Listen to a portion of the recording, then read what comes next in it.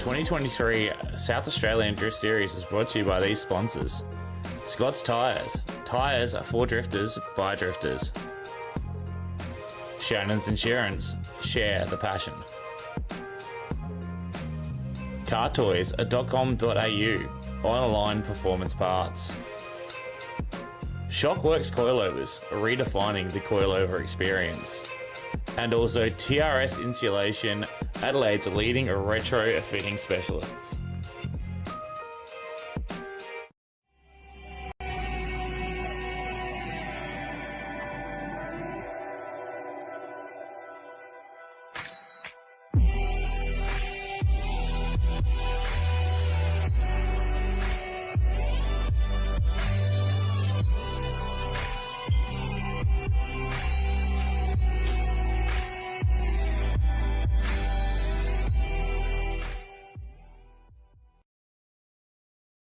My passion for cars began when Nana and Pop bought their new Toyota Crown. It was Nana's, really. She loved that car. We went everywhere in it. My passion now is just the same, even though my cars are a little different. I've still got Nana's car, couldn't part with it. And I reckon if she was here today, she'd be insured with Shannon's too. Call Shannon's on 13 46 46. Shannon's, insurance for motoring enthusiasts.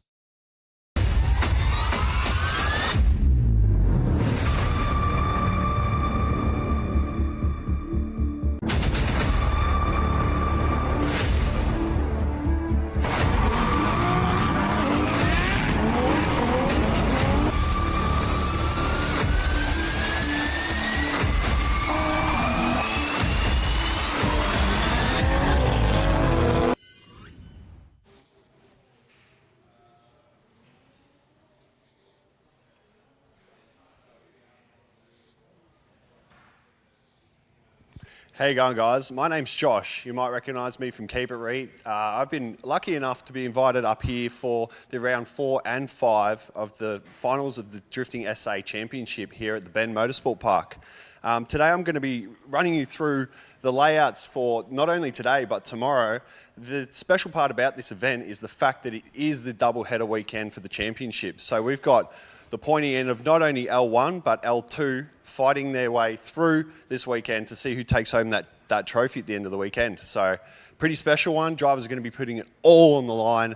There's walls, there's high speed, there's smoke, there's everything you want for a good weekend. The weather's ticked the box.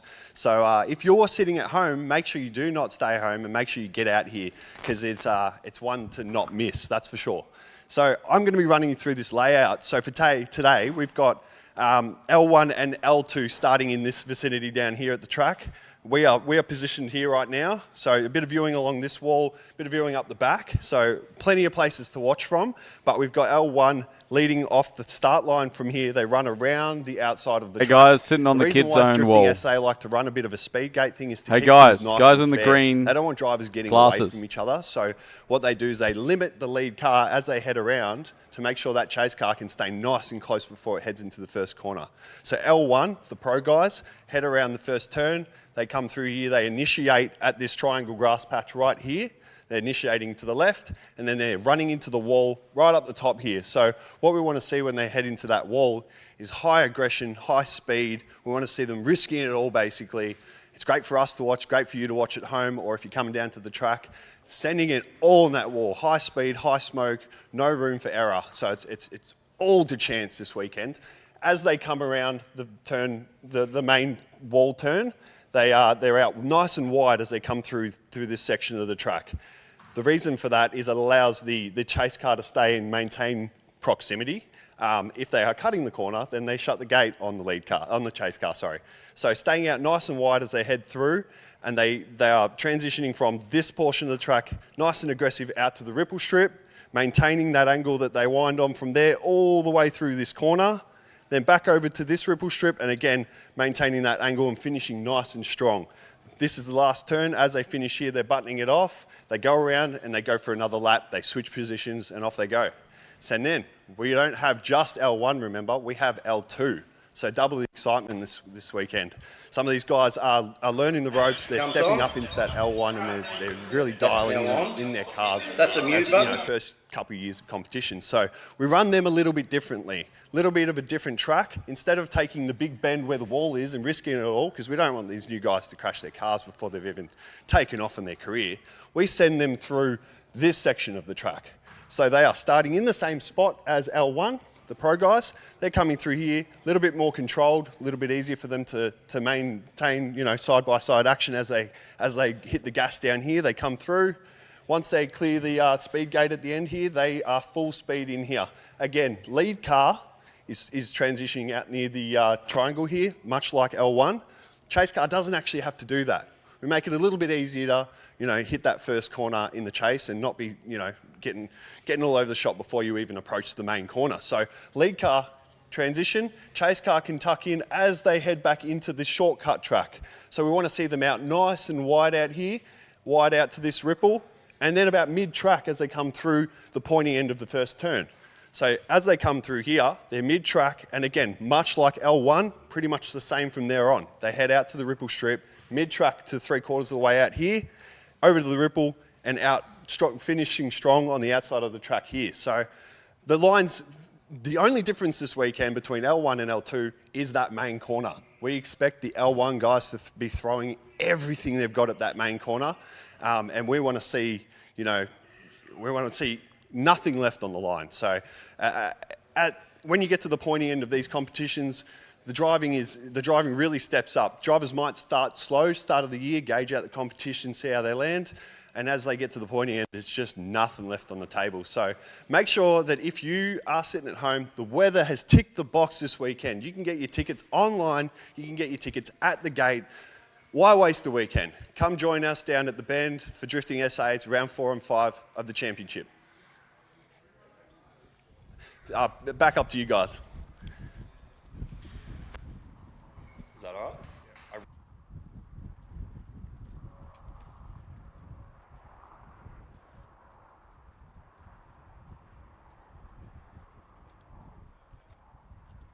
Good afternoon, everybody, and welcome to the Bend Motorsport Park for round 4 and 5 of the Drifting SA State Series. Do we just say get the L2 guys to form up? Alright, we're going to start off with, of course, L2 to form up. We are getting underway with our qualifying battles very shortly, and our first group of cars out will, of course, be our level 2 competitors here. My name is Ben Snell. And of course, joining me, coming back once again, it is the Dream Team. I'm joined by Danny Gross.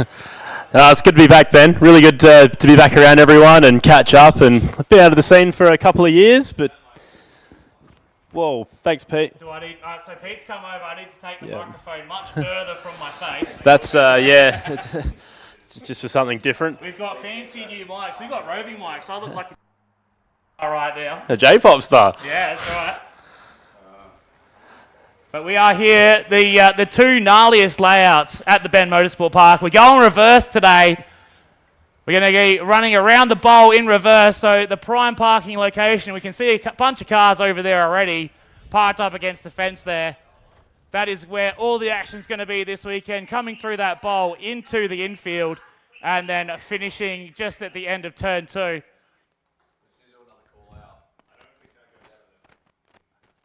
And then, of course, tomorrow, L2 drivers, we need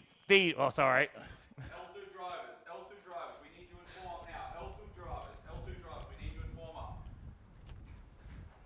Of course, we're getting our level 2 drivers ready to go. And then tomorrow's layout, Danny, the big boy, reverse over the hill.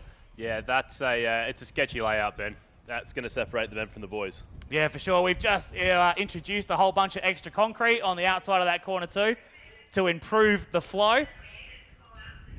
And we will be seeing some massive entry speeds through there. We're looking at north of 150 k's an hour over a blind crest and then transitioning down a hill into the tightest corner on the track. Yeah, what better way to test out some new concrete? That's it. The concrete has a little bit of a lip on it too, so we might see some 3-wheel action. Of course, we are also live today on Facebook, I believe on Twitch as well. So if you can't get out to the Bend Motorsport Park this weekend, make sure you tune in to the Facebook live stream. That's right, as per usual. Going to be a quality live stream, Ben. Yeah, it's one of the best live streams going around, and you know, conveniently here we have much better reception than they have at Calder Park. So the live stream, nice and smooth the whole way through. All right, start the day with a bit of shade. Of course, of course. Still So waiting. Stewie's on the microphone trying to get our drivers to form up because I don't think they can hear us. Maybe you should just walk outside and shout, Ben. Drivers briefing. The most efficient PA system we have. That's right. I'm actually really looking forward to going out and doing presentations later with this little bad boy. We don't have to have the roving mics You anymore. don't need the robot genitalia to do the roving anymore. That's right. It's the future. This is the future. The future is now. Still, waiting for our L2 drivers to get to form up. Want to plug some sponsors, Ben?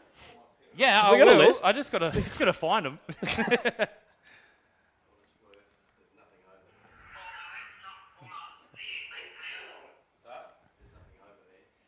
So we're just hearing over the radio. We're just getting our level 2 cars out onto the track.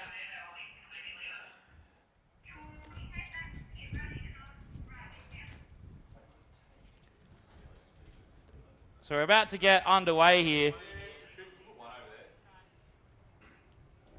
as we get ready for our level 2. No good? No good. Yeah. Usually you and technology mix so well, Ben. Oh yeah, no, I'm a wonder at technology.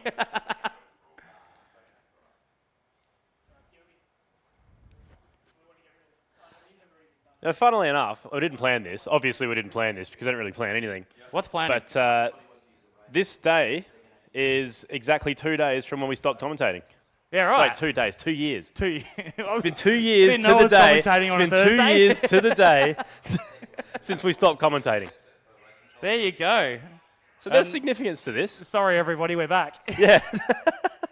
And we can see the live stream numbers dropping substantially. Kidding. They're not, Stewie. Whoa. All right, so as we send our level 2 guys out in one moment's time, I think it's a good chance to talk about our contenders here this weekend. So we've got 4 cars, our top 4 in the running to take our L2 this season. Of course, up in first at the moment with 134 points is Mr. Will Argoon in the black AU wagon.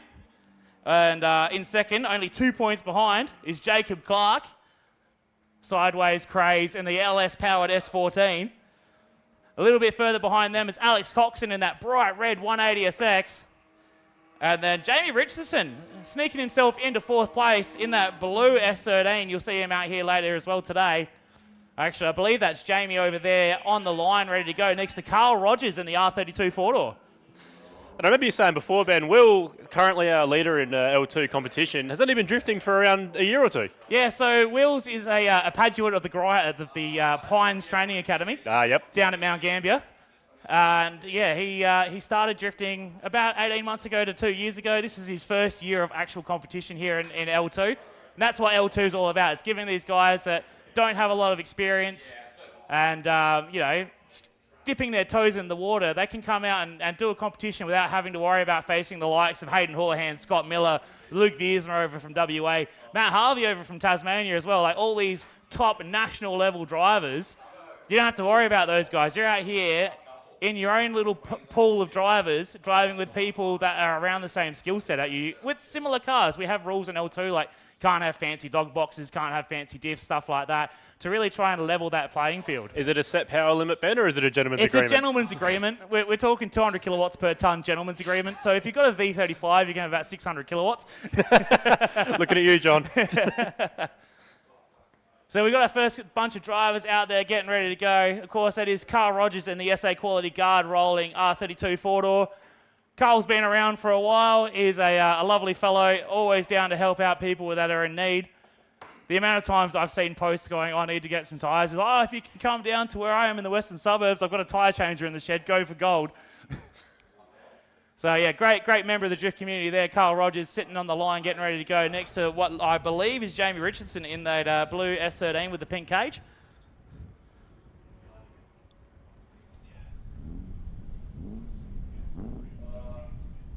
2023 drift bed, looking out there, you're seeing just as many Falcons, more Falcons and Commodores than Japanese cars. Yeah, it's because a Falcon and Commodore cost about what a Japanese car cost 5 years ago. That's exactly right. What are we going to have in 5 years? What's it going to be?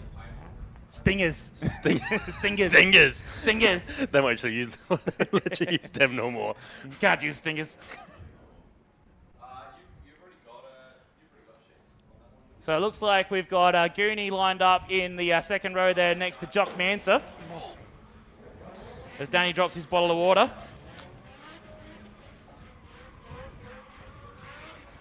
And then we got that black 180SX. It's Lindsay Barry. Bavaria? I don't know, I'm terrible at names. Yeah, you're the Sorry, talking guy, not the pronouncing Lindsay. guy. Next to him is, of course, Trent Forster. Forrester, like the Subaru, he messaged me and goes, stop calling me Forster. It's Forrester, like the Subaru. Oh, yeah. So usually people don't own up to that. Then Josh Sheriff in the ute there. And then I've got a blind in front of me. So I can't actually see who's next to him. All I see is reflections. How's the filter out the bonnet? Whoa, whoa, whoa. Oh! Now we're talking. Look at the location of that filter. Are we talking V8, Ben? Well, it's definitely not an intake if the filter's there. The Look filter at would be much further left and to the back. Look at the rumble. He's got the NASCAR steelies on the front. Oh. I might have a favourite of the day, Ben. Yeah. Could be my favourite of the day. Remember Ryan Umbers with that YAU with the stacks out the bonnet? Yes. I do miss that car. Miss Ryan, one of our Victorian drivers, used to come over a fair bit.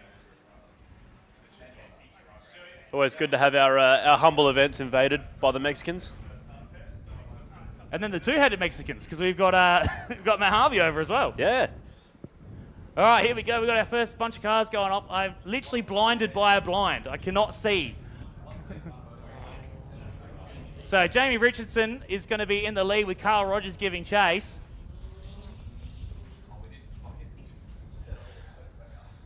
So I'm just getting the live stream, guys, just to lift the blind so I can actually see what's going on. Here we go. Jamie Richardson's going to be in the lead for our first battle of the day here in our Level 2 qualifying battles. Carl Rogers in the chase. Nice emulation there. Just a little bit closer would be nicer, but we are getting underway. Of course, our Level 2 guys are our fresher faces. A little bit less experience. Great lead line there from Jamie, showing why he's in contention for the championship. Nice fresh sponsors down the side there, Danny, with those holographic graphics there. Yeah, Nice I'm struggling to make out what they say, Ben, to be honest, but they do look good. Looks good. That's right. A great run there. Good lead from Jamie, showing that consistency that's got him so high in the championship. A great job from Carl there too, emulating really well. Yeah, you can imagine Carl will be looking to sort of push up a little bit further in his future battles, but that S13 does look quick, so may not chalk that up to a driver error so much. Just like that's good. Yeah. And focusing our attention to the front of the pack now, we've got our current leader. Ben, you're going to have to help me out with names of Falcon people because... So, Will Argoon and Jock Manson there. Yep, excellent. I know it's Jock because Will said, I'm going to do my quali battle with Jock because we've been driving together and we're doing pretty well. Right. So it looks like Jock's going to be in the lead. Jock leading Will Argoon. And make sure you call out, especially during this. So Jock Manson in the lead in the black AU Falcon, being followed by Will Argoon in the black AU Falcon. But one of them's a wagon. It's a beautiful variety in our sport. Oh, big dive from Goonie. Get right up onto the rear quarter panel. A little bit of a waiver there from both cars. Jock nice and wide, opening the door, letting Goonie get right up beside him there. Gets the nose out on that transition. Jock again, nice, beautiful, sweeping wide line through that horseshoe section, transitioning into the final corner. Oh, big angle there. Little bit of an over rotation from Jock. Goonie saving that XR6 bar. He's really proud of that. That's an XR6. BA XR6 bar grafted onto an AU bar. Finest higher quality Mount Gambier engineering. Look, by saving that bar, he may not have saved a lot of money, but he's saving man hours, Ben. That's right. And really, what's more important? Here we go. Another AU that's been stickered up. That's going to be Trent Forrester in the lead, with Lindsay giving chase. Barriere, there we go. Barriere. I've been told. So Not quite Berea, is it? Barriere in the in the chase. Trent Forrester in the lead. Nice transitions coming through the quad kick. Lindsay just take a little bit of angle there, trying to catch up. Nice solid lead again. These AUs really seem at home on this medium speed layout. Yeah, we'll Not call low it medium. speed, it's medium. Oh, big straight in there from Lindsay in the chase. Maybe struggling behind a slightly slower car. Maybe a mechanical issue because they have shut it down. Oh, I can see the wheel wobble. Is he out of fuel? Is he doing that, trying to shake some fuel into the swirl pot trick? Yeah, it's a veteran move that he could be. But only time will tell. It definitely looks like a mechanical failure, though. That's it. So, of course, with our qualifying scoring, Lindsay's not going to score 0 points from that. But they will have a very bad score because they didn't drift most of the track. Of course, with our qualifying battles, we do drop the lower score. You get a mulligan, and we double the higher score, trying to give these guys and girls incentive to try and push for that perfect lap. That's right. And unfortunately, you don't really want to make your first one, you drop one. No, you kind of want the luxury of choice. You're fighting an uphill battle at that stage. So here we go, coming around now. It's going to be Nick McKernan in the lead in the R33 Skyline. Joshua Sheriff in that VSU.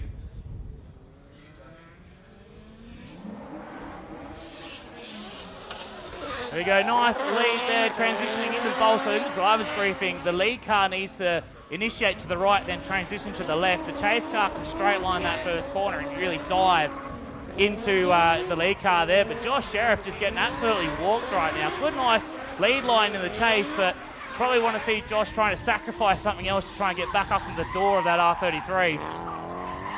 But again, nice solid job. Look at these L2 guys down here. I remember when we first started these series, if you didn't spin, you won the battle. Like, it was insane. Now we've just watched 4 battles in a row where both cars complete, no major mistakes, a little bit of separation apart from Goonie's godly chase already, trying to really lock down that L2 championship here today.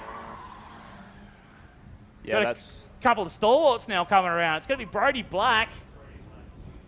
He's going to be leading in that 1JZ powered K70, being chased down by John Simeon in the trumpet. Yeah, that car, it's been around for a while. It's always sounded bad. And then John Simeon's car as well. But great job there from Brody in the lead. Big dirt trot from John in the chase, and he shut it down. Thank God. So thankfully you guys don't have to hear it finishing off the... Oh, and Brody spins in sympathy. He thought he was home free, Ben. But he wasn't. He was not. He was like, oh, I don't hear a series of trumpets behind me. We must have finished the lap. Yep, the orchestra's shut down. Maybe I should shut down. No, Brody. Finish line, bud. So just after we gassed up our L2 drivers, we saw what we used to see in our L2 back in the day. The commentator's curse. Of course, of course. There we go, a couple more Falcons now. It's going to be Jonas Stankovicius in the little wheel EB Falcon, I think. It's, yeah. E-series of some description. And then that grey AU in the chase. It's all Falcons here today, Danny. Yep, like I said, Ben, 2023, man. Yeah, the year of the Falcon. The year of the Falcon. That's Sam Thompson in the chase, in the AU. A little bit of a straight in there from Jonas, trying to get through. Of course, that car does have a barrier in it. It's not it's not the old single point injection 3.9 anymore. Yeah, we've got VCT, we've got 2 cams, and it's doing him all the favours. Yeah, nice. Apart from that bobble on the initiation, it was a nice solid run there from Jonas. And Sam doing a great job in the chase there. Just keeping a little bit of a safety distance, but no major mistakes there from Sam, so he'll be happy with that. So you see our pro ride drivers now coming out. Now we have a stacked pro ride field today. How many cars you see lined up there, Dan? Got 1, 2, 3, 4, 5, 6, 7, 8 cars. Have we ever had that many pro ride cars? I think the most we had before was 6. Yeah, okay. So we got a couple of heavy hitters in here. We got Ben Candy back from Northern Territory in that little K70 up the front. We got Davey Clark in the 8.6. Great. Tim Greaves in the VZU. We got Dean Newcomb, Dan Pryor, Dan Pryor, yep. Hey. and then Come on. Nick in the K70. Oh, there we go. We got another battle coming. There's a 300 ZX on the track, Danny. They're hard to miss. That is a 300 ZX. Is that a Vale sidebar? I can't see from this far away. They put us in the next box over, and So that's going to be Alexander Hayworth, all the way over from the New South Wales there in the 300 ZX. So a bit of a trip there. And of course, is that Todd? No, it's not Todd. Oh, it's Lee Dingley. Getting absolutely walked by that 300 ZX. it's not a sentence I ever thought I'd hear anyone say. So Alexander, a little bit shaky there. Just seems to be coming to grips around this track here. Of course, coming all the way from New South Wales. Lee in the chase there, trying to close that gap. As Alexander finishes off the course, nice and smooth, with Lee in tow in the S14s. We send our pro ride drivers now. They're going around the long way. Why do you say? What are you looking at my gut for when you said that, Stewie? Giving me the big boy chair. It's purely coincidence that you got the big chair. And I've got a chair. All right, so we've got our pro rides heading around. Of course, if you want to go for a ride with one of our pro drivers, you guys can go down to the pro ride tent right in front of the welcome centre there and grab yourself a ride with the pro pass. Get 3 laps. Actually, it's 3 laps in the morning, 2 laps during the comp for a slightly cheaper price. And you can go out for an experience. You're not going to get, even if you go out with your mates, you're never going to go out with an 8-car train. Well, that's exactly right. And I'm not saying your mates are bad. Most people won't let 8-car trains go out. And look, your mates might be good, but they're not Ben Candy or Dan Pryor. So, you know.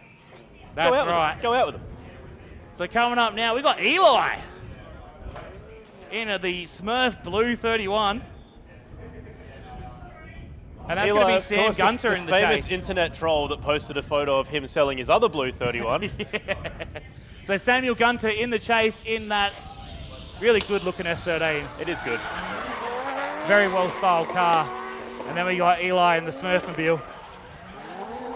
Yes. With whatever 4x114 wheels he can find for cheap on Marketplace on the back.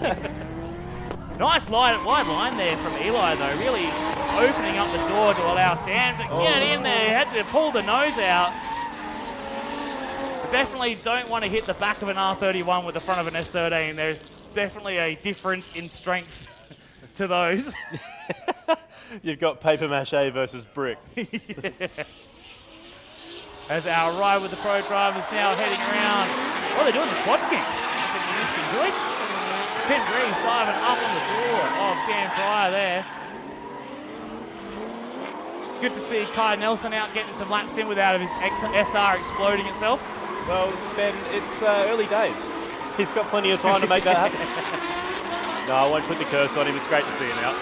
That's it. And then he got the biggest car on the train, followed by the smallest car on the train, Jackson Snell in the VSSU, with Ben Candy in tow, as they just send those Tic Tacs flying.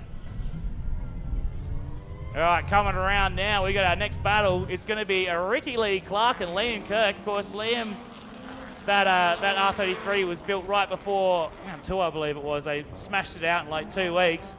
He had that grey BA XR6 or BF XR6 Ute before. They put the driveline out of that into that R33, and he's been absolutely killing it since. With Ricky Lee in the lead. Oh, a bit of a straighten there from Ricky. She's going to have to reinitiate there. Chucks a lot of angle in it as she comes into the infield section now around the horseshoe. Liam just keeping a safe distance right now. Again, big angle from Ricky Lee. She goes around. Liam avoids, reinitiates, gets going again. So Liam's still being scored separately from Ricky. So he's still going to get a score. He's going to have that score corrected from having to go around Ricky as she over-rotated. He seems pretty happy about that. He's got the thumbs up out the window. Yeah, so what we saw Liam do there, passing the spinning lead car while still under drift and continuing his run, that's what we want him to do. Yeah, pretty much. Of course, safely. Of course, safely. We don't want to use them. We don't want to see him using as a spinning clipping point. But we definitely want to see a safe voyage around the other car, but then continuing the lap because they're still being scored for that lap. So we've got a 33 four-door going around. That's not Aaron Coleman. Then who is it? Oh, I have to unlock my phone and have a look. So that's going to be Sean Smith in the R34. And then we've got that AU with the filter out the bonnet, which I'm looking at a screenshot and I can't actually see. So we'll figure out who that is afterwards. He's off the track anyway, but Sean Smith Cody Mell in the AU Falcon there. Sean doing a good job there. That quarter has definitely seen some action. He's got the XR6 wheels on the back, keeping the dream alive. Beautiful.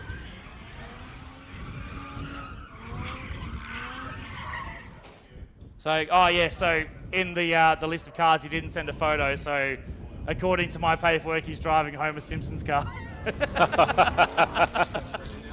So if you guys are looking on the spotters guide, sometimes the drivers, they're supposed to send in a photo of the side of their car so we can then Photoshop it in for the battles and stuff. So if you're watching on the live stream as well, when Cody comes on screen, you'll see, according to our graphics, that he's driving Homer's car.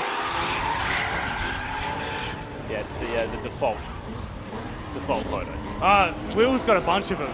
He's got a bunch of them lined up. Oh. I think someone's in the speed racer car. Yeah.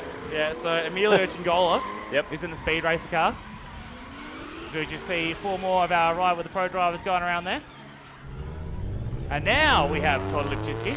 So of course the brother of Troy.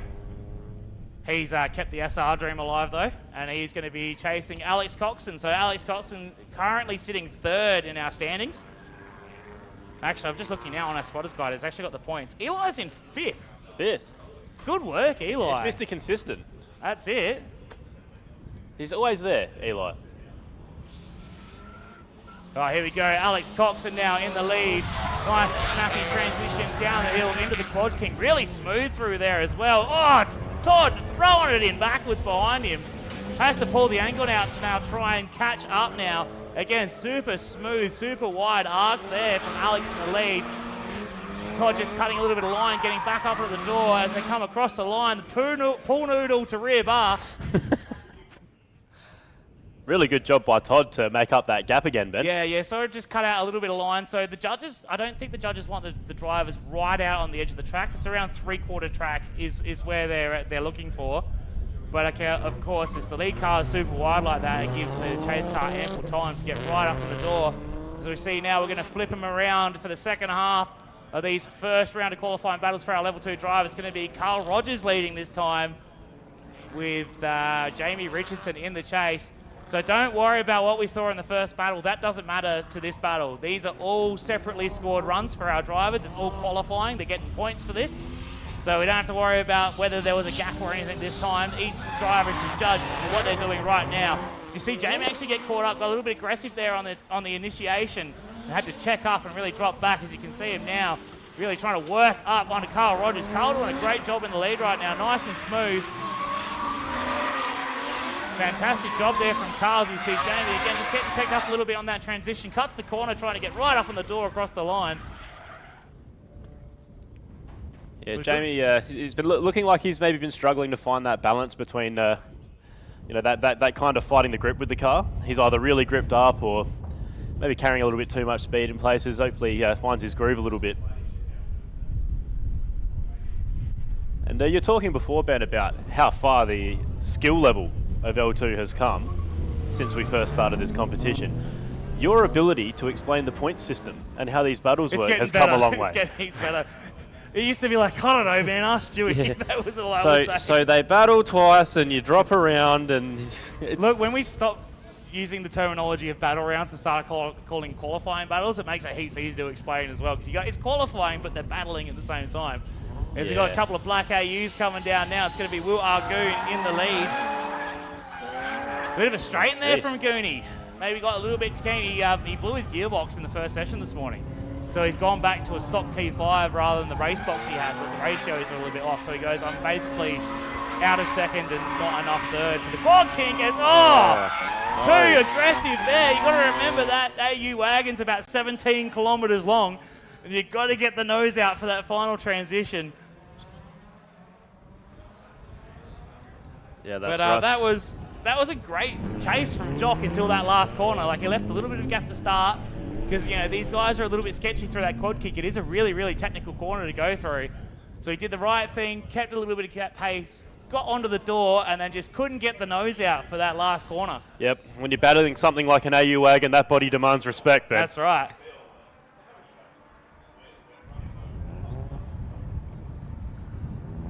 All right, so we got now It's that black 180SX of Lindsay Barriere being chased by Trent Forrester. Lindsay doing a much better job in the lead as they just cut that corner. It looks like they're just struggling maybe like with super wide. That's too wide, Danny. We don't want them too that far. wide. Yep. 3/4 track, man. That's what we want. Yeah, Lindsay just looks like they're just chasing the car a little bit at the moment. Maybe just not comfortable yet. And then Trent doing a good job in the chase, considering he had to really change his target focus a few times there. We're going tight. No, we're going wide. No, we're going tight. Yes, these L2 guys, that they don't lack the ability. You find that a lot of these guys, they do tend to find their flow as the day goes on. That's right. You watch these L2 guys tomorrow hitting that reverse over the hill. That's going to be great to watch because they have that day of driving, get that confidence in them. As we've got Joshua Sheriff now in the lead in that VSU, being chased by Nick McKernan there, coming down the hill. Bit of a straight in there, and Josh gets it going once again. 33 right up in the door there. It's not door, isn't it? Oh, it's Josh goes around, does the right thing, gets on the brake, stays out of the way. Allows Nick to come around and finish off their lap. So good to see Josh getting going again. Yep. Keeps drifting. He's still going to get a score for that. He's not, the more corners he drifts, the better the score he gets. That's right. Never crack the sads and just drive the rest of your run normally. That's right.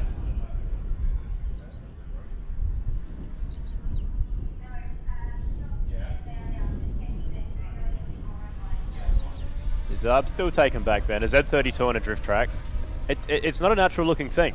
It really isn't, is it? I like that it's low, though. It is low.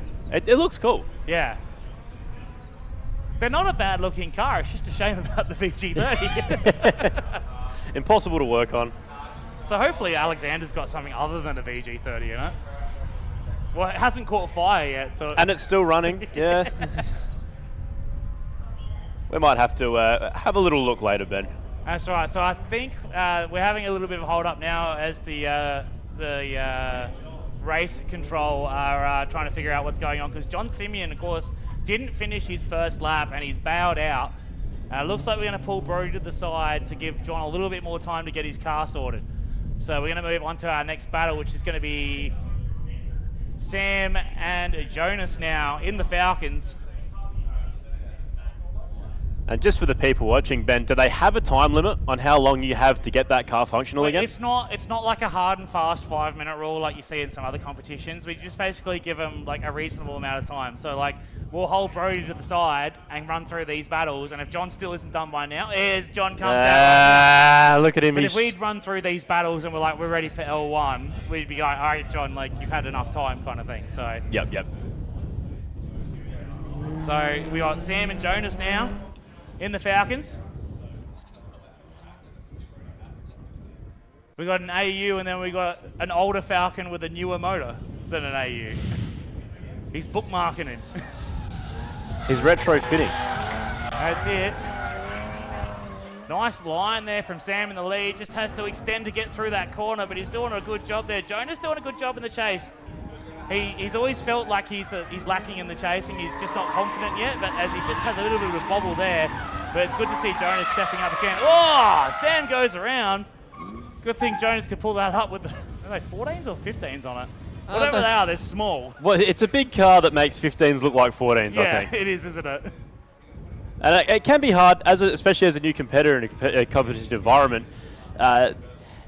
It's hard to chase everyone because everyone's got a different style of driving, Ben. Right. You don't know how someone's going to react if a car starts to spin. You don't know if someone's going to freak out if you're maybe pushing a little too hard. That's right. And again, a lot of these guys, the first time they've actually tandem properly has been in these level 2 competitions. So it is a very daunting task the first time that you actually chase someone or have someone behind you. It's not like a drift track where you can go out and drive with friends, but you don't have to be close. That's like right. You can, take it easy, just learn.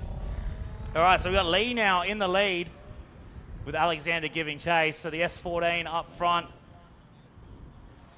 And then that Z32, 300ZX. These guys maybe just struggling a little bit getting out of that pace zone as well. We see a lot of separation of these guys coming down the hill as Alexander just getting a little bit crossed up coming down. Really getting taken to Gapplebees right now by Lee. Again, Lee's not doing anything too majorly wrong. He is a little bit shallow and lacking a little bit of angle as he really throws the angle on there.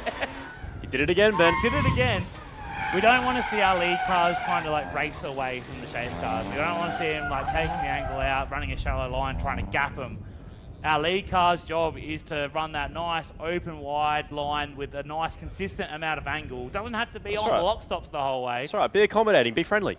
We want to give the chase car the best lead to chase. That's the whole point of the lead car in this series. We're not FD with 1,000 horsepower drag cars going sideways. So you've attacked Calder, you've attacked FD. What's next on your list? I don't know. Give me time. I can see Josh sitting over there. You've Might become figure old. out something to get in there. You've become old and jaded. Speaking of old and jaded, we got the R31 of Eli coming up now. Who's old and jaded, him or the car? The car. The paint's not jaded. That's fresh. So here we go. So we've got Sam Gunter now in the lead in the purple S13. Eli giving chase. Nice job from Eli through the quad kink there. You can see the wheel work from the chase car, trying to keep it sideways there.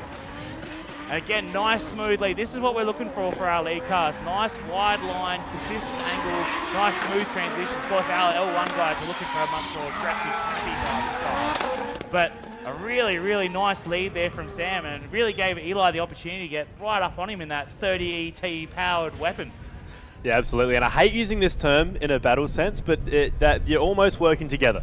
Yeah. In qualifying, you're not trying to, as you said, gap the car behind you. You're not trying to smash into the car in front of you. That's it's all right. about just being smooth, consistent. Well, like talking to Will Argoon in the pits before we come out, he goes, I'm driving with Jock because we drove together, we did really good laps together, so we're going to go out and both get the best score we can to get ourselves a nice high qualifying score. And then Jock went and Punted his bar. forgot that an AU wagon is much longer than an AU not wagon. Look, the idea was good. The execution was lacking. Yeah, that's the story of my life. All right, we got Liam Kirk now in the lead in that teal green R33. Ricky Lee in the chase. Ricky already sitting on a average score. She has a bit of a strain there in the chase, so she wants to make sure she has 3 solid runs to make sure she can get herself into that top 16. As she goes around again, half spin from Ricky Lee. No fault of Liam Kirk at all. Liam doing a nice job there in the lead. Nice smooth run. Drops the tyre over the finish line. It's good to see him get so comfortable in that R33 so quickly, Danny. He's gone from driving a leaf-sprung BAU to a car that it is a 33, but it's still much better than BAU. Yeah, that's right. I mean, yep. Is it a feat to drive a Skyline better than a car with suspension I from don't the know. 60s? I drove an S14 much worse than I drove a Commodore. So, all right. So who we got now? We've got Cody in the AU Falcon, being chased by Sean Smith. So Cody Bell in the AU with the filter out the bonnet. Sean Smith in that R34. Coming down the hill down. Couple of sedans. Oh, Cody gets absolutely crossed up. It's the first time I've seen Cody out here, so I believe it might be his first comp. So it's definitely a little bit nerve-wracking coming in, first time leading in an actual battle scenario, knowing everybody's watching you. Nice job from Sean there, just avoided Cody, whatever he did. Oh, is Sean really? I'm going to stop saying people are doing well. I'm really throwing the mockers on him, aren't I? He's doing a really good job, spins. Oh, he's doing a really good job, straightens. Man, the suspension on that AU is boaty, Ben. I must have just said Kane must be driving really well as I was driving here when he crashed into Matt Harvey. All right, got a couple of S chases right now. It's kind of weird seeing a battle with both cars only having 2 doors down. Yes, almost a welcome sight. What do you got against AUs, mate? It's too. I can't. I need to be very careful with my words, Ben, because of the sheer amount of AU fans that are in drifting right now. No, I love AUs. I do. Cockroaches. Because they don't die and they look like a cockroach. And they will survive a nuclear holocaust. Have you seen a Series 1 AU? It looks like a bloody cockroach. All right, Todd Lipczynski now in the lead. Alex Coxon. Big dive from Alex. Has to straighten up there because he just got a little bit overcommitted behind Todd in the lead. Todd, nice smooth line there, getting out to the clipping point. Now transitioning through the sweeper, a little bit wide once again, but allows Alex to get right up on the door. So transitioning into the last corner there. Nice smooth run from both drivers. See, I just got to say what they're doing and not say that they're doing well, and it seems to work better. Yeah, and honestly, if you're currently in L2 doing qualifying battles and you want me to duct tape Ben's mouth, $50, I'll do it. I'll save your run. I'll save you a bit of heartache. $100, I'll say the other guy's doing well. Hey, we could be onto something. All right, so here we go. We've got John Simeon and Brody Black now coming around. So, of course, John had an issue in his first battle, so John definitely needs to throw down 3 solid runs right now. That's right. He does not have his drop run. He's used his mulligan. He's used his mulligan. And then Brody Black, of course, in the prior build KE70 with 1 JZ about 3/4 of the way back in the car. Because it had to be. There we go. So John's doing a good job so far. Well, say it again. Wait for the spin. As he drops a tyre, Brody all over him. Brody's going for the overtake right now. He needs to get that car further out. As we transition into the final corner. And then we've got our level 1 drivers coming out now, and Troy Lipczynski showing why he's got a blown off rear over fender. Yeah, and by blown off, that's really bad. Like, that's half missing, Ben. Yeah. I'm surprised he hasn't changed it again yet. It's been like that for a while. Thankfully for us, we're doing reverse today, so it means Lucas' exhaust is pointing away from us. And yes, if you haven't guessed it by the presence of Wiersma and Lipczynski, this is our L1 competition coming out now. I did say that. You did? Yeah. Oh. Just don't say how well they're doing. So we just have our Fireys heading out right now just to do a quick track cleanup. I think they might need to move a couple things around between L1 and L2, but so we watched our L2 drivers coming through the quad kink there, which is that second lane in from the wall. Our L1 drivers today are actually going to be running the wall, Danny. Yep, and very good reason for that. It's a killer of a layout. We've seen a lot of cars hit that wall before, Ben. Yeah, so it's funny because the quad kink is actually probably harder to drive than running the wall. But the impact, the consequences. The consequences of your actions are much more intense when you're running the wall and not in the quad kink. So if you have a look when he eventually comes out, if you look at the back of Kane Scott's car, that's what happens when you're in the wall. Yeah, exactly. It's way worse than Lippy's rear guard. Yeah. It doesn't have a rear guard anymore. It doesn't exist. It can't put one on. The back fell off. And I was going to make a fuel tank joke, but I thought I'm just going to wait. I'm going to hang out for a bit. Yeah. We'll have some friendly conversation. Then the fuel tank slander will come out. He did give you permission. Yeah, he did. And I will. Yeah, did you tank him for that?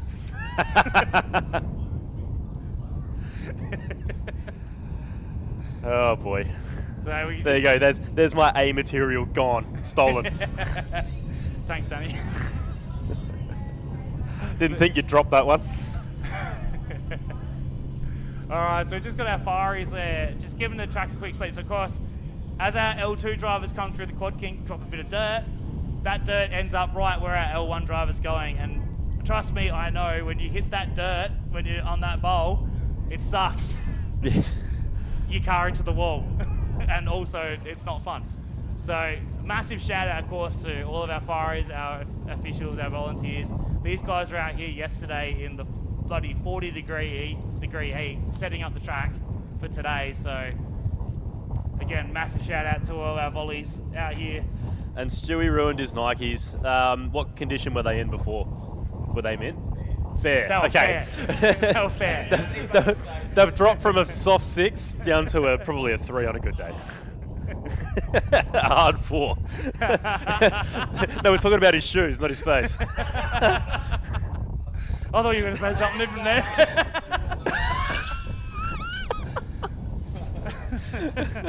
We're family friendly, Danny. We don't want to get demonetized on Facebook. Okay. So again, massive shout out to our volleys for getting this underway. And we have our L1 field. Is that all of them, or have we split them apart? Group. That's a fair few, What but have I'm we got, not. 10? I'm not saying like Tate Lindstrom, for example. Yeah, we are missing a few cars. I figure we might be missing Kane because Kane did Kane things this morning. Yep. We also don't have Matt Harvey out here, so yeah, we definitely got more L1 Well, drivers to come out. absolutely. So I think we've sent too many cars out. Yeah, we could be having a bit of a is what we're hearing. bit of a schmozzle going on, but That's it'll all get right. sorted pretty quickly with our crack team of volunteers on the case. Yeah, but Ethan's in charge of them, so how your volunteers are only as good as the head of the snake. That's right, our crack team of volunteers standing right behind Ethan.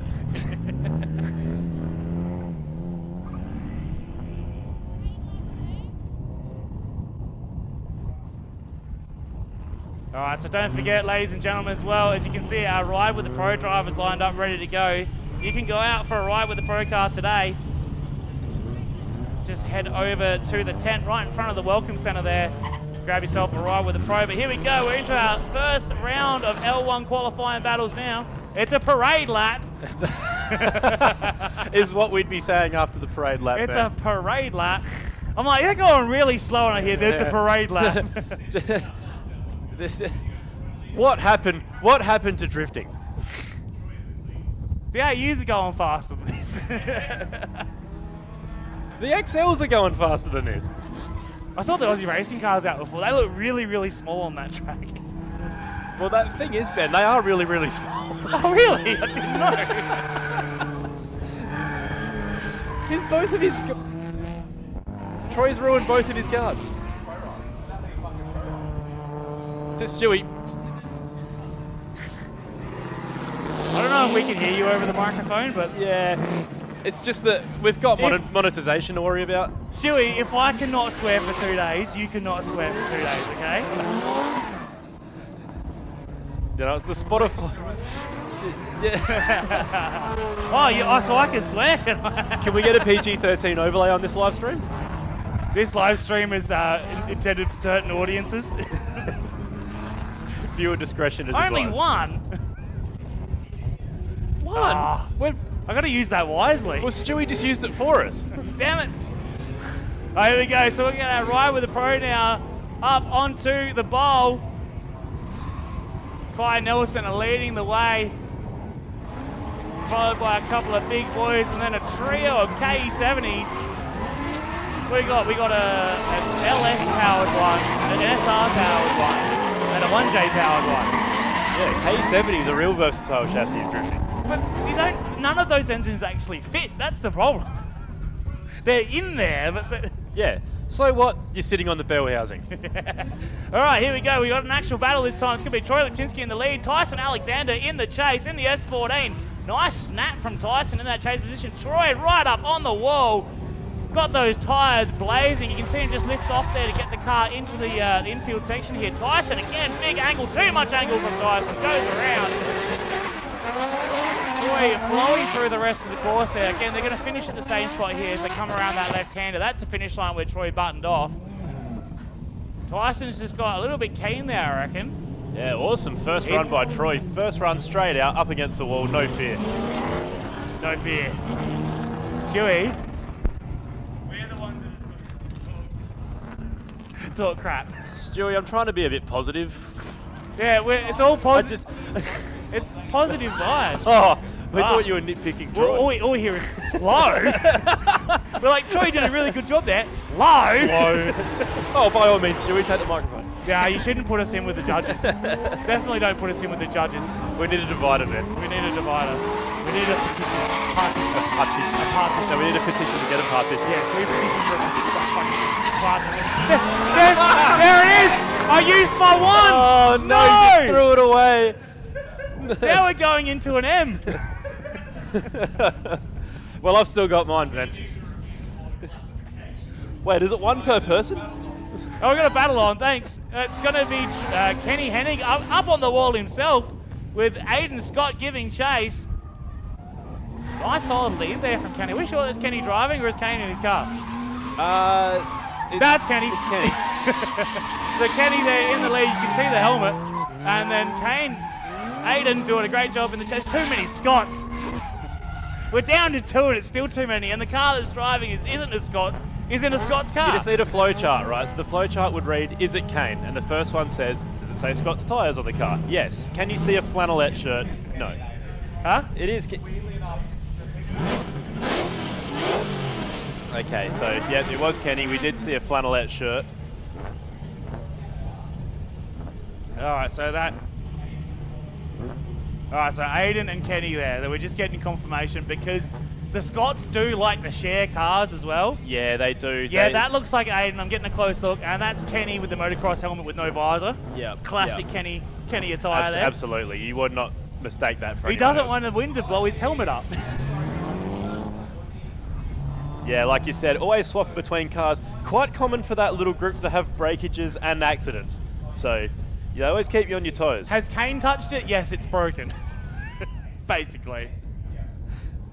As we see Ben Candy now just doing a solo pass. Ride with a Pro. Of course, you can go grab yourself a Ride with a Pro ticket. Jump out in one of these awesome Pro Ride cars.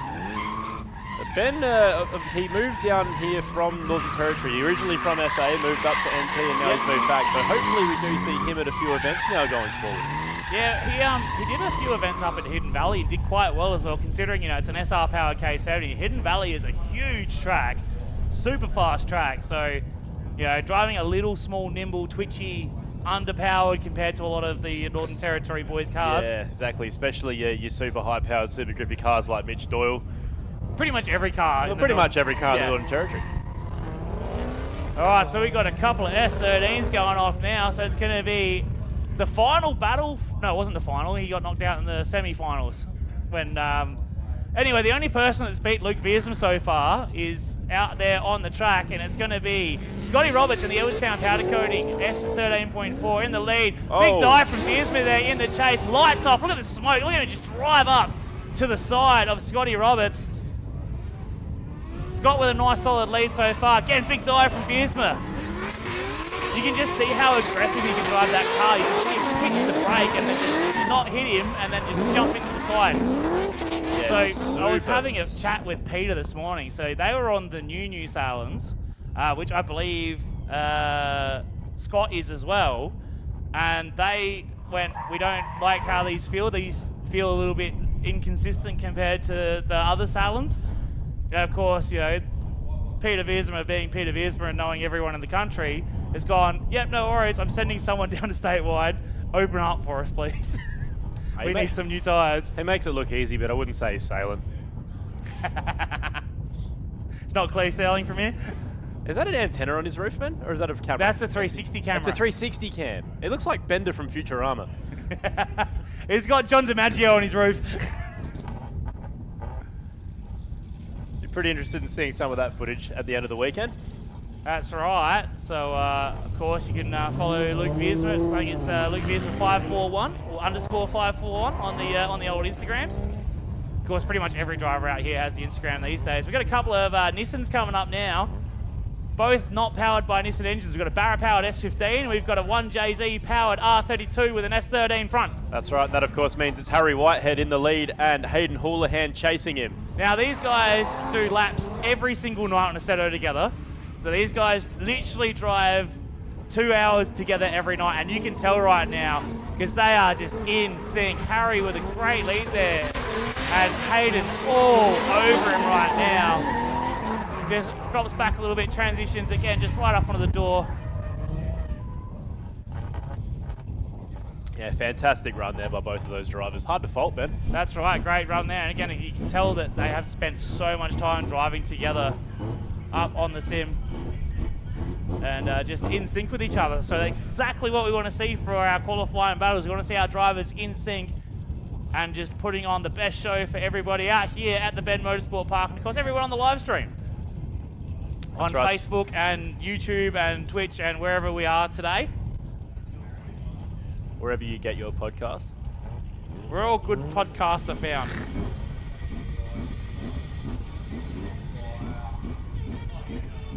As we look across now, it's going to be Jamie Godfrey's sitting there. I saw he was looking for some axles and a diff or something last night. So Jamie in that teal blue S13, and then of course it is Mr. Mayello giving chase in the Ferrari. Yep, Adam Maiello, one of our very experienced competitors in this particular competition. Don't let the baby face for you. Don't let the baby face for you.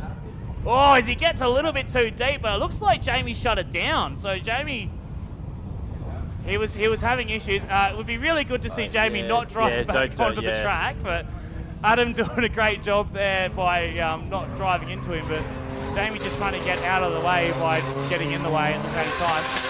But looks like Jamie definitely having a mechanical issue there, but a great job from Adam Maiello. Just had to really check up on that initiation, but he got it going once again, finished off the lap. Yeah, great work by Adam. Continuing on there, Jamie didn't even indicate when he pulled back out, Ben. That's 3 points and $350. I know. Failure to give way.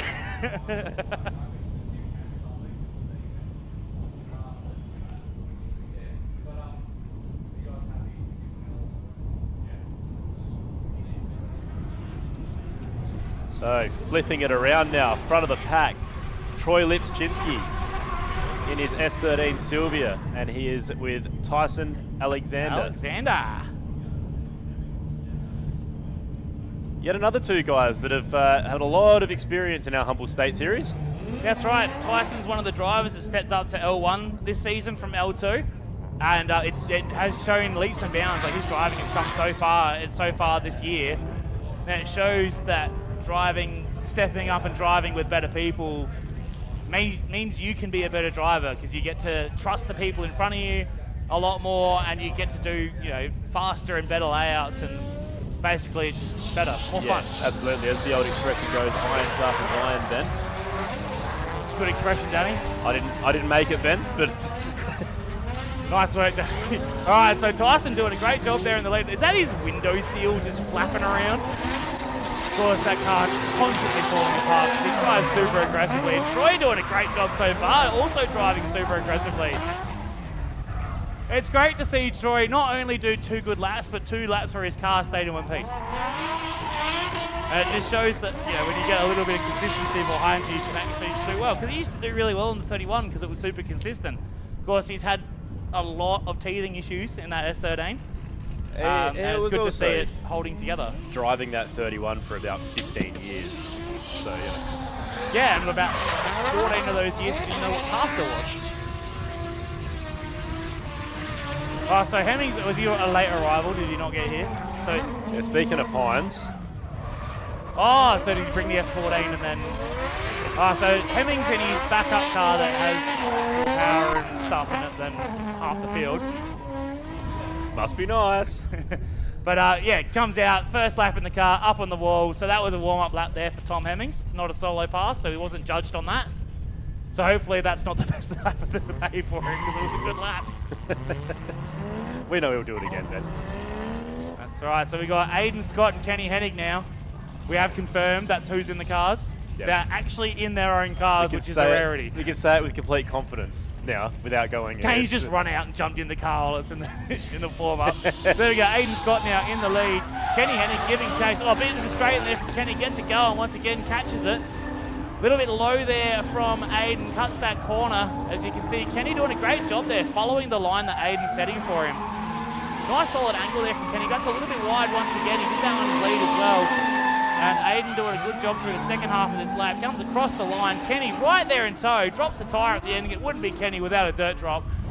But great to see Kenny. Kenny, again, one of our drivers that stepped up to L1 this season, is actually doing really well. Showing a lot of improvement this season. Yeah, I remember when he first hopped in that 32, he himself had a few teething issues with it, yeah, as Kenny's builds tend to have. It's because every wire in his car is red. Even the earths. Everything is red. I've owned one of Kenny's old cars, and everything was red. That wasn't the one with the gearbox cross-member texture into the floor? Yes. Yes, it was. Ah. All right, so it looks like Jamie's coming out doing a side lap or something, all on his own. Or he's doing a mechanical lap, just making sure his car will do what it's supposed to do. Stand up to the harsh rigors of the modern drifting environment. So yeah, definitely looks like he's got an issue there, because he shut it down once again. So that's unfortunate for Jamie. Again, someone that's been having a lot of teething issues with their car. Always sucks to see like a mechanical failure ruining someone's day, like, especially when they've travelled for the event. Yeah.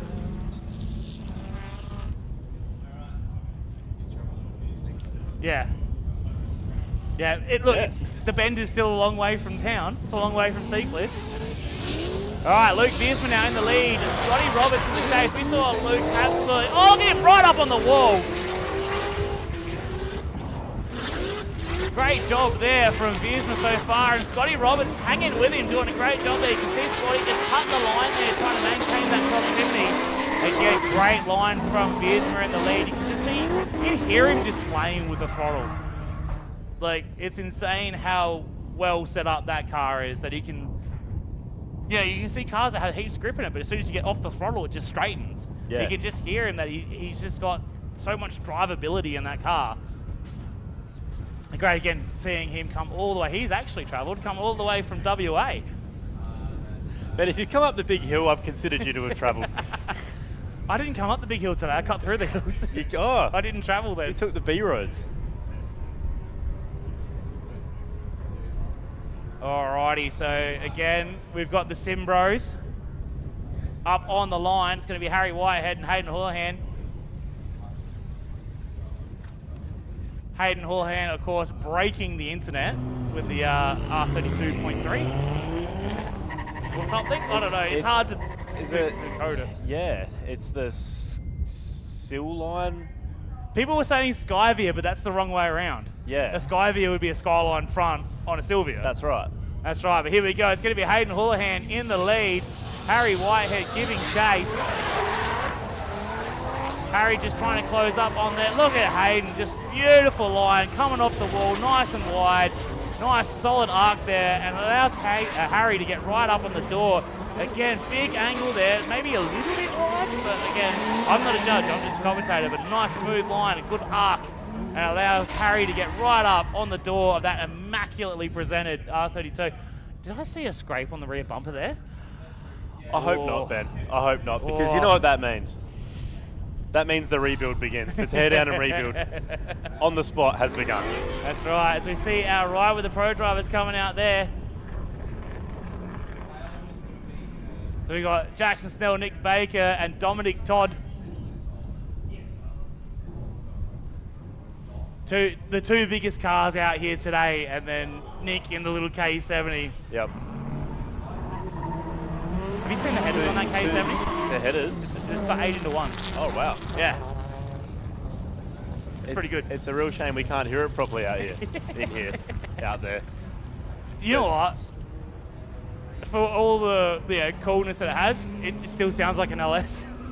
So still got that LS-y feel to it. That's right. Seeing the LS, of course, Jackson Snell up there in the VSS. We've got 2 family cars and a family car for Ants. What is this? A family car for Ants? It needs to be at least 3 times this big. It's going to be about the size of a V8. Yeah, that's right. Fell on. K70s have got their advantages, you know. Nice, short, snappy wheelbase, cheap rego. Yeah. All right, here we go. It's going to be Adam Aiello on a solo pass, because we did see that mechanical lap from Jamie not go well. Look at him right up on the wall. Nice and early there. A little bit of a waver as he comes down into the infield section here. Watch the transition now. He's one of the snappier drivers there. Just slows it down a little bit with the handbrake as it transitions through the horseshoe, coming down into our final corner there. All eyes on Adam Aiello as he comes across the line. GoPros on both rear corners? Yeah, corner. Every angle. Yeah. This is what it is. Everyone's got to have the GoPros these days. It's all about the content. It's all about the content. It's all about the content. Right, Matt, Adam have a YouTube? I don't know.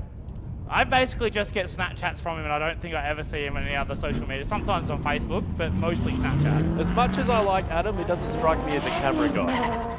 Nah.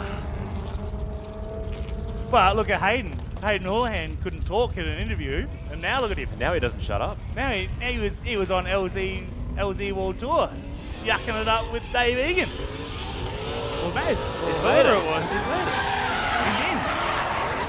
Again with that right with the pro coming around the bowl there. Nick Baker in the lead. Filter out the bonnet. Jackson Snell and Dominic Todd in chase. If you guys want to go for a ride in a pro level drift car, We're running Ride with the Pro all weekend, so today, tomorrow is definitely the one you want to get in. If you're here today, go today, but if you're going to be here tomorrow, definitely jump in tomorrow, because that reverse over the hill layout is absolute. As Nick Baker goes postal, he's all over there. He's gone to bloody Tasmania. Oh, he didn't go over water though, did he? I don't know if that's what going postal means. Most of the things that come out of my mouth aren't what they're supposed to be, let's be honest. All right, here we go. Got our next battle underway. It's going to be Tom Hemmings and Matt Harvey, all the way over from Tasmania.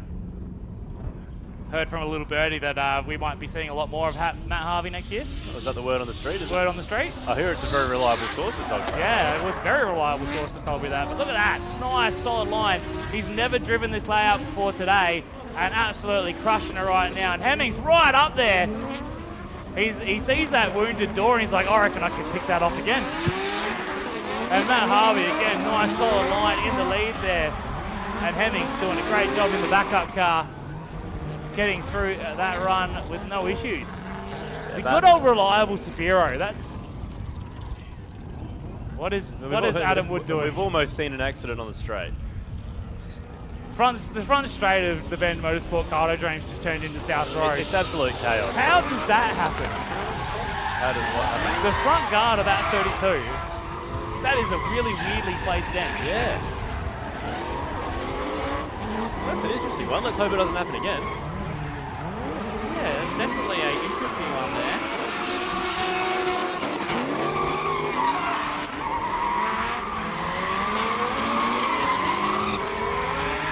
Yeah. We're just watching our Ride with the Pro drivers coming around once again.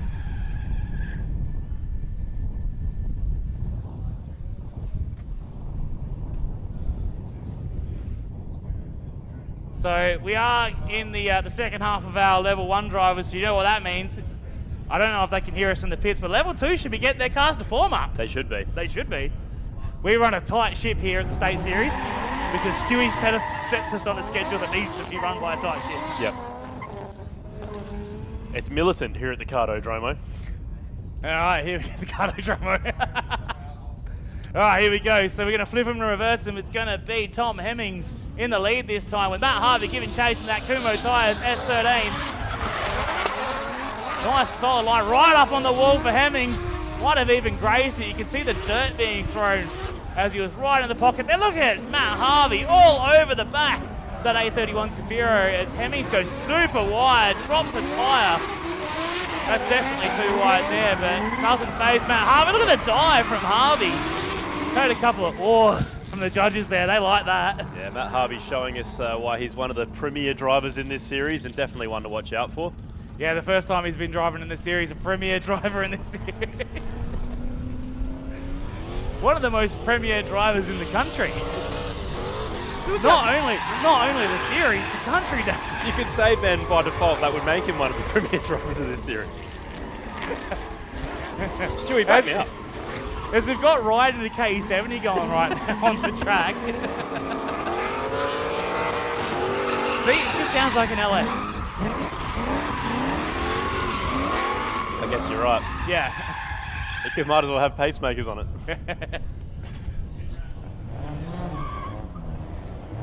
I'm sure Castlemaine probably does a conversion kit for an LS1 into a KE70. Comes sure with the they headers do. that you got to bash to fit. Little chassis rail clearance. That's it. All right, so what we got going on now? It's going to be Adam Wood and Tim Rasmussen.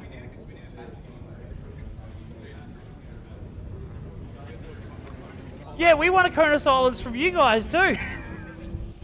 All right, so we've got Woody in the lead in that Leaker Spares R34 as Tim Rasmussen goes around. Got a little bit crossed up there on initiation. Now we're going to make sure we're still watching Woody right now. He's still on a good lap. Tim's dropping tyres. He's doing things. Tim's normally a really consistent driver, so maybe he's just got a little bit thrown off there. But great job there from Woody in the lead. Good to see him back out on track. And then Tim McCallus, a couple of little errors there, but he does have his drop around. So if that's going to be his worst run for the day, don't mind. That's right. But again, you don't want to be using your drop round as your first run of the day. Well, that's right. That's exactly how you put the pressure on yourself. not having that fallback. Under pressure. We got our ride with the pro there, Ben Candy and Nick Baker. Of course, that car looks kind of familiar to me. Something's a little bit different, of course. It's the mirror image of the clone of Jared Klinberg's K70 wagon. It's got the same stripe, the same everything. Both of the fellas out from the Barossa, you actually see the Klinberg Motorsport banner on the front of it as well. So Jared's of course got the JZ powered K70.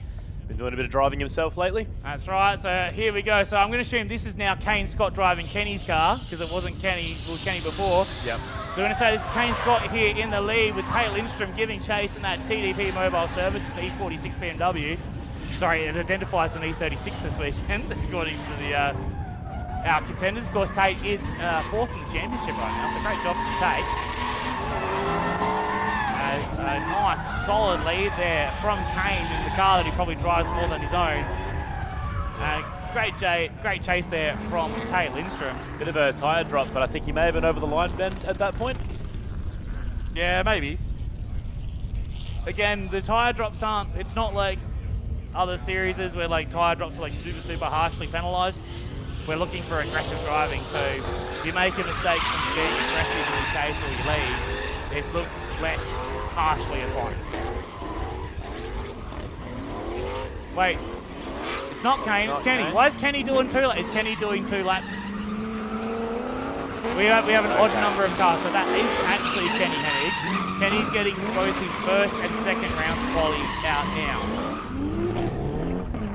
Right. So where's Kane? Apologies for the mistake. Oh, Kane pulled out. Fair enough. Okay.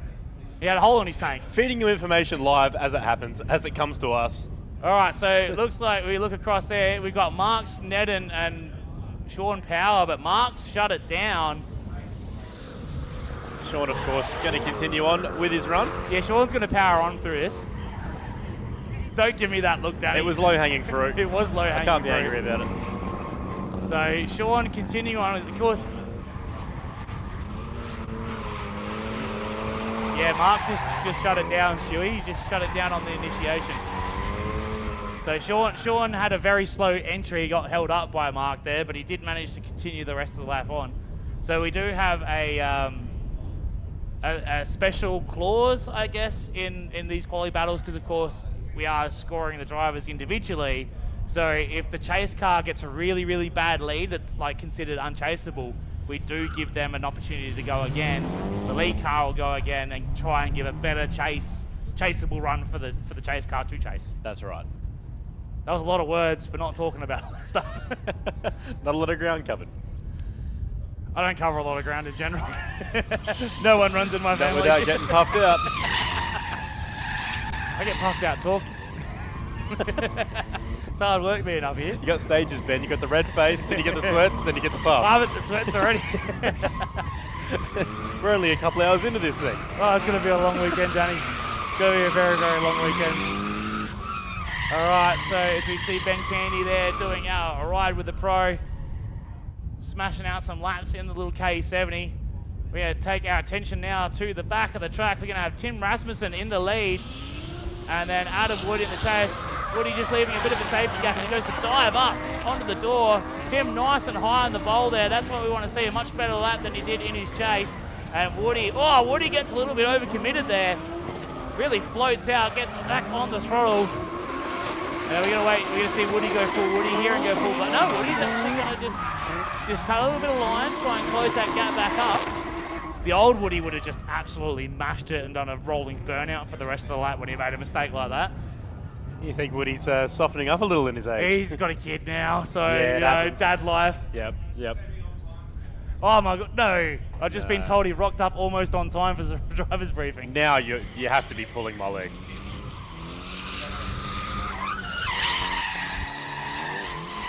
To be fair, Ethan did say almost on time. Yeah, he did say almost. He didn't say on time. Didn't say completely on time. I got louder, sorry, this microphone keeps moving towards my mouth. It's the vacuum effect. The Venturi The effect. Venturi effect. Throwing the microphone into my face. So sorry for about everybody's ears. Pardon my expression, but that's what we call the suck.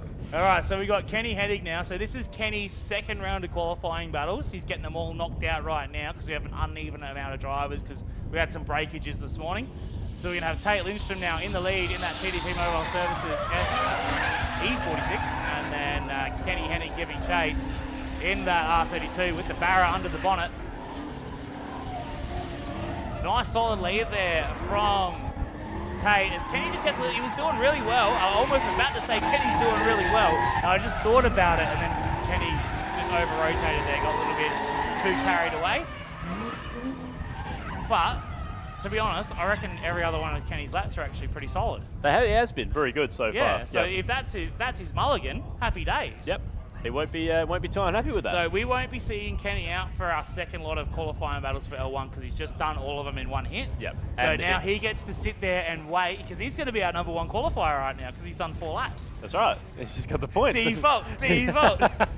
So Kenny gets to sit there now for our second lot of qualifying battles So and see how far. If he can quickly screenshot the live update to qualifying and tell everyone he's first. I'm number 1. I made it, Ma. It's okay. He can sit there, chill out, have a drink, let the car cool down. I just opened my phone and see a message from Kenny. Kane isn't driving my car yet. Well, he's not driving any car because he pulled out.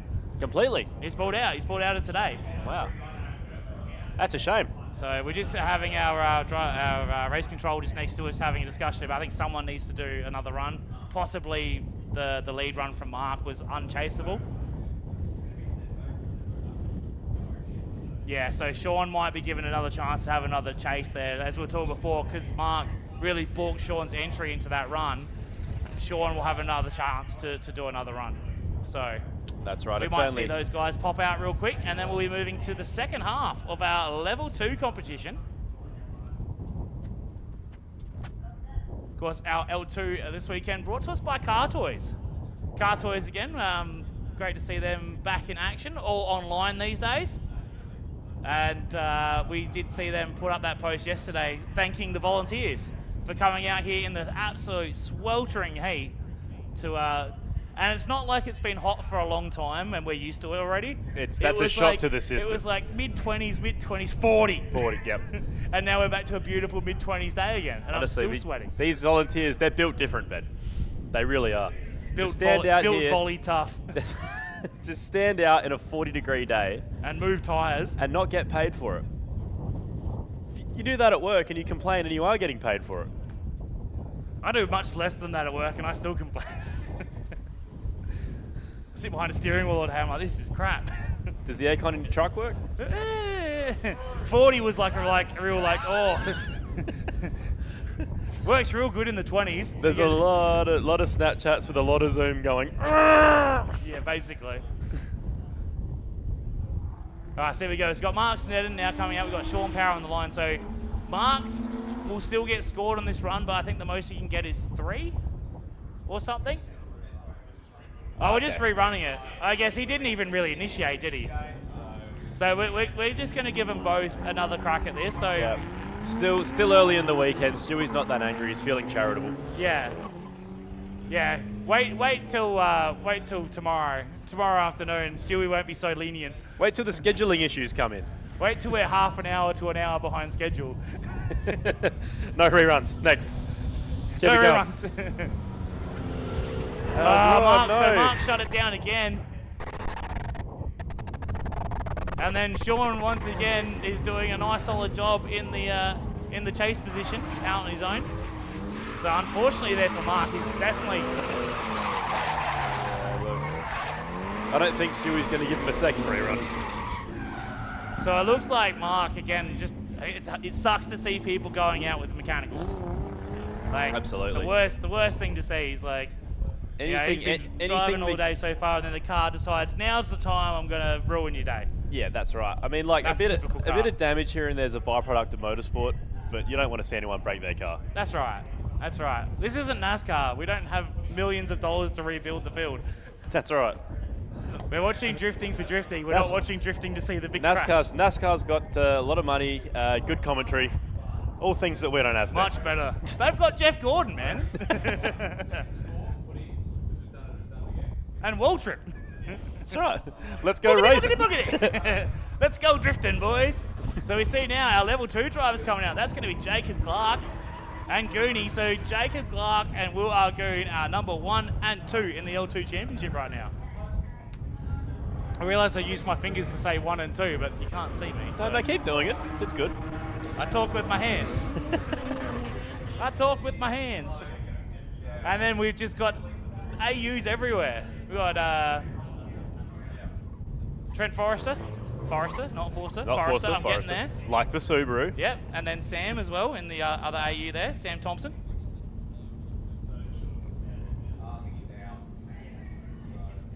So is Sean now going out for his lead run? Yeah, so Sean Powers now doing his lead run with no one behind him after he did his chase run with no one in front of him. Yep.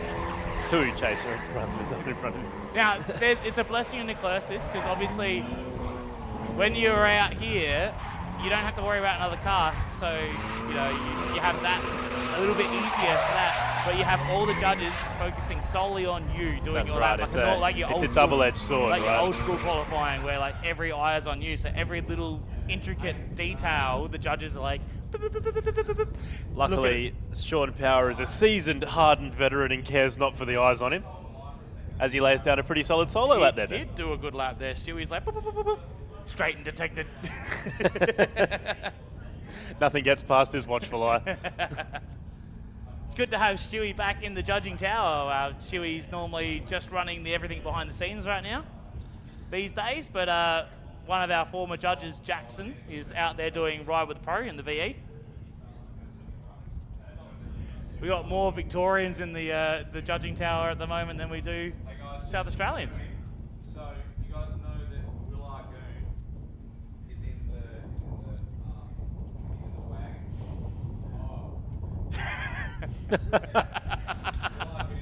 Will Argoon is in the black wagon, Will Wagoon. and Jock Manser is in the black not wagon. You can be colourblind, but can you be shape blind? Body blind? Shape blind? That's right, the rectangle goes in the square hole. Yeah, look, I understand the confusion. Oh, I understand Thank the you. confusion. We've got a lot of very... so the sausage man knows how to get a plug. Because we've just had 2 sausage rolls, hand-delivered sausage sandwiches. We've had 2 sausage sandwiches hand-delivered to us. There's a sausage sizzle, everybody. And we absolutely can be bought. We can be bought. We will be paid in sausages. So while we wait for this little break on track, we have a sausage sizzle van over to the left-hand side of the pits if you're looking towards the track. We've got sausage sizzle, we've got bacon and egg muffins. And all money raised goes to kids in need. Nice. And he's sponsored a Falcon. Which one? I don't know, it just says Car 401. Oh. Speaking of Falcons, we got Will Argoon out there in the wagon. And he is going up against Jacob Clark. These guys only separated by 2 points in the championship, number 1 and number 2 right now. So a sideways craze versus the Goon Squad coming down the hill there.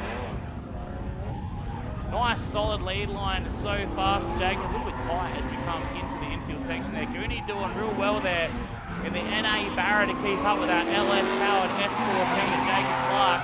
A lot of angle there. Big dive from Goonie. Getting the HMASU into that gap.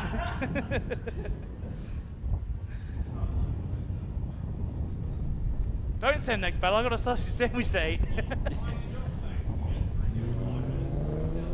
And just in case anyone was wondering, yes, they are delicious. I don't know, I haven't eaten. As if we had to say it. Oh, you'll agree. Give it a moment. Oh, it's delicious. Is it a party in your mouth? It is a party in my mouth. It's a sausage party in my mouth. We got another battle here, Ben. All right, so we got Josh Sheriff and Jock Manson now. So Jock in the AU Falcon, the black one, and then the white ute is Joshua Sheriff there. The lone second-gen Commodore out here this weekend. Surprising. Yeah, they don't seem to be good. For someone that owns many of them, they're not good. It's probably the most overqualified person to make that comment. Yeah, I keep trying and they're still not good. But great job there from Josh in the chase. And Jock doing a stellar job there in the lead. Nice. Pretty much what you can do with an NA big body car. You can get through the course and do a good job. All right, so we've got Alex Coxon and Nick McKernan coming up, Danny. Yep, once again, nice to see a couple of Japanese cars drifting for a nice little change there. Alex Coxon, he's been driving for a while, Ben. Oh, he's been in an S chassis? Mm-hmm. As far as I know, I think he's always been in that 180. Sorry, I got sausage in my mouth again. All right, so we've got Alex Coxon now coming down in the lead in that red 180 SX. And then Nick McKernan giving chase in that white R33 Spine. A little bit of a shimmy shake there from Alex Coxon, trying to get the car a little bit wider as we come into the horseshoe section there. Nick doing a great job there, just trimming a little bit of angle to get right up onto the door of Alex to transition into the last corner. A bit of an over-rotation and around goes Nick McKernan. It's becoming a bit of a theme there, Ben. A lot of people spinning at that particular... It is a really, like, the course flows quite well, and that last corner does seem to have just like a little bit of an interruption to that flow, where it comes up a lot faster than you're expecting, both ways. So coming around the long sweeper if you're running the forward layout, or coming out of the horseshoe running in reverse, you go, yeah, this is good, then you go, oh, there's a corner there, I need to do something about that. Yeah, absolutely, and it's kind of like a transition while shaving speed off. Yeah, it is actually like, it's a lot more, you look on the track and goes, oh, it's like a 90-ish degree right-hander, but it definitely seems to catch a lot of people out. We've got Sam Thompson now in the lead with Trent Forrester in the chase. Oh, big bump drag there from Sam, and Trent just getting right up into the back of that AU Falcon, timed that perfectly. As we see Sam now really working the wheel, getting the AU going, and Trent doing a great job there in the chase. Got the fair lane front on, he's fancy. Oh, he almost lost it too coming out of that last corner. Oh, you love a touch of class on your AU Falcons, Ben. Love a touch of class. Anything that makes an AU look less like an AU, I'm all for.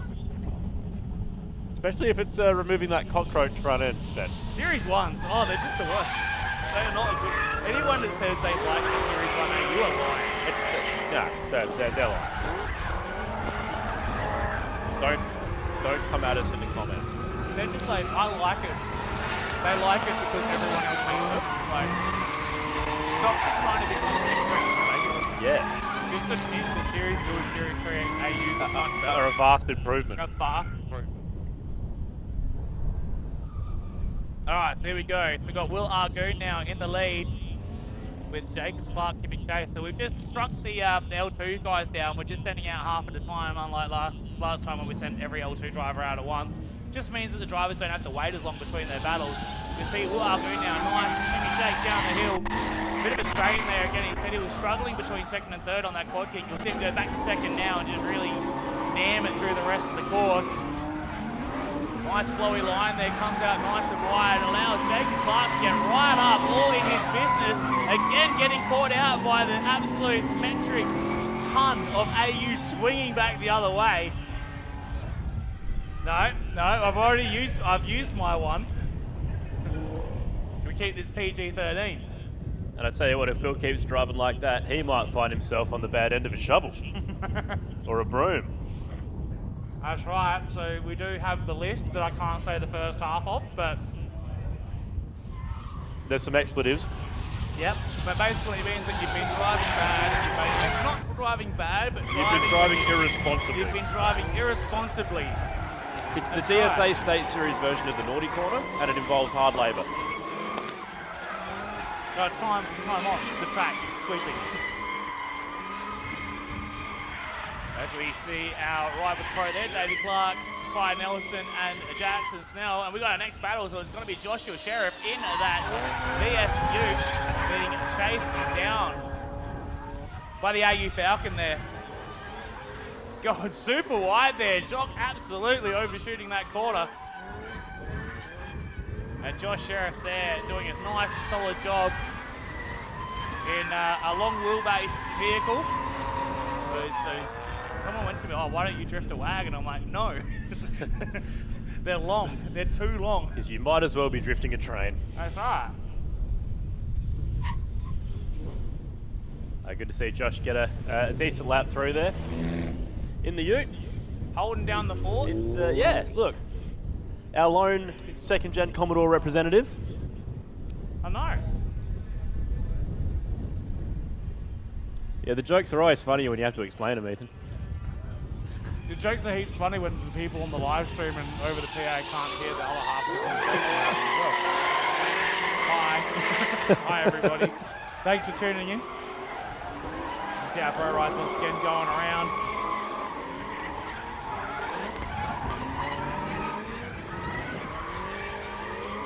Remember when everyone used to say that an R33 was a boat and it was the biggest, boatiest drift car? Then all of a sudden, Falcon and Commodore drift cars became a thing, and now 33s seem quite nimble. Yeah, 33s are like a go-kart in comparison. Yeah. All right, so we go Nick McKernan in the lead, Alex Cox in the chase. We did see that mistake from Nick in his other run, so he throws out a good lap to keep those scores nice and high and get himself into that top 16. He's doing a good job so far. Alex Coxon now trying to close that gap as we transition into the horseshoe.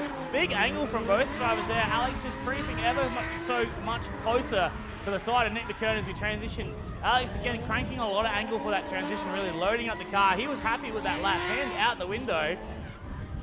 And that is the most SR sounding SR. That's like stock manifold, like split dump.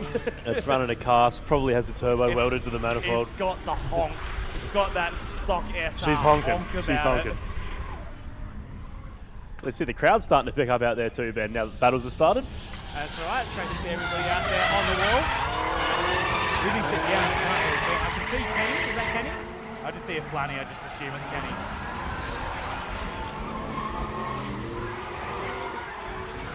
Speaking of iconic sounds, nothing quite like stock RB. Stock Manny, stock turbo. That's stock RB20 cast manifold. Sounds like a drain pipe. 3-inch dump. That's it. Nothing else. It's the sound of the gods. In the rare occasion that all cylinders are firing. No, they're all firing. Just misfiring. All right, so we sent out a bunch more L2 drivers. We've got Jamie Richardson, Eli Clark. They're going to be the... we got a battle, actually. We've got Trent Forrester up in the lead there with Sam Thompson in the chase. Again, you can see the wheel work from these AUs. They really got to put a lot of muscle into getting these things around. A lot of the angle, though. Good angle there from the lead car, really hanging off those lock stops. Sam just dropping a tyre on that final transition as we come around the last corner. He's going to send some more pro ride cars now. We're going to send a pro ride car now. It's going to be Davey Clark. Again, if you want to go for a ride in a... Is it 2 laps at the moment during the battles or 3? Yeah, so it's 2 laps now. 60 bucks? Yeah. How much? 130 bucks? 20 bucks? 40 bucks? Whatever it costs that much. Yeah, we're not giving them away, Ben. I don't know, man. I'm not good at math. We got kids to feed, Ben. The reason I don't make any money on my merch, I don't know how to do numbers. So Davey Clark there in that DC Motorworks 8.6 heading around doing those 5 with pro laps. It would be good to see Davey come out and do some comps again. It's been a while since we've seen D1 Davey in fine form out here ripping around. And it looks like he's really got that 8.6 sorted. So it'd be good to see him come out and see how he stacks up. But now we've got Eli Clark, Eli Doikers in the lead, and Jamie Richardson. Where did Clark come from? Probably the Davey you were just talking about. Probably. Eli Doikers there in the Smurf Blue R31. Jamie Richardson really cutting a lot of lines trying to get back up onto the door of that R31. Transition, nice snappy transition there from Eli. Kind of caught Jamie out where it was so late. But both drivers getting through the course. And the honorary Clark is happy with that, by the look of it.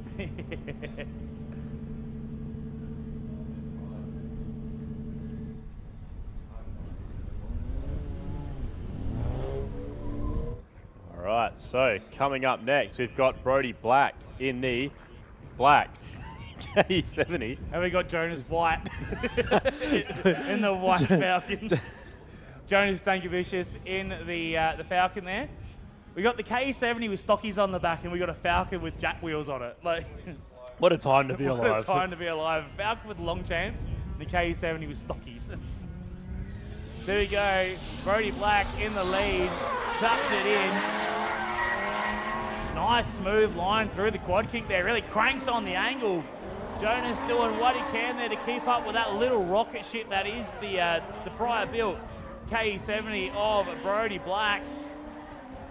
Comes through into the final corner. Nice solid lead line there from Brody the whole run. And then Jonas doing a good job in the chase, just trying to keep up. Big car, little wheels is always going to be a don't you put that GoPro near my face. You take that GoPro away from me right now. Put it on Stewie's face. He's just charging it. Relax, Ben. No, my face is precious. Ben just got hit with what we call the fear. Ben has a face for radio. Oh, and a voice for And a voice for newspaper. Voice for newspaper.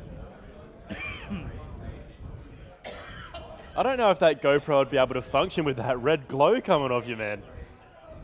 Okay, Ben's just having a coughing fit here, so we'll focus our attention off of him and onto our next batter. We've got John Simeon in the lead, and he's being chased by that black 180SX. Sorry, And, I choked on air. Looks like chase cars shut it down there. John continuing on through his run. Little straighten from John, but he's going to push through that corner. Coming into this little tight one that's been catching a lot of drivers out today, but it's no problem for John as he's going to wheel it over the line. Yeah, good job there from John. That was Lindsay Barriere in the chase there. They seem to have some struggles in the first round as well, so it might be some car issues. But it looks like they've definitely shut it down there for that run, so hopefully it's nothing too major and they can get themselves sorted. But we do have more than 16 L2 drivers here today, so it means when we go to our L16, which is our third round of quali battles, we will be knocking some people out at that stage. So all right, here we go. Coming up next, we got Ricky Lipczynski. Sorry, remember that. We've got so many Lipczynskis now. It's not an easy name to say as well. There's so many syllables. So Ricky Lee in the lead, and then Carl Rogers giving chase in, from memory, that Dickinson's brother's old car or something. Which one? The 32 Portal, Carl Rogers' car. I see. Yeah, Jake's old car. Okay. So Ricky Lee there, nice little job in the lead. Really stepped it up from her first round of quality battles. She definitely knows that she needs to do some good runs here to try and get herself into that top 16. And a great job there from Carl. He's happy. He's hands out the window, giving it a shake. Having a lot of fun? I just looked at camera 6. Oh, jeez. What's going on with camera 6? That's what I would look like if there was a camera on me. Oh, how about a smile? Nothing to smile about, mate. All right, so we've got Liam Kirk now coming around, and then another Lipczynski. This time it's going to be Todd. He's the one with the dreadlocks. Yep. He's not Troy. He's not Troy, he's Todd. Bloody hell, Scott. Name your kids something a little bit further apart. Anyway, we've got Liam Kirk now in the lead in that super bright R33 four-door. Todd in the chase, doing a good job there, getting right up behind Liam as we come into the horseshoe section. Again, we'll see if Liam gets super wide there. Todd following the wheel track, going for mimicking the line of angle before trying to get up on the door, but a nice solid run there. Isn't that right, Natty? Yes, Ben. I was just looking at the size of the cars we were saying before. 33s aren't boats anymore. Well, They're still big. They're still big. Like, Just the definition of boat has changed. yeah, that's right. Now we've got super yachts. Now we've got everyone's cruising around in that. We've got 14-foot catamarans. Actually, that'd be small. 14-foot would be That's tiny. tiny. Tiny as. How about 40-foot? You couldn't drift a 14-foot catamaran. Yeah, twin holders on. All right, here we go. It's going to be Jamie Richardson now in the lead with Eli Joyce giving chase. couple of blue beasties come. Oh, Jamie Richardson drops a tyre. Eli has to shut it down to avoid contact. Does a great job getting it going once again. Jamie, nice and smooth through the final section of the straight. This is where we're expecting the guys to get nice and close, get on doors. It's a nice flowy. That's the point where everyone should be getting all that proximity. The quad kink is where it separates the L2 guys from the L1.5. I guess the guys that we're looking to see step up to L1 next year, like you Will Argoons and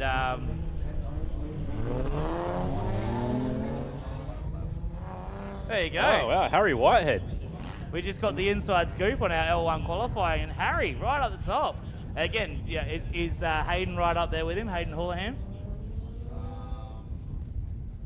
Matt Harvey and then Hayden Houlihan. Yeah, so that rounds out our top three. Yeah, yep. so Matt Harvey and Hayden Houlihan roughing out our top 5. So again, we were saying like that Harry and Hayden have been driving together so much they were really in sync. They put down a really good lap with each other. As Jonas has a little bit of a straighten coming through the quad kick. Again, just struggling, maybe struggling with gearing or something. It always looks like he's just running out of wheel speed. Yeah, absolutely. So as he comes around through the slower section, the car looks a lot more comfortable. It just seems to be that faster stuff where he might have the same issue as Will Argoon, where Will say he was really stuck between second and third. It's tough, especially in an NA car, Ben. Like you can't just grow more power. You can't just put it, like pick another gear and just step on it. That's right. That's right. You're gonna need to mess around with something like tire pressure, or maybe mess around with your line. And now we're on TV. Why did I look? Just pretend it's not there. Don't zoom in more. Look at you see where I wear a hat? Anyway, we got a battle coming around. So we got Lindsay going once again. Let's hope that the car makes it through the lap without another mechanical issue. And then John Simeon in the somehow super reliable, super noisy E35. It's super. Oh, Lindsay's off over the bar. No. Clean up on the quad kink there. That is an expensive excursion, Ben. That front bar was worth more than half the AUs out here today. All right, first Calder Park, then FD, now the AUs. We all know that AUs are cheap. You don't have to say it. You don't have to point it out. I paid $500 for my last AU. Those guys could read, they'd be very offended. Don't ask Dylan Cochran how much he paid for it, but I paid $500. So we've got Ricky Lee now coming out with Carl Rogers. Carl in the lead in that SA quality guard rolling R32. Andrew Gibb, top quality guard roller and a top quality fella. I had my guards rolled by him not long ago. Did a fantastic job. He does a good job. He goes to me, he goes, I can roll your guards for it, but it looks like, you just got to hit him with a hammer. And I'm like, yep. And he's like, all right, fair enough. So Carl Rogers now in the lead in that 32 four-door. Ricky Lee giving chase. Big snappy initiation from Ricky. Needs to close that gap a little bit more. The chase drivers in L2 are allowed to straight line that initiation to really try and dive onto the door. As you can see now, Ricky is trimming a little angle out there, trying to close back up with Carl. Carl doing a great job in the lead there. Exactly what I want. Ah, damn it! Why did I say that? Can we keep a counter for every time that happens? That's more. It's more than 3. That's probably 5. More than 3. Sorry, Carl. Carl again, top fella. I don't want to put some knockers on him. Jeez. $50, Carl. I'll get the duct tape out. Offer stands. Ricky Lee, she's a confidence driver. So, you can tell that as her confidence grows, her driving ability and her consistency just absolutely skyrocket. What now, Will? As we can see, Carl Rogers has now just distributed cones throughout the whole track. So yeah, not where you want him. He's not a cone killer, he's a cone smuggler. He's just a cone relocator. He's just moved him to a better life. Yeah, that's right.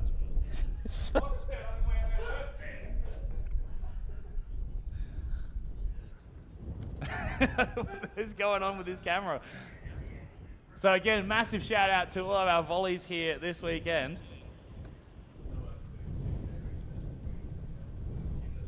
Can I get a sponsor list so I can rattle off some sponsors at some point? I'm using my phone as a sponsors guide, so Just don't bring up a poster. I'm using my phone to see who's That's right. We'd love to plug our wonderful sponsors. That's right. I'm just asking for a sponsor list. I know that L2 today is brought to us by Car Toys. So Shockworks is L1. and Shockworks is L1. So thanks Shockworks and thanks Car Toys. Did you ever go to the Car Toys physical store, Ben? Yeah, back before it got turned into an intersection. Yeah. Did you actually own a car that, you know, you could put a body kit on? Did you ever go to Aurora Springs? What's on my phone? Which also used to be on that same corner. What do you mean? So you better just go, like, Corner of South Road and Port Road. go on to, what was I gonna say? You better post it with her. I'm not waving at you, waving at them. Oh, so as we look over to the start line, we've got Liam Kirk and Todd Lipczynski. Beautiful. Some real mesh type operators with the front wheels there. Both boys on 3-piece mesh wheels there. You'll have to see a good 3-piece meshy, Ben. Let's be honest. Liam was a Falcon owner. It could be a good chance. It was a very little thing. I was looking. It could be D speeds. Oh dear. You're not a wheel elitist, are you, Ben? No, I don't care. Wheels are wheels. So here we go. It's going to be Todd Lipczynski and Liam Kirk here at our Car Toys Level 2 competition coming down the hill into the quad kink. Liam just swapping back a little bit. Oh, Todd super wide there, drops the tyre, a bit of a straighten on the front wheels, but he gets it all gathered up and going again. A minor mistake in the whole scheme of things. He gets around again. Nice job through the horseshoe there, and Liam is closing that gap, goes to the dive into the last corner and gets through. Liam has been Mr. Consistency so far, Ben. Yeah, exactly. He's really gotten like in tune with the new chassis, and he's doing really well. So I have a feeling that I don't think we'll see him in L2 next year. I think he'll be one of those drivers that will probably be looking to step up into our L1 competition, because a lot of the L1 drivers at the moment have, you know, drifting's expensive and engines blow up and stuff like that. So like we lost people like Dale to engine failure, and then some people just, you can't really afford to drive all the time. Like, it's really expensive, especially when you're doing like competitions in different states. So we've got Scott Miller doing Heat Reek this year, so he hasn't been it all around. We've got the lead car there again. Smitty in the lead. Absolutely walking Alexander there as Alexander takes. Is that a valve side bar? I can't see. It looks valve sidey, doesn't it? Yeah, I'm not. Or is it like a stock bar with a big lip on it? I'm not really in tune with Z32 body kits. I don't know. It's interesting. It's not the worst looking Z32 I've ever seen by far. Oh, it's one of those, okay. I'm gonna put two different bars together and make something. Yeah. Remember that Severo I bought that Bit had the of 34 ingenuity. front bars zip tied to? Oh, boy. it was not good. That was terrible. It was not good. Yeah, look, some ideas are better as ideas. Sometimes you need to let your dreams be dreams and That's just right. not keep going. As we got Jacob Clark now and Cody Bell in the Falcon. So Cody's over from Victoria. That's why we haven't seen him before. And look how boaty this AU looks, Bennett. In transition, it really loads up. There's a lot of body roll. It's not really a car that's set up for You think drifting. she's on choppies? It could very well be on choppies. Not on the Elite King Springs? Yeah, it might be on some Makitas. It's the old Makita one-ways.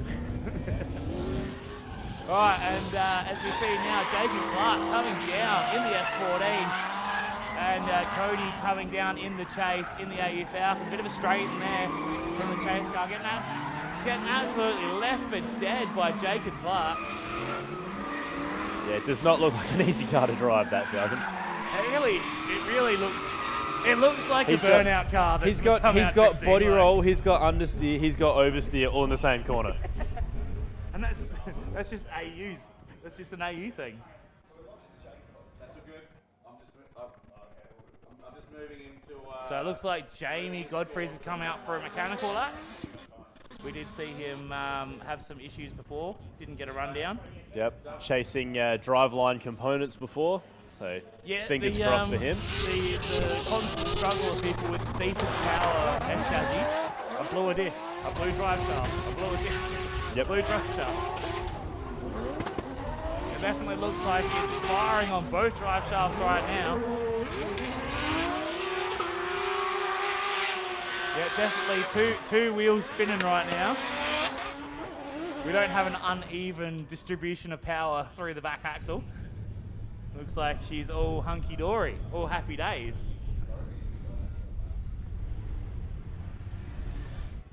So as we look now, we got a couple more of our L2 drivers coming around. It's going to be Alexander Hayworth in the 300ZX, and then the 34 of Sean Smith. So again, a couple more Victorians. Sorry, Sean's a Victorian, Alexander's all the way from New South Wales.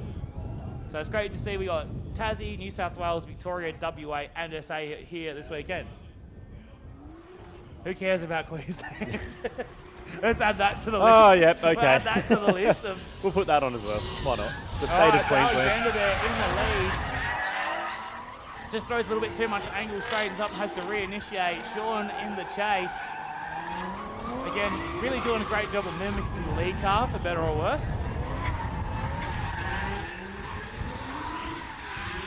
As the second half of the course definitely seems a lot more, it flows a lot better. It's a lot easier to get through there than that quad kink. Again, that quad kink is probably harder to drive than running the wall. Yeah. The flow is so different. You can get it, but like it is very narrow window of being able to get through, like, and doing it well. Yeah, very little room for error on the quad kink. That's what I'm looking for. Whereas the wall, you can run low, you can stay away from it, but when you do make the error, the consequences are much higher. Then dire, Ben. Dire consequences. It's like another mechanical lap here. So yeah, Mark Stennon, of course, had two big issues in his first run, so he's come out for a mechanical lap. Looks like the car has got itself sorted. As we see Cody coming around now, Cody Bell, in the gold AU with the filter out the bonnet, being chased down by Jacob Clark, who has an LS without the filter out the bonnet, which is, different these days. All right, so here we go. Cody in the lead in the AU Falcon. Jacob Clark coming down in the chase. Sideways Crows on Instagram.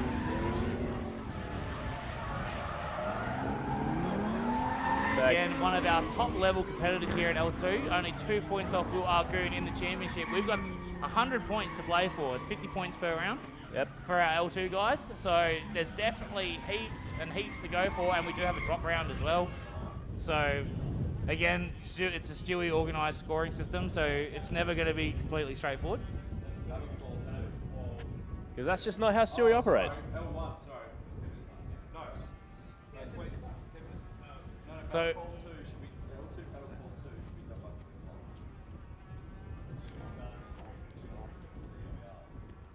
we're hearing discussions in race control about the schedule. As we look down on the wall, you can see Jake down there, Mr. Jake Bennett. Hello, Jakey. Hello. And Mike next to him. Hello, Mike. Well, it looks like the guys on the wall can hear us, so that's good. Sorry, guys. It's because sorry about the voices. As soon as cars start, we're gone. Yeah. We know it. Who else can I spot down there on the wall? Of course. Thank you to everyone for coming out today, having a watch. Thanks for everyone that's tuned in on the live stream. I haven't been paying attention because I don't like reading comments about me because they're normally bad. But what is this guy talking about? He has no idea what he's on about. If you read the comments, you'll go insane. That's right. You don't want to deal with that. You think what I'm talking about is bad, you should see my face, which they just got away from, thankfully.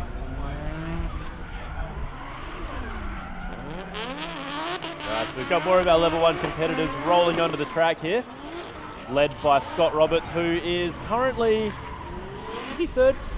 He's up there because he won a round, so good on him. He's currently third in the championship right now. There is quite a big difference between our top two and the rest of the field.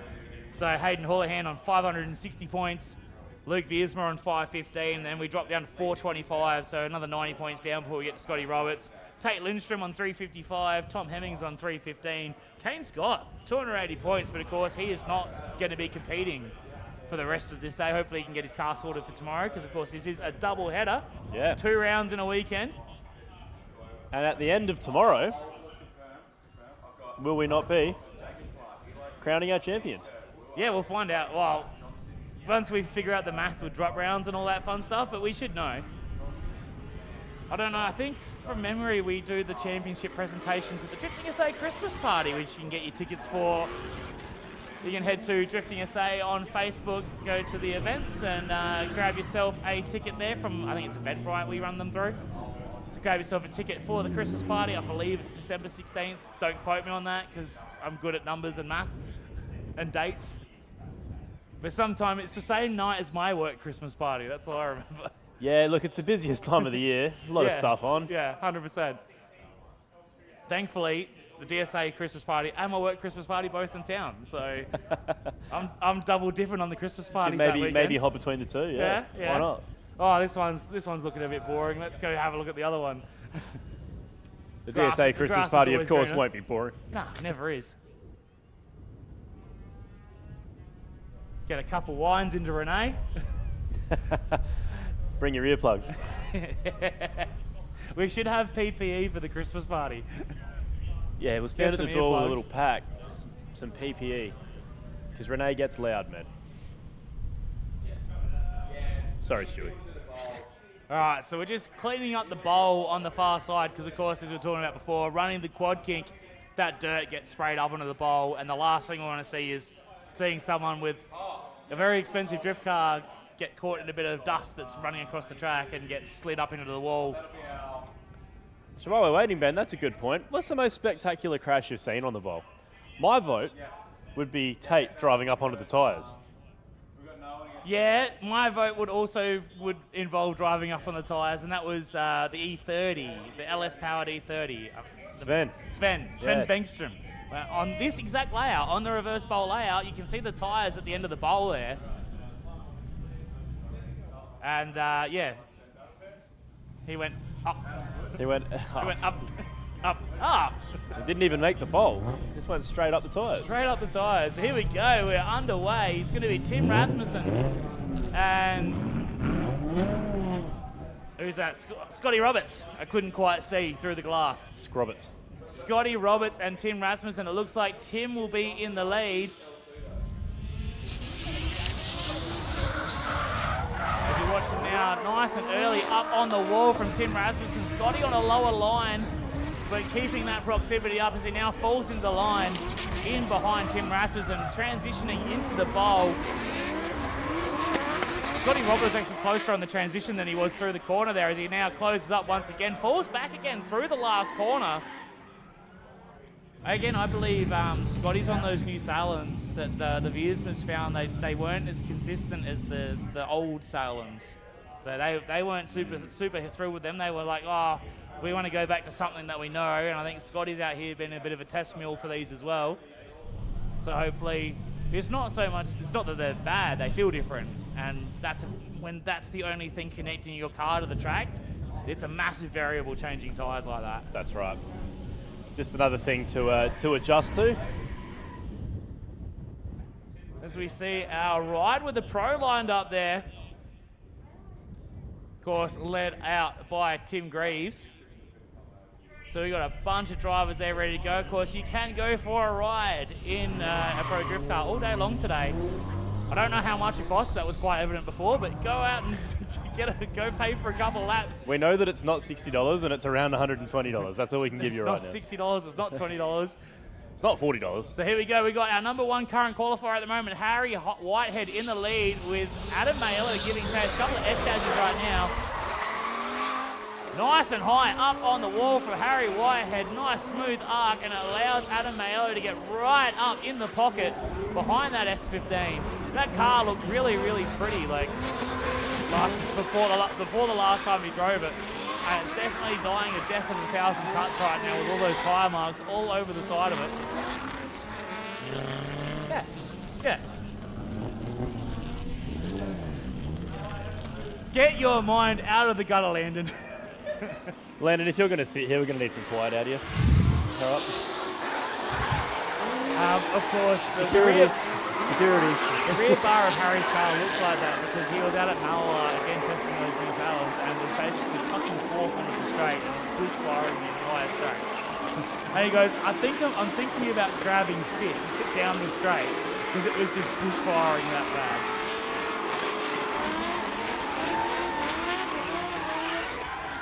But I tell you what, Ben, that's about beaten up again. It still looks better than it used to.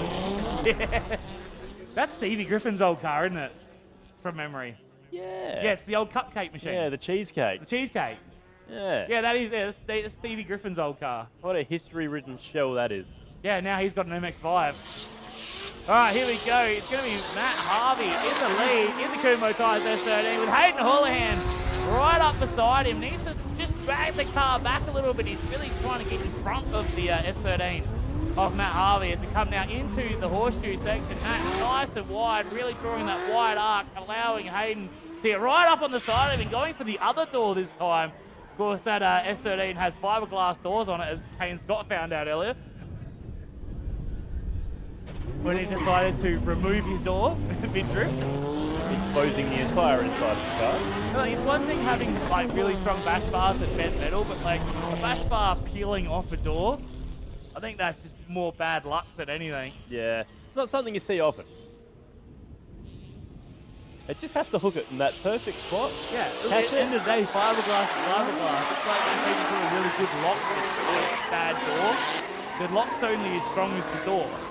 So you can have it all bolted up properly. It's still fiberglass. That's a good expression, Ben. Yeah. Thanks, Danny. I thought of it myself.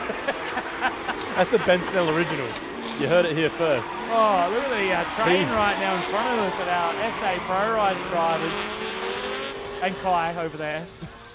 Doing his own thing. Hopefully it's a Kai issue and not a car issue, because Kai's had enough car issues. Yep, he used to go through a T28 every time we got the car out the shed. Pretty much. We've got a battle right now. Kate Lindstrom coming into the bowl with Tyson Alexander giving chase in the bright red S14 there, little wheel hero. And Kate Lindstrom again, nice solid lead. He is currently 4th in the championship. Tyson Alexander right all over it.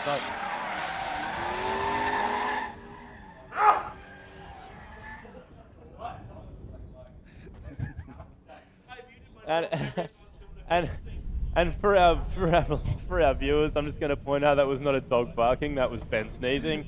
That was me trying to muffle my And sneeze. for future reference, if you mute your own microphone, it doesn't mean the one next to you is muted. Yeah, but it's better than sneezing directly into the microphone, isn't it? Well, Surely. yeah, I guess. Oh, and tickle. All right. So we got a battle. No, we got pro rides coming around right now. Oh, that sneeze was. It sounded like it felt good. Did it feel good? It was. I'm talking. I'm talking to them like feeling breathing on me. Oh yeah, sometimes they get you out of nowhere. Yeah. Oh, Dominic Todd, right up on the wall. Looks like he might have tagged it there, looking at the rear quarter of that car. And if he did, that's a great job considering he had 5 cars behind him that he didn't put it into the wall. David Clark at the front there doing a bit of earth moving. Yeah, DC's Earthworks.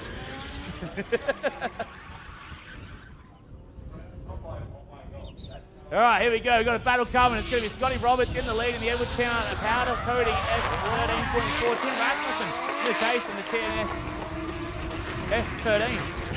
Too many letters. All right, so Scotty Roberts doing a great job. Nice, solid lead. Tim doing a great job there in the chase. Just lacking a little bit of angle now as he tries to close back up on the back of Scotty Roberts there. Scotty's got that new Hollinger in it now as well. Big fancy gearbox guy. Sequential? Scotty Roberts, yeah. Hollinger sequential. Ooh. Wouldn't that be nice, Ben? Just nice crisp shifts every time. Oh, yeah. You'd probably still find a way to miss. Oh, yeah. Oh, yeah. I don't understand how he did it. This is a sequential gearbox. Scotty Roberts gets the sequential gearbox, only leaves it in 3rd.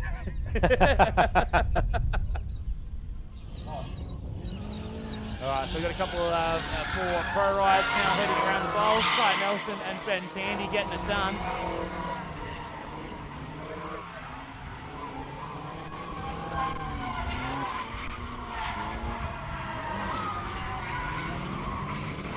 Oh, I've just been given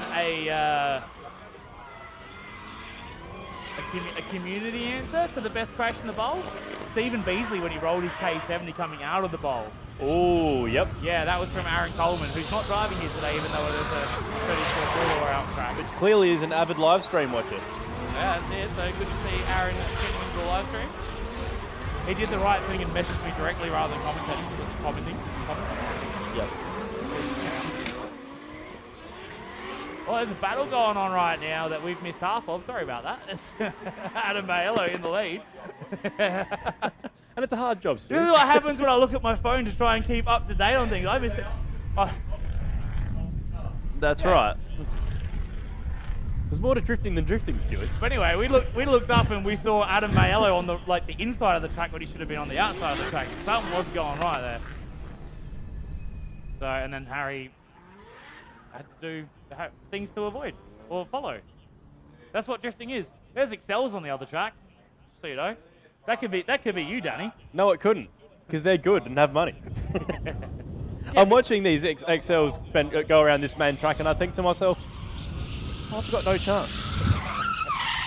The dream's over before it even began. All right, so now I'm paying attention. There's a battle that's coming around now. So we're going to have Hayden Houlihan and Matt Harvey all the way from Tasmania in that Kumo Tyres S13. Let's see what we got now. It's Hayden Houlihan, nice and high up on the wall. Matt Harvey doing a better job staying behind and staying in line with Hayden Houlihan now, as you see him get a little bit more aggressive now, coming through, in through the horseshoe. Great job from Matt Harvey, right up on the door of Hayden Houlihan. Hayden comes across the line, a good solid lead there from Hayden, and Matt Harvey definitely throwing down right now. Showing why he has won so many events. Would you say one of the premier? One of the premier drivers driving here today in the South Australian Drift Series. Couldn't have said it better myself, Ben. So we're going to look across. We can see Tate Lindstrom and Tyson Alexander getting ready to go as we just turn Ben Candy around. I think he's exhausted his allotment of the laps he was supposed to do with the passenger in the car, and he's just Ben Candy. He's, I want to do more laps. Yeah. Anyone that Always knows. more laps. Never one more. Never go, this is the last lap, or let's do one more lap, because that's when disaster strikes. So here we go. Tyson Alexander is going to be in the lead. Tate Lindstrom in the absolute monster truck looking at E46 behind that S14. Great job there from Tyson. Nice and high on the bank coming into the infield section now. Look at the dive from Tate Lindstrom now. Right up there. Just pulls away a little bit through the sweeper. Let's see if we can close the gap coming across the line.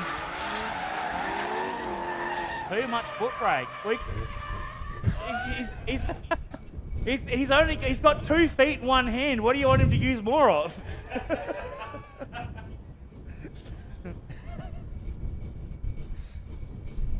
Yeah. Anyway, of course, you can find him on Instagram and YouTube as the One-Armed Bandit.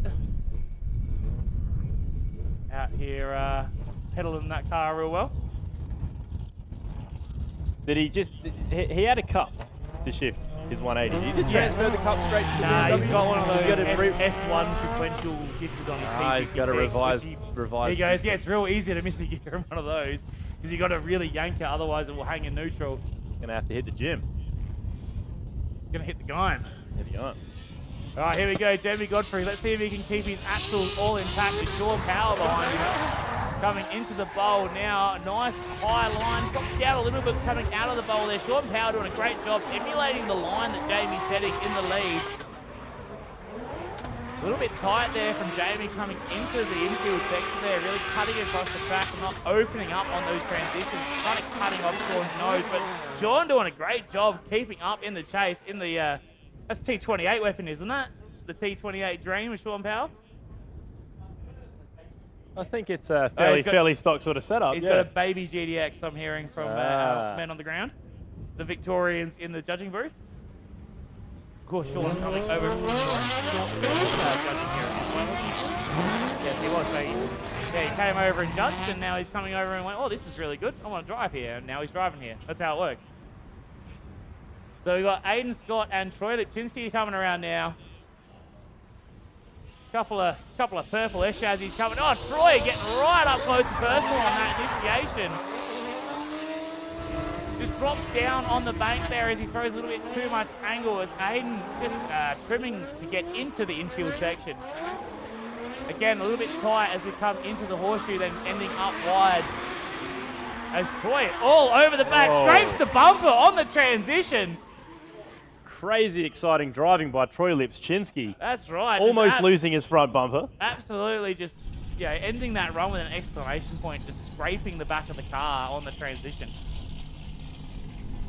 Great to see Troy out here and having like a good track. Yeah, actually getting a good bit of use out of his car. And yeah.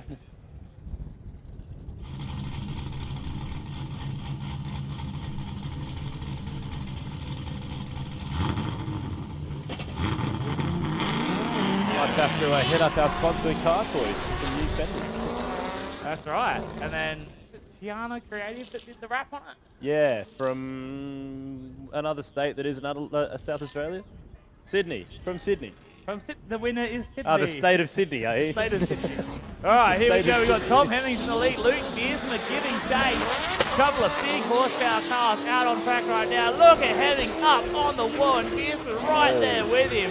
Absolutely shadowing the side of that Safiro. Bang! Oh, he gets him on the transition.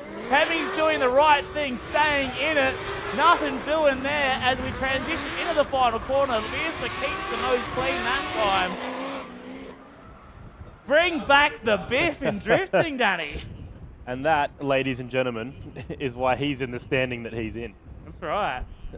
So again, good to see Hemmings cop a hit like that and just keep going. Like, you see some drivers that go, oh, I got hit, better spin out now. That's right, a lot of drivers would freak out in that situation, but he kept a cool head, stayed committed. Kept his foot in it. You can see him just having a chat on the straight there. Biersma's probably just gone, sorry about your bumper, man. Hemmings has probably gone, that's all right, sorry about your bumper, man. We've just got a bit of...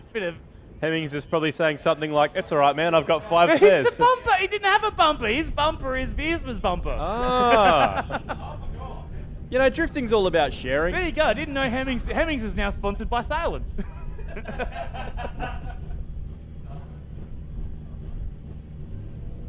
Looks like Biersma's front guards have also, or the driver's side guards looks like might be hanging, or might be the bump bonnet that's up or something like that.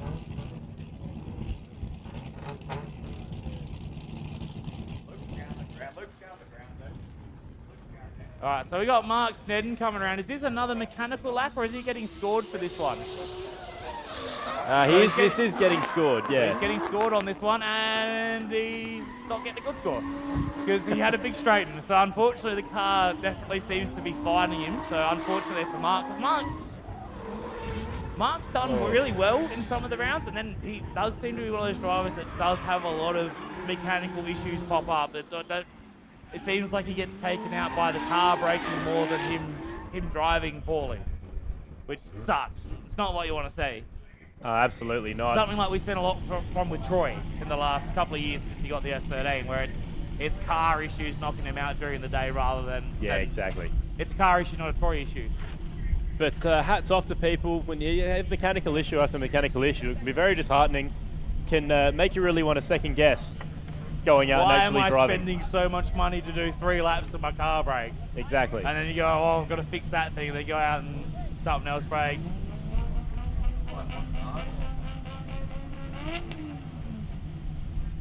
You just see on the live stream there, we've got... I think Pete needs some tape. We're just going to... I think we're going to send Luke back into the pits just to sort the front bar out. Yeah, we don't, bit of a risk of it. Don't want the front bar coming out and going underneath the car. Absolutely, and we don't want bits of fiberglass flying into competitors' cars either. Itchy. Makes you itchy. It does. Yeah, micro-cut spend. But look, it might even be at this point easier to just pull that bar off of the car.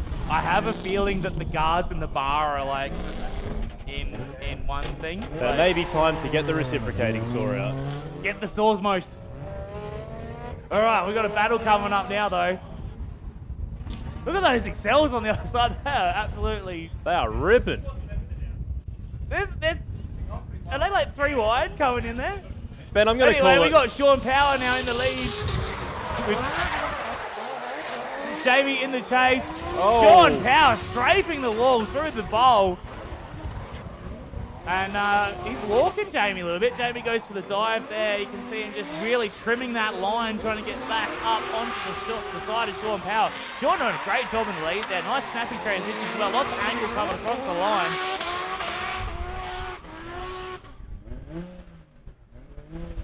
Yeah, great around the bowl there by Sean Power. It's easily the best we've seen him come through there today, Ben. That's it. It's good to see him. Like, you could see his car hit the wall and move, but it wasn't like a big wobble. It was just enough that you go, oh, the attitude of the car has changed. Absolutely. You can tell that he's on the wall, like he's not right up against it. And what do you do when you hit the wall, Stewie? Commit to the hit.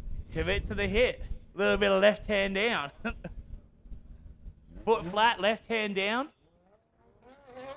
Well, right hand down, depending on which side you hit the wall with, but away from the wall. All right, so coming up next, we got those purple S13s out again. You can't tell with Troy's because most of the car's covered in that wrap. But Troy Lepczynski now in the lead with Aiden Scott giving chase. Troy's chase is super aggressive on Aiden, and Aiden's one of those, another driver that stepped up from L2 to L1 this season, and you can see that he's really, really improving. These ex-L2 drivers that come up this year have all been driving super well. Look at that, Aiden Scott, as he just gets a little bit too committed there, couldn't pull it off.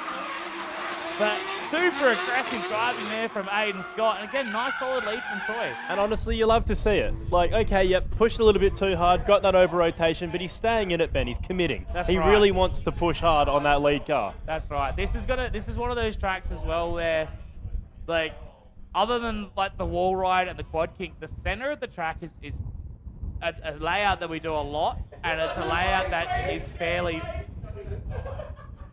The judges are louder than we are, but it's one of those layouts that is fairly simple and flows well. So the lead car is almost expected to do like a 90% perfect run, and the chase is what's going to make the difference on this layout. It's not like tomorrow with the over the hill where it's so committed into such a tight section that it is super technical, and that's where leads will make a massive difference. This layout, it's all about the chase, getting that chase right. Chases is what's going to win, especially when we go to our actual knockout battles. The chases is where the battles are going to be won and lost, because the leads, if you're doing a bad lead around here, you've made a mistake, a major Absolutely. mistake. Yep.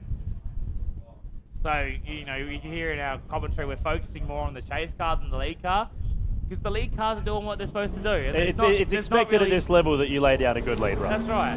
Other than running the wall, the rest of the layout, you don't get super hyped about a lead car doing it well, because that's what they should be doing.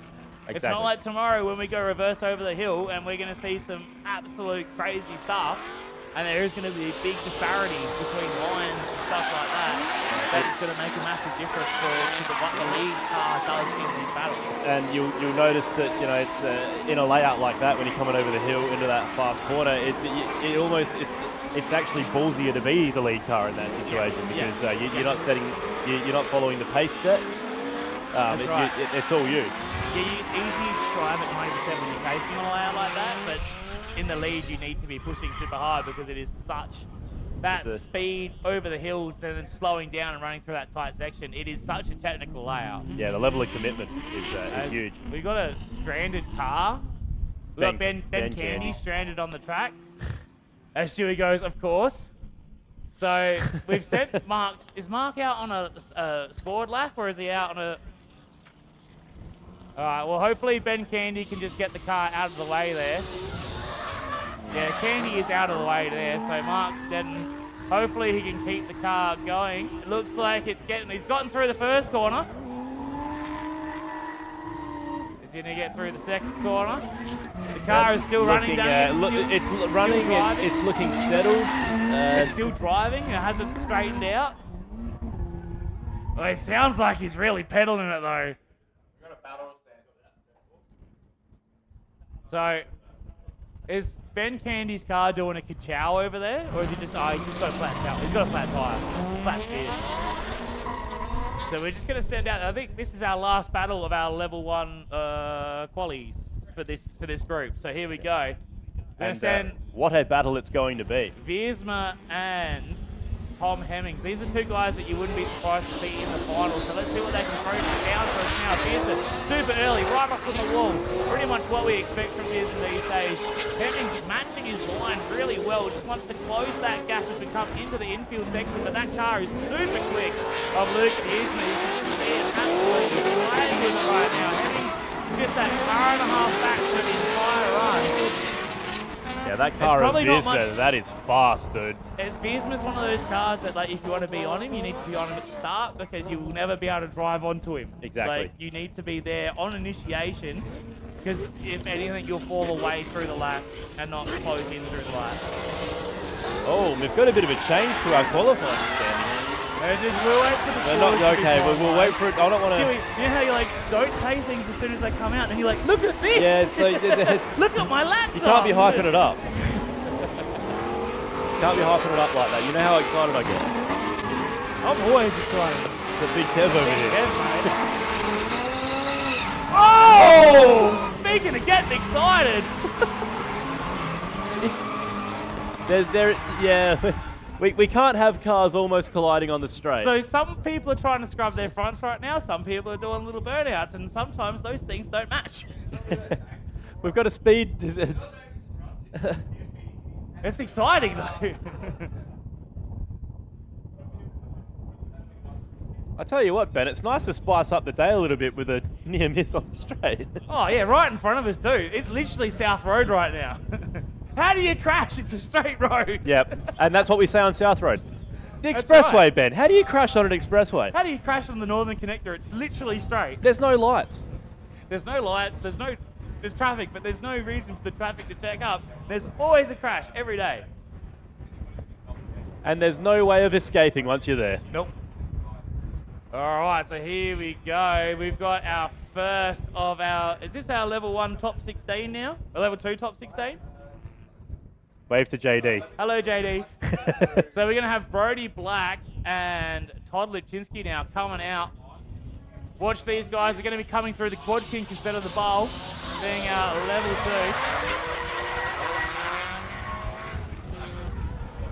Nice Good job work. there from Brody. And Troy, just getting a little Todd. bit caught up. The other Lipchinski. No, Todd. Todd getting a little bit caught up there. Mr. Pool Noodle getting all sorts of Dreadlocks over-rotation. Dreadlocks Dreadlocks McPool Noodle. But doing a good job in the later section of the track there, getting and back B Black up. out there in the K70. Be Black. Some things, Ben, you just can't do. You can't say that on national radio. There's a delay to this, right? You can edit that out.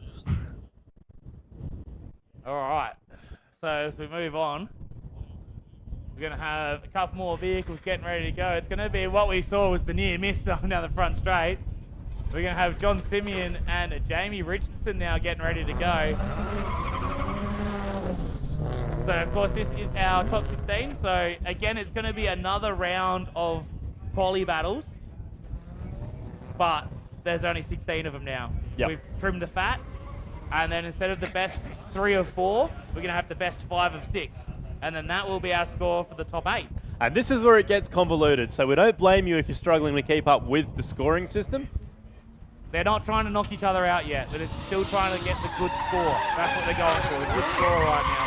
And these guys could look like teammates being out there on the track right now. They've got the little door banners down the side.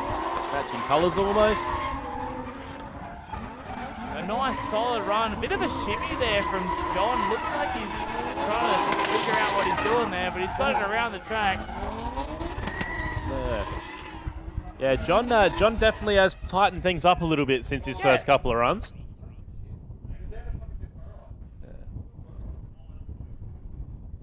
Yeah, we're starting to see Stewie's anger. We're starting to see the bubble flaws through. in sharing the room with everybody else.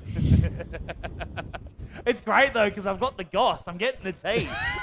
I miss this normally. Normally it's like we're just talking about what's going on. Normally we're looking through a window seeing people shouting, but we don't know what they're saying. Yeah. Now we know it's just Stewie yelling about pro rides. Of course, if you want to go for a ride with the pro, go over to the tent. Just in front of the Welcome Centre, get yourself a ride with the pro. before Stewie shuts it down. You got to get in now. Get your tickets. Before Stewie's like, nah, shut it down. All right, here we go. Alex Coxon now in the lead with Carl Rogers in the chase.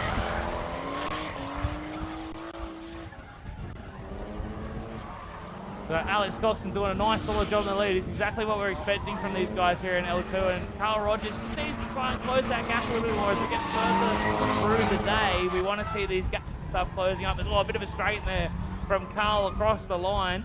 But again, nice solid lead there from Alex Coxon, don't he?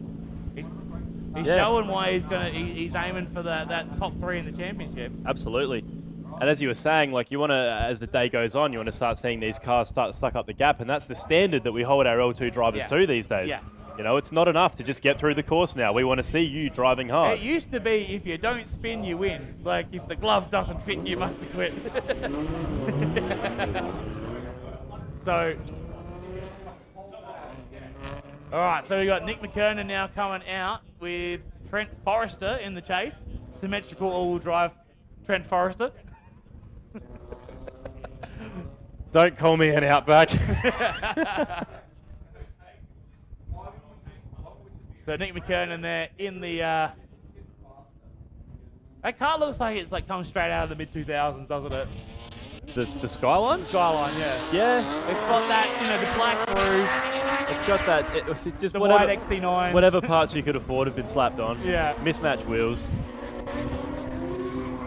But Ethan, how old were you in 2000? Oh, Trent, I started saying he was doing well. If he'd have done that, Trent just dropped the tyre and overshoots the horseshoe there. But good job from Nick in the lead.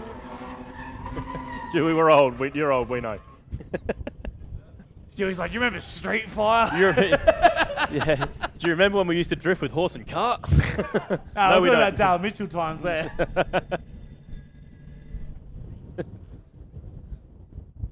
Race control shouldn't be in the same room as us. We're distracting them just as much as they're distracting us. Stewie would have been unbeatable on NBA Jam back in the day. Oh, he would have been in heat the whole time. That flame meter, the whole time. All right, so we got Todd Lipczynski now and Brody Black. Mr. Pool Noodle himself. It's making me so hungry every time I see it. Every time it pops up in the live stream. All right, so nice job there from Todd through the quad king, hit the car nice and settled. As we see Brody just trying to close that gap once again. Again, like solid lead lines is exactly what we're expecting. We're holding our L2 guys to a higher standard, and they're doing exactly what we want to see. It used to be like if an L2 car was running a good line in the lead, like, sweet, that's really good, that gets you hyped. Now it's like, well, now we're expecting that almost. Yeah, it's your job. Yeah. Except you're paying to come do your job. Yeah, except your job is costing you a lot of money. Yeah. Man, imagine if all jobs were like that, that would suck. I guess that's called owning your own business. That's right, that's entrepreneurship. Is that a word? Yeah. Entrepreneurship? Why not? Being an entrepreneur? I make up words all the time. All right, Jamie Richardson now in the lead with John Simeon giving chase. Jamie looks a lot more comfortable when he's out in front. Gets super wide though. Drops a tyre on the outside. John shuts it down. Needs to reinitiate, get going again. I think he just shut it down. He's like, where are you going, Jamie? And he gets it going once again. Comes through that final corner. John right up there beside him. Again, yeah, they do look like they could be teammates. Maybe we should pitch the idea to Dan, go sponsor Jamie. Because, of course, on the side of that V35 is the Crown and Pinion Mechanical, which pretty sure Dan said he's not doing diffs anymore. He's only working on cars with terrible engines. Huh. He's transitioned the business model. He's doing all the jobs that nobody wants to do. That's usually how you make the money, though. You do what people won't do or can't do. That's true. See? Entrepreneurial shit, Ben. How hard can it be? That's right. Really feeding this conversation back into all you have to do is talk about Bizzaloy a lot. All you got to do is make the chassis rail the weak point of the front suspension. It's really quite simple. All right, so we got Carl Rogers now in the lead with Alex Fox giving chase. Of course, Alex, getting right up there. His car was a bit of a shallower line And Alex not quite ready for that, but Carl keeps it going. Alex reinitiates and gets right back on the quarter panel there of Carl Rogers, and he comes through the horseshoe in the final corner. Alex definitely one of our more aggressive chase drivers in L2, which is why we've seen him so far up there, because he's definitely been one of the drivers, like him, Gooney, and Jacob Clark, our top three, have been the guys, you know, which have been the most aggressive in the chases, which is why we've seen them. That's what's on the live stream. That's not what's on the live stream. Yeah, generally, yeah. All right, Yeah, so we got Trent Forrester and Nick McKernan now coming around. And what we saw there, Ben, was the dreaded quad kink catching someone out again. That's it. So I was having a good conversation with Gooney when I first got here. And he was talking about how he was having issues with the gearbox being stuck between gears, so we were discussing the tactics used through the quad kick to not get yourself caught out. It's Trent Forrester now chucks it in. Nice smooth entry, adds the angle on through the quad kick as Nick McKernan again leaving that little bit of a safety gap, and then he can close the gap around the rest of the lap here. Get nice and super wide from our lead cars. What we're looking for, a nice open door for that chase car to slot right into. And he's just cut that last corner a little bit. Nick McKernan getting real keen coming out of there. Forgets there's the end of the racetrack that we need to stop drifting by. These guys just want to keep drifting.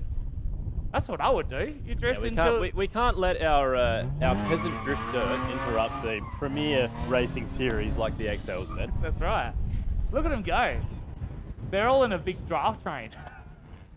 There's at least 140 kilowatts on that track right now. At least. All right, so here we go. We've got our next group of level 2 drivers coming out now. We're going to be led off by Will Argoon and then Smitty in the chase. Look at Smitty carrying that speed, trying to close that gap because he got whoa! Oh, Smitty. And Smitty just got too keen. Gooney, though. Gooney on point right now. Transition. Oh, he grabs the dirt. Can't put the mockers on Gooney. He comes through now, through the horseshoe. Smitty playing catch-up skills. But nice solid lead there from Gooney. Good second half of the lap there from Smitty after he went on that little outback excursion through the quad kink. Yeah, great work by Gooney. Smitty on a couple of excursions there. Yeah. Not quite what we want to see, but hey, that's drifting, isn't it, Ben? That's right. You know, that's a great idea, poor execution. That's what we're looking at right there. He's like, oh, you've got to dive in and close that gap. Didn't quite get the dive right. Yeah, we'll never, ever, ever criticise someone on enthusiasm, Ben. That's right. All right, so coming around the corner now, it's going to be our next pair of battles. So we're going to have Jacob Clark in the LS-powered S14, and we're going to have Jonas Stankovic in that Barra-powered E-Series Falcon. So let's see what we got here. Just watch Jonas get walked a little bit down that hill. He's done not too bad at all. As you said, nice smooth line there from Jacob. A little bit of handbrake there to extend the car out through the quad kit, gets into the infield section. He's just started walking away a little bit from Jonas. Again, we've seen that little bit of a flight line coming into the horses, loading wide late, which is then checking them up into this last corner here. Jonas getting a little bit worried on that final transition, but you got to get a little bit closer than that for the lead car to affect you that bad. Yeah, to that point, Ben, probably stress, like this is a very line-dependent layout. Oh, 100%. Especially through that last section of the track. It's very tight. You really have to nail that line to... You find the guys that get really choked out on the last corner are the guys that come out of the horseshoe super late and super wide, and then they end up getting stuck because they're like, I need to have already transitioned already and I'm facing the wrong way. And they're like, well, I better do something now. And then they'll either spin or just have that really awkward transition. All right, so up next we've got Eli Duikers in the lead in the R31. Jock Manser in the chase in that black AU Falcon. As we're waiting for our level 1 drivers to get to form up, they've been called over the radio. But again, nice and wide there from Eli, probably a little bit too wide. But leaves the door nice and open for Jock. Right. Jock just drops the tyre on the inside there in the chase, but gets across the line. What was the rule of thumb this morning, Ben? Three-quarter track? Three-quarter track. That's what we want.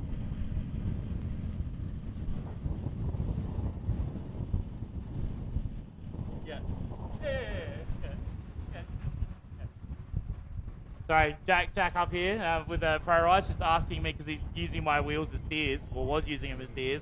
He's like, can I use the tyres that are on them? I'm like, yeah. So that's not can I use them? That's Jack coming up here and saying, hey man, I'm gonna use your tyres. He's being polite and just saying, hey, by the way, I owe you a pair of tyres. That's right. Like, yeah, that's all right. All right, so up now we have Sam Thompson in the AU Falcon. He's going to be chasing. No, he's going to be leading. And then Liam Kirk is going to be leading. So it's Liam Kirk in the lead in the R33. Sam Thompson in the chase, coming down the hill there. Again, Liam Kirk looking super settled in that new R33. Nice line coming into the infield section now. You watch that transition. A little bit of a little bit tighter line. That's all we're looking at. You watch that transition. It looks a lot more natural for Liam than it does for some of those guys that are coming out super wide, super late. That's right.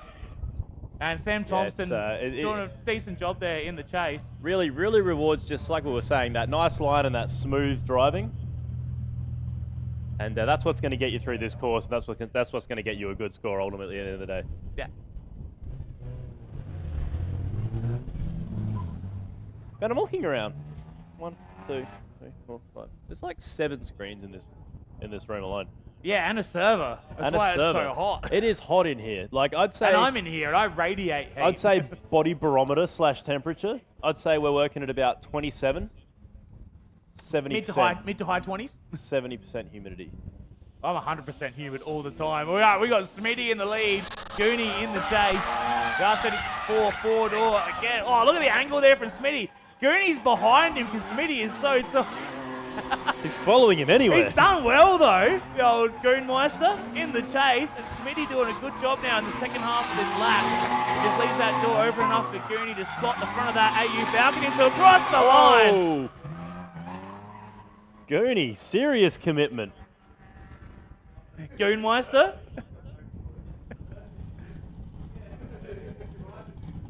So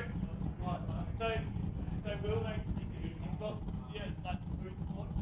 He's got the food spot. Geez, once again, Will Argoon showing everybody here why he is our current points leader, and honestly looking pretty damn good to take this whole thing out.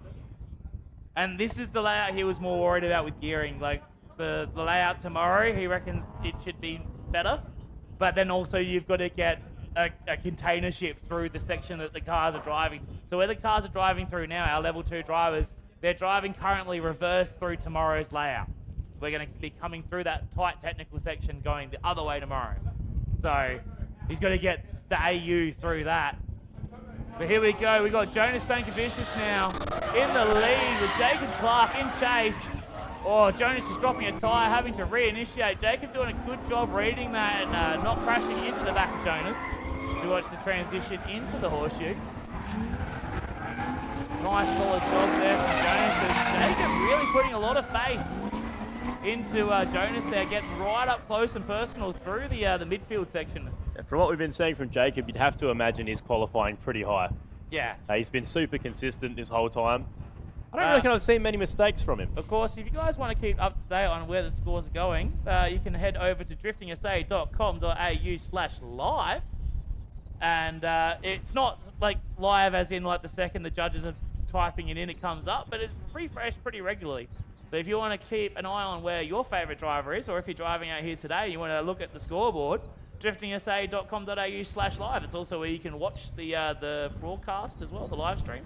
If you don't want to watch it directly on Facebook or YouTube or Twitch, or are we on Kick? That's the new one, isn't it? Are we on that one?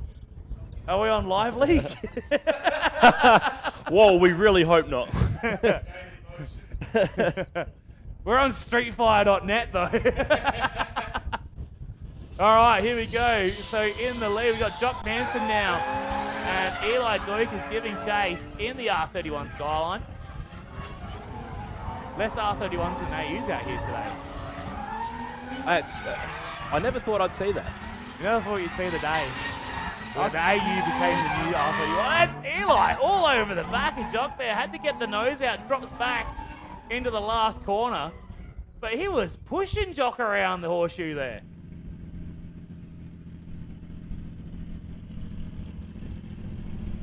Yeah, Jock is another one of those guys. Slow starter. Give him a few laps. Yeah. Watch him take off.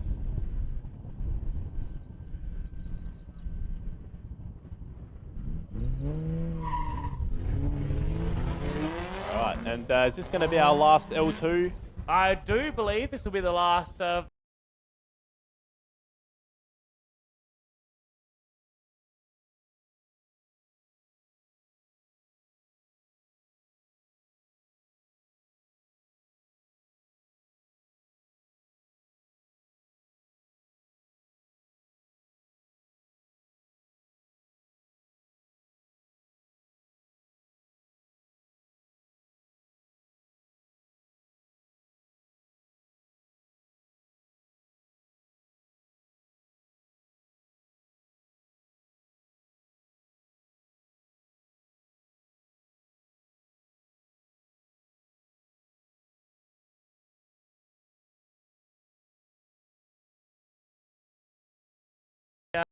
again, if they miss, it'll be a little bit probably miss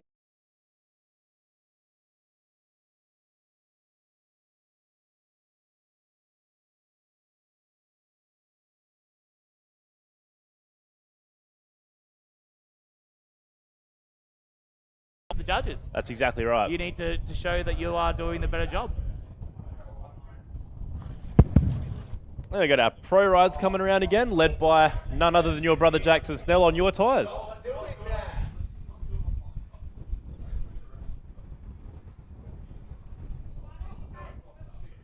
How long is it going to take him to pay that debt off, Ben? I don't know. We'll find out. Will he ever? I'll keep you informed. All right, so we're going to send a ride with the pro drivers out right now for a couple laps around this track as we form up our level 1 drivers. So I'm just going to hop on my phone right now and go to driftingsa.com.au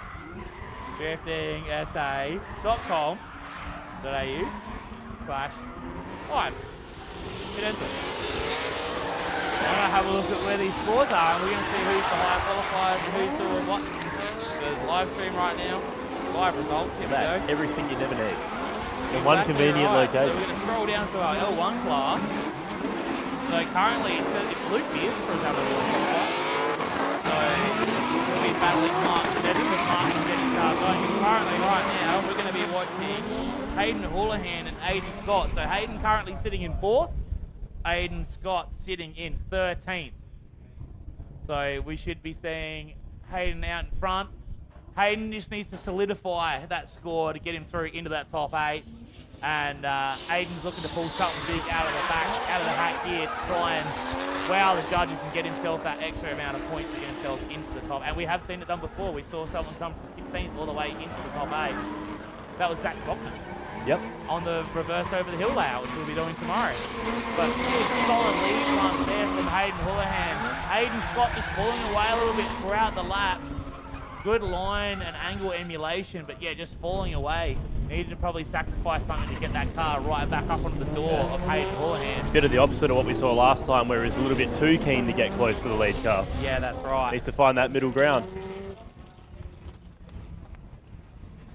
So as we see our ride with the pro drivers, again, get in nice and early tomorrow. Reverse over the hill is one of the most epic layouts that you can be in a car for late. The feeling of weightlessness as you come over the hill, over the crest of the hill, 140, 150 k's an hour, to then get pushed down through that dip and then into the rest of the lap. It's a feeling that you can't really get anywhere else. Yeah, it's going to say undescribable. You described it pretty well. Thanks, Danny. Thanks for hyping me up. I need that every now and then. But that is not a substitute for a pro ride. No. That's right. So here we go. It's going to be Troy Lipczynski now and Tate Lindstrom heading out. These guys, they're on the cusp. Tate's currently 8th. Troy's currently 9th. So these guys, as much as we say these guys aren't battling each other, these guys are battling each other because Tate's on the bubble and Troy's on the outside looking in.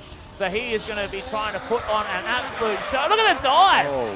Onto the wall, but Troy then falls away, gets a little bit low. He needs to bring the car back up to Tate's level. as we come into the infield section again. Oh, gives him a no. bonk on the transition. Tate, no harm, no foul, keeps it going. As we watch again, Troy's transition timing is absolutely on point. Troy actually got me there, because that transition where he bumped bumper on bumper, I thought there might have been a little bit of a... I thought there was contact. I thought it was all going to go wrong. It looked like there was a bit of contact, but Troy just did 3 pretty much millimetre perfect transitions.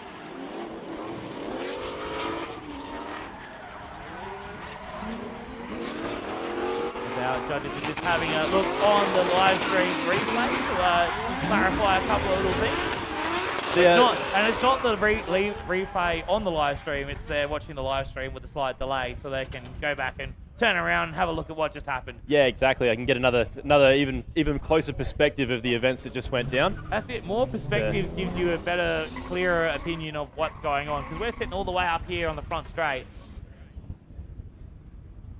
As we look now, we've got Harry Whitehead and Kenny Hennig coming around. So Harry really coming out, putting on a show today. Let's see what he can do for us now in the lead. See if he engages bushfire mode once again. Look at him right up on that wall. Kenny on a bit of a lower line, trying to keep up with Harry Whitehead as we come into the infield section. There we go, right up on the door. Just messes up that transition slightly and falls away once again. Harry nice and wide. Again, just doing what we expect from the lead car, throwing down a nice solid line for the chase car to chase. And Kenny's happy with it. And Kenny, again, one of our level 2 drivers that stepped up to level 1 this year. And I honestly went, I don't know if you're ready for that, Kenny. But Kenny's proved himself. He's really stepped up this season. He's driving super consistently. Still in the dirt every other lap, but that wouldn't be it wouldn't be a Kenny lap without a dirt drop. It wouldn't be Kenny without a dirt drop or two, would it? He's, a dirt farmer these days, up working in the mines.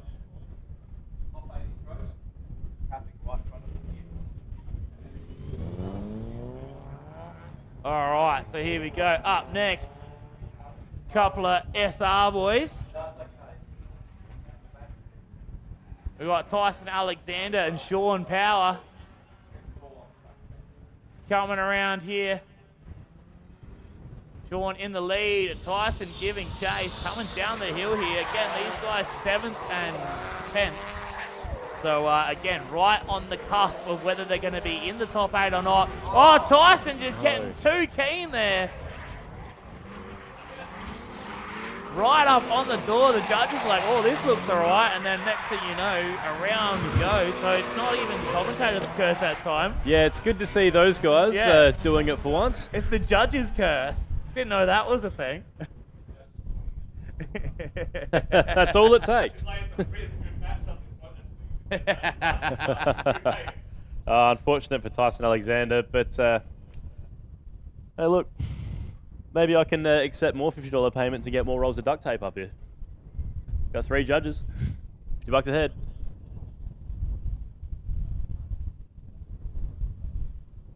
All right, so it looks like we're going to now flip and reverse Aiden Scott and Hayden Houlihan. See what these 2 guys can do for us now. So good solid lead in the last run. Again, these aren't a battle to knock each other out. They're for points. See what Hayden can do in his chase now. He's sitting pretty up there near the top. So Aiden needs to throw down an absolutely mammoth lead run right now, and having Hayden up on his door the whole time will definitely help the score of that go up as well, just for that wow factor. Look at Hayden. Oh, gets the transition. I think there was definitely a bit of a bonk there. Seeing a few parts scatter all over the track there, Ben, there was definitely some contact on transition, and Hayden straightened as a result, unfortunately.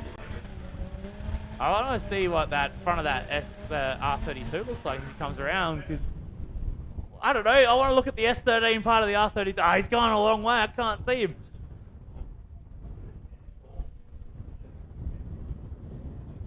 Yeah, wow. Yeah, looks like there was some bumper to exhaust contact. Ah, right. That's exhausting.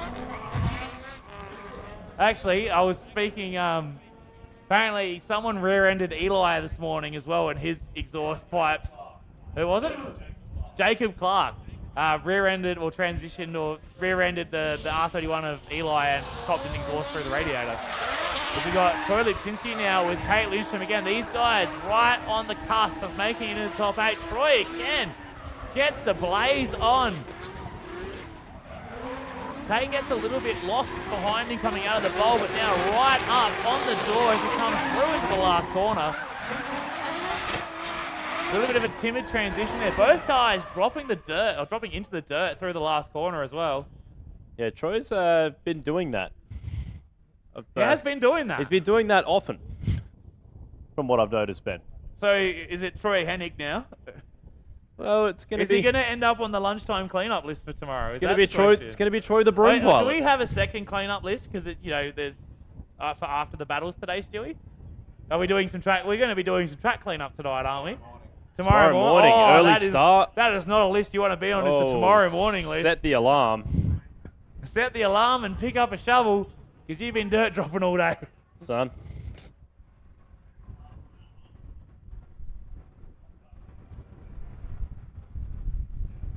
All right, so speaking of dirt drops, Kenny Hennig sitting on the line getting ready to go. Kenny will be in the lead this time with Harry Whitehead giving chase.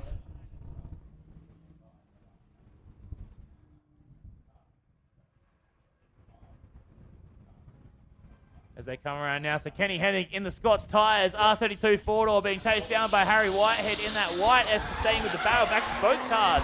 Turbo Barra coming through the bank now. A little bit of a lower line from Kenny, a bit of a waiver, and he throws it in.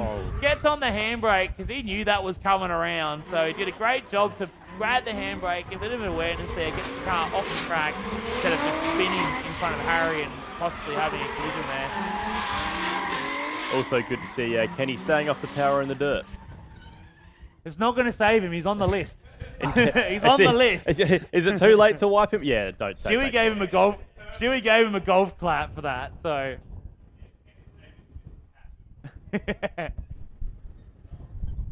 So mosquito? The cleanup list is Kenny plus 4 others, not 5 people.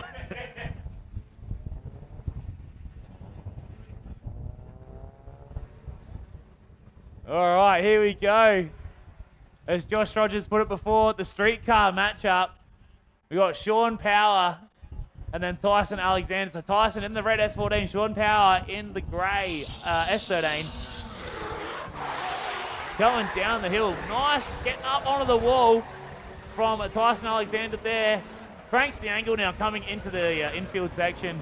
Sean Power there or thereabouts the whole run. Now starts to close up onto the side of that S14 through the horseshoe. We transition to the last corner. A bit of an awkward transition there from Sean. Really shuts the car down and then almost reinitiates, Danny. Yeah, it came to a complete straighten, I reckon, there, Ben. It just looked like he stalled out. Stalled out. Stalled out. As the judge is looking at the live stream replay now.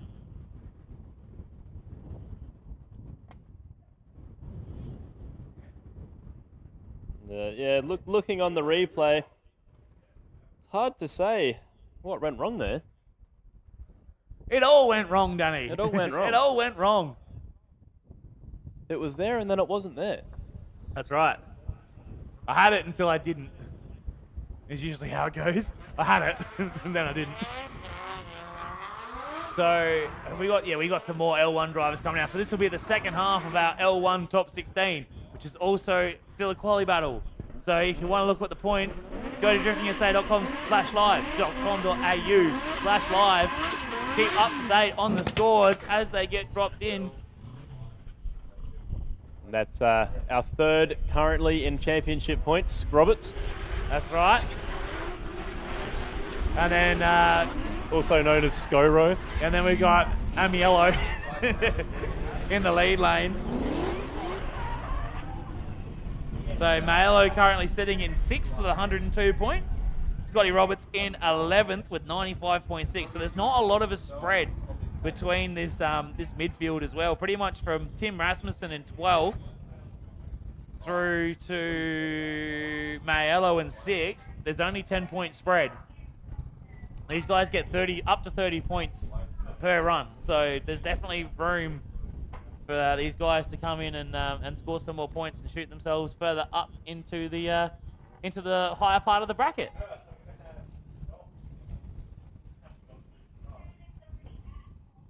All right, so here we go. It's going to be Harvey versus Godfrey. As we just move Scotty Roberts out of the way, possibly.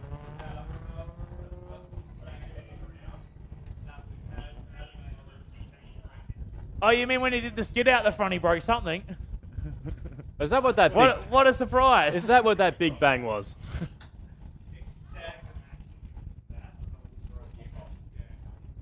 Yeah, so Adam look, Maelo has broken his car warming up his tyres on the way to the start line. in possibly the most Adam Maelo way that you could break your car. Just SR thing.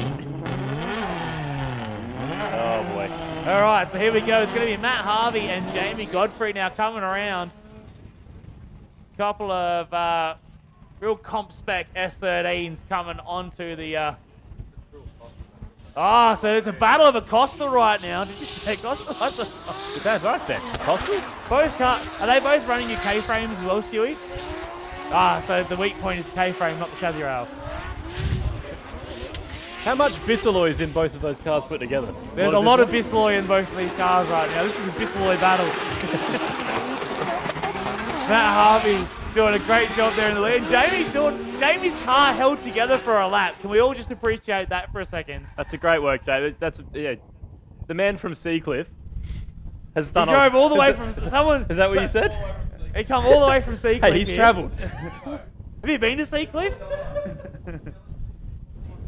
Seaford? That's even further.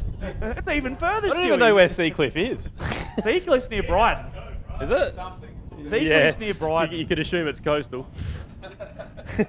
Is it on a coastal? What have we got up on the...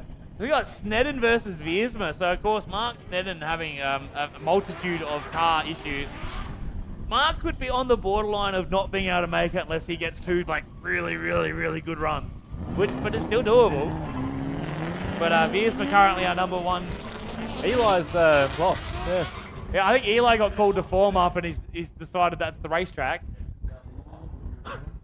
The hot form up, as we call it. All right, so here we go. He's going to be Viersma in the lead and Mark Snedden in the chase. Car qualifier 1 versus qualifier. Look at him up on the wall. Absolutely right in that wall with that BCL. And Mark Snedden just doing all he can right now to keep up with the machine that is Luke Viersma.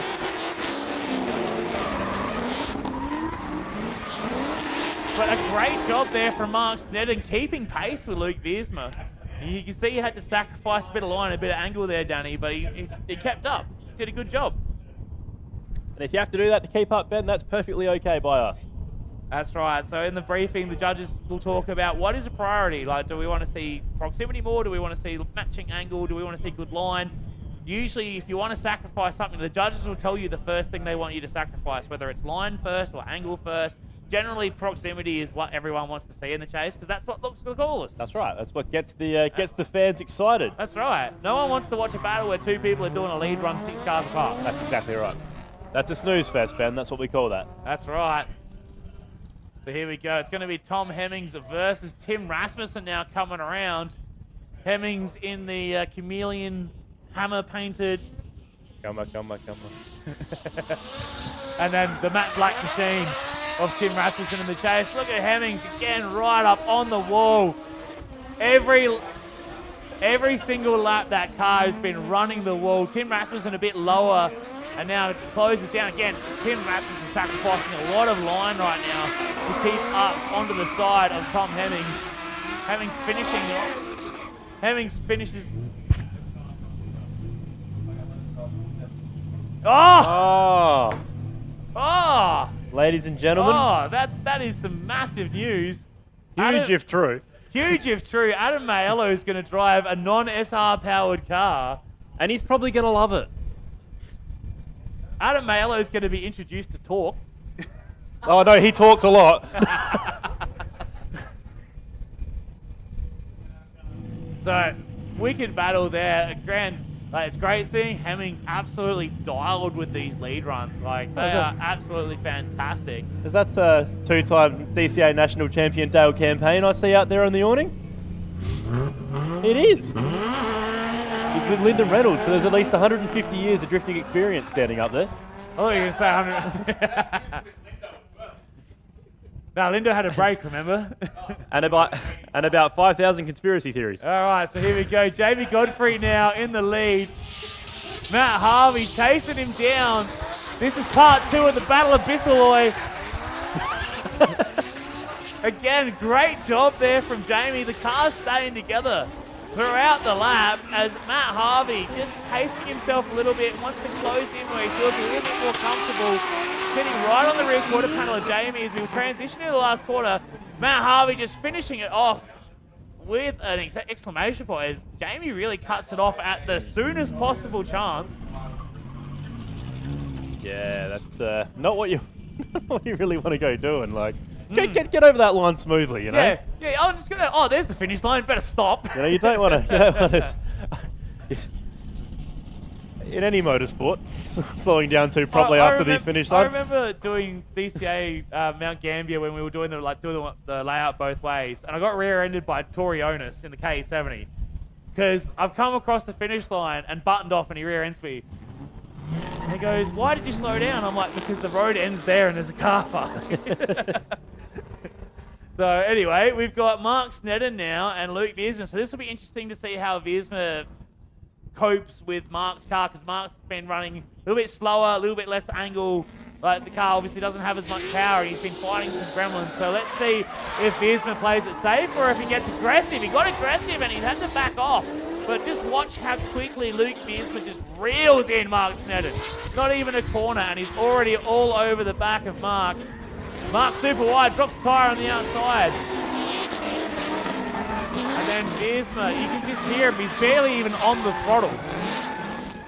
Testament once again to how well set up that car has been. And it makes sense because, if I'm not mistaken, it's pretty much the only car he's ever had that he's ever used for drifting. So I think he had some like a practice car at one point over in WA, but I think they got rid of that to focus obviously the money into like doing stuff like this, going into state and stuff like that. I was talking to Peter, Luke's dad, this morning, and it's not a cheap expedition coming over here. Especially not from WA. That's a big journey, and a lot of people don't like towing stuff from WA they to are Adelaide. driving. They're towing over. So So Luke flew over. So Mr. Arrive and Drive over here after his dad and his uncle towed it over over a long, grueling 3 days. And there he is, business class, sipping a non-alcoholic beverage because he's very young. All right, here we go. Tim Rasmussen and Tom Hemmings now coming down the hill. Big dive from Hemmings. Nice high line there from Rasmussen. It's good to see as Hemmings just cuts a little bit of line coming into the infield to close that door. Oh. A little bit tentative on that transition. He didn't want to bonk him. He doesn't have a bash bar there. It's an interesting choice for the Safiro. Oh, once again, you can see that transition timing not quite there. He wants to be aggressive, but he's not quite getting that timing right. But hopefully we'll see with throughout the day if he keeps going through, if he gets that timing a little bit better instead of him transitioning then having to jump on the brake. But here we go, ladies and gentlemen. That is Adam Maiello driving whatever that is. Oh dear. Oh dearie me. When you said he's driving the Safiro, I thought you meant he was going to drive Tom's Safiro. I didn't realise you were going to put him in that. I've got All right, faith. so both of these drivers are getting a sight. So don't worry about the fact that Scotty Roberts is about 17 kilometres behind Adam Maiello. I've heard with all that Bissaloy, this thing basically drives itself. So it'll be interesting to see, because I don't know if you've watched a lot of in-car from Adam Maiello, but his wheel is like an angle grinder sometimes, the way it just snaps and spins so far. Meanwhile, Stewie already, he's like Stewie. 3/4 of the way through a sight lap. we used to think that Adam Maiello was his own biggest critic, but apparently Stewie's his biggest critic. Stewie's like, he should be driving whatever that is. Heaps better than that by now. Oh boy! Has it got the same lock kit side to side these days, or is it? Ever since you did, Stewie's got that car set up speedway style. Ever since Stewie catapulted himself back into relevance at LZ World Tour, he's got a bit of a head about him again. After he came back from his 10-year retirement from drifting. That's a Ferro, of course, getting a bit of a tickle recently from Anthony Cece. Bit of a touch-up. Looks like it's running quite well for once. Has it still got oil pressure? No. Then what was broken on it if it had oil pressure? Uh, The other thing that dies on RVs. that's not common. It's not common at all. Of course, if you couldn't hear Stewie, the ring lamps went on it. Yep, this is So our here we surprise go, flash. Adam Maiello in the people's backup car. The communal. The communal backup car, the Coastal Motorsport Developments A31 Safiro-ish. And then we've got Scotty Roberts chasing him down in that S13.4. Scotty floating up on the wall, gets dropped a little bit by Adam Maiello, who's having an interesting time in that new vehicle. Of course, used to that Super Smashy 180 effect that he has set up Super Smashy. Of course, the Zeros are a lot smoother car to drive. But he gets through. A little bit awkward on that last transition, but it was second lap ever in that. So, not too bad. Yeah, Skoro got a bit crossed up there on the entry to the bowl by the look of it. Skromo. Got a bit crossed up on the entry to the bowl and really set him back. We're just going to keep changing his name so much each time that eventually he'll just end up as DJ Onyx again. Waka Waka DJ Onyx. making a return. That's it. All right, so here we go. We're going to flip him around, reverse, and Scotty Roberts is going to be in the lead with Adam Maiello in the chase. These guys are pretty close in the championship as well. If I go to this one here. Scotty Roberts currently second. Maiello down in sixth at the moment. So let's see what these guys can do as they come through into the bowl for their second half of this top 16 qualifying battle. Nice dive there from Maiello, feeling confident already as he gets up to the side. Scotty Roberts, Scotty a little bit shallower than we've seen some other drivers through that second half of the bowl. Nice transition there, floats out super wide though, again allowing Maiello to get right up on the side of that S13 as he transition into the final corner. Looks like that car drives itself, Stewie. Nah. But Maiello doing a good... Maiello doing a good job in the Bitsa-mobile. The Bizzaloy Bitzer. The Bizzaloy Bitsa. The Bizzaloy special. Oh, that's Goonie. That's not a surprise. Good burnout technique there. I heard constant revs, constant smoke. Yep. That's what you want. That's what you want. Good pad usage. Got the crowd involved. All right, ladies and gentlemen, it is time. We are going to knockout battles. This is our level 2 top 8.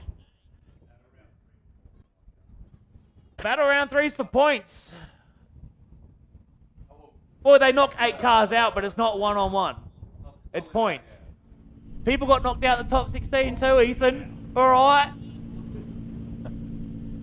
I can take over race control. You want to commentate? You want to commentate? Oh, don't do that. None of us want that. I do a bad enough job of that already. Don't put these good people through that.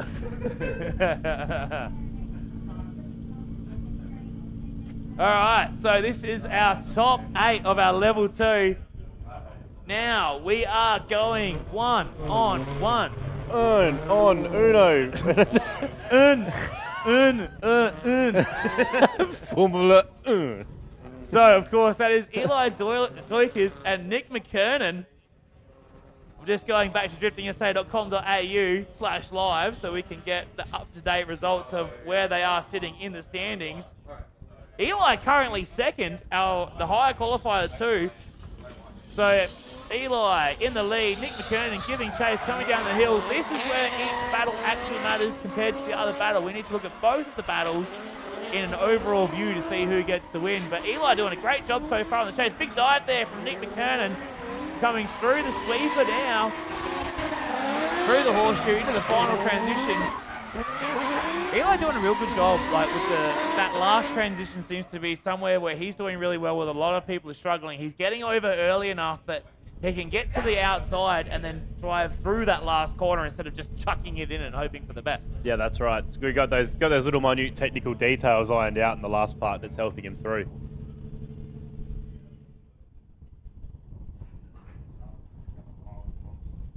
So great work there by Eli Dykers. So even though it doesn't look like it's sitting on the line, it's probably one of the most over-engineered cars on L2, being driven by Brody Black. He's got the Microtech in it. The Microtech. You could say he was a prior owner, Stewie. All right, so here we go. It's going to be Alex Coxon in the lead. Brody Black giving chase in the KE70. So, of course, Alex Coxon right up there in the championship wants to have a good showing here to try and get himself up into those top positions. Currently third, wants to get a bit higher if he can, obviously. Doing a great job there in the lead. Brody doing a good job in that chase position too. Nice smooth line there from Alex Coxon in the lead. And just allows Brody Black to sit right on the bumper. Drops tyres. I don't know why he's so excited. He dropped tyres twice. I don't know, but they were both loving it. They Yeah. were both tapping the roof. They were both G'd up. And if they're having fun, Ben, they're having fun. That's it. That's what it's all about. We drift for fun. Yeah.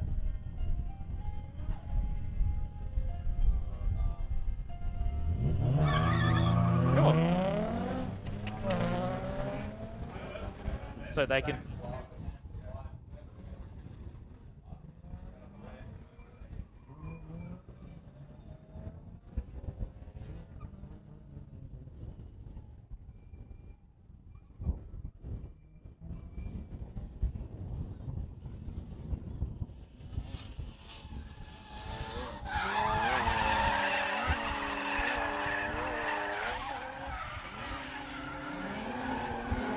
All right, we've got Goonie in the lead, current championship points leader, and we've got John Simeon in the chase.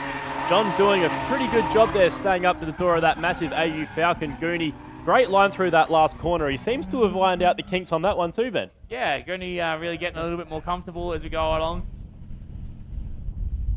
Jordan getting real aggressive right there at the end. Had to remember that the fact that he's driving behind a wagon, and had to really get on the brakes.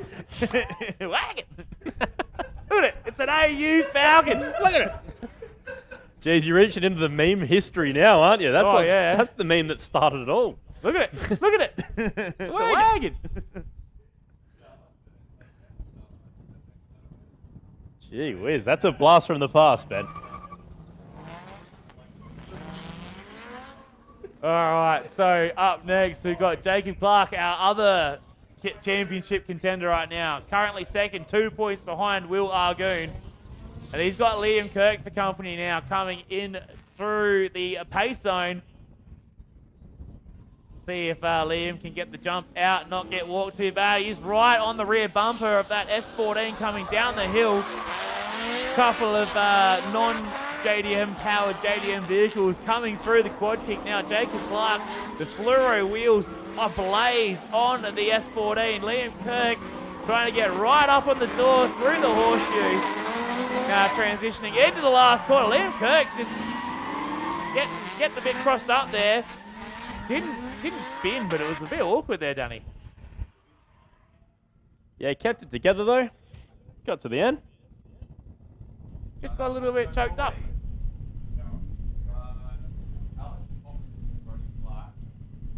What do we got down there? Oh, we got Brody down there.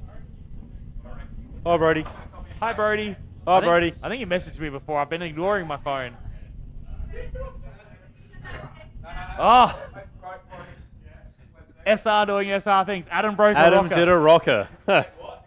Adam broke a rocker doing that warm-up skid. Adam broke a rocker in his SR, so he's Not gone in to your car, in his car. He's gone to a RB25 with ringland Renee problems, looked- and they say that Renee stereotypes looked don't really exist. shocked when I said Adam did a rocker. He said... You can't argue with the facts, can you, Kai? So Renee sent that car out. Adam Mailer went and drove Stewie's car. Well, sorry, Renee's car now. With 6 PSI on one of the front tires. 6 PSI, Yeah, and it's still on the bead? apparently so. We need to plug whatever brand of tyre that is right now. Run them on 6 PSI. Of course it is. All right, so we're just waiting for the judges to be ready. We'll get going for the next one of these battles. So we got Brody Black and Alex Coxon over there. Again, Alex Coxon third in the championship, wants to cement that by getting himself into the top 4. And Brody Black out here playing spoiler. Wants to go out and get himself a good round score himself. So Brody Black is currently he's down a bit. He's down a bit. He'd have to win both events today. Is he down bad? He's over 100 points behind. No, wait, he's 80 points behind, but there's only 100 points in total. So it's not impossible. But Goonie would have already been knocked out. He would, yeah, that's okay. That's true.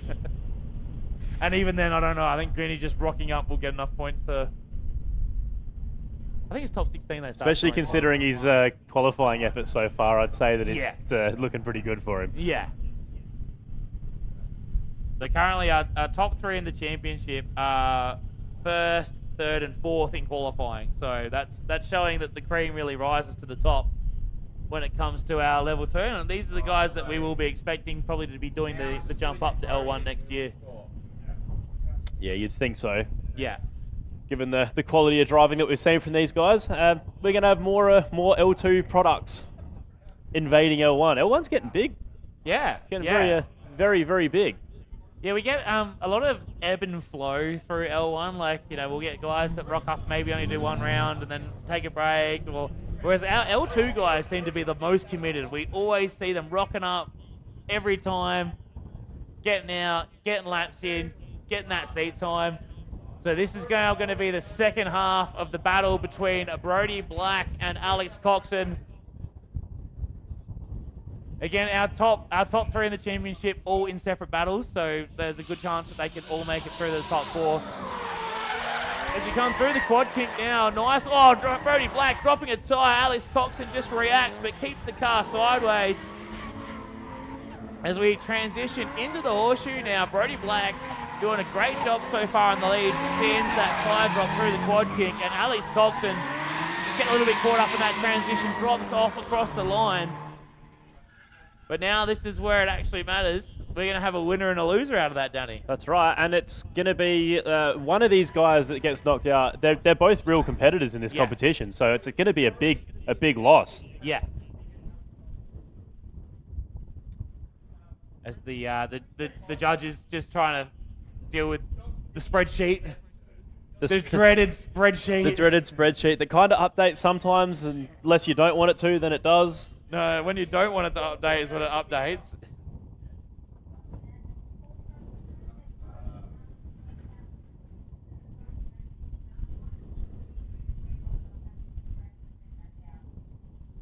We'll get some updates for you soon. There's some stuff going on, but it is convenient being in the same room as race control, isn't it, Ben? When you can actually get some. It's convenient because you get the goss, but it's also inconvenient because it's very easy to get distracted about what is happening. Not only that, but there's a lot of shouting that happens in race control that we didn't know about. They get a lot more excited than we thought they did. They do. But I guess we sometimes hear it in the old commentary booth, so they got to be getting pretty excited for that to come through, right? Yeah, absolutely. But that's only when something crazy happens. When you got 2 cars in an awesome battle, and then you got like a massive dive or real close. Yeah. Then you look over, the arms are in the air, the judges are G'd up. That's the way to win these judges over, is that crazy. But now we aggressive. hear the little when it's not super like, oh wow, but it's like, oh, that was a nice little thingy majiggy there, or yeah, you get all that little stuff. That's right.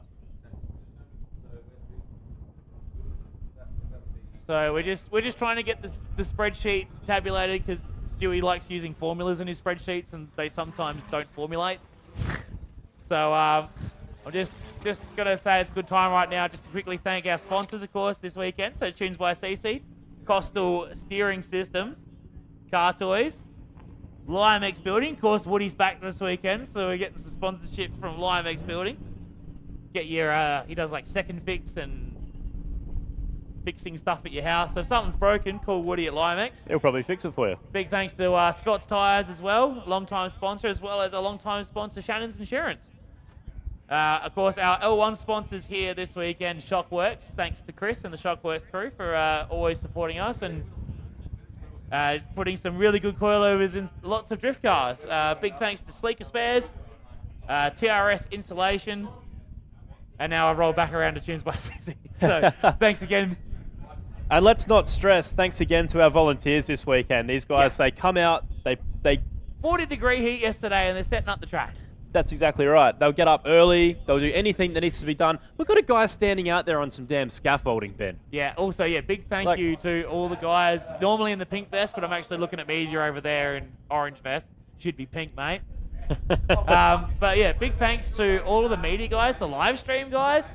Like this event could not have become what it's become today without the help of these guys. If you cut out the commentary, this is like one of the best drifting live streams around. So the thing is, we can't. That's exactly right, Ben. We're dragging it down, Danny. We can't exceed ourselves. So the commentary keeps it at that level. Keeping it real. We're keeping it real, man. Keeping it real, Danny. But yeah, massive shout out to the photographers out there getting the shots, getting everybody's cover photos for them. If you're looking for if you've got a partner that drifts and you're looking for a good Christmas present, because Christmas is coming up, get them a drift car. Get them a photo of their drift car, and not go to Facebook and download it and send it to bloody the Canva print site. Find a photo that they like, message the photographer, buy the photo, get it in full res, and have a good big photo of your drift car on the wall. It's a great Christmas present. Yeah. Birthday present, whatever present. We are pretty spoiled in South Australia in motorsport with the talent of photographers that we have. That's right. And Marcus, running the live stream. Hi, Marcus. We're lucky to have Marcus too. Are you doing the drags this weekend as well, Marcus? Is there drags or something, street meet or something on? Yeah, I think there's a street meet on this weekend. So, of course, we are at the Cardodromo at the Bend Motorsport Park. And, of course, the big new fancy shiny toy. Oh, wait. We have the Dragodromo. Got the Dragodromo next to the big Otrakodromo. That's right. So the Dragodromo, the drag strip at the Bend is just opened. And we've already had a couple of wicked events over there. But there's a street meet on this weekend. So I wonder if anyone's going to go take their drift car over to the street meet. So I remember when a few of the boys took the drift cars out roll racing and they went, oh, wow, drift cars don't have that much power compared to everyone else. to George and his 1,500 horsepower steel chrome bumper bloody HQs and stuff. Yes.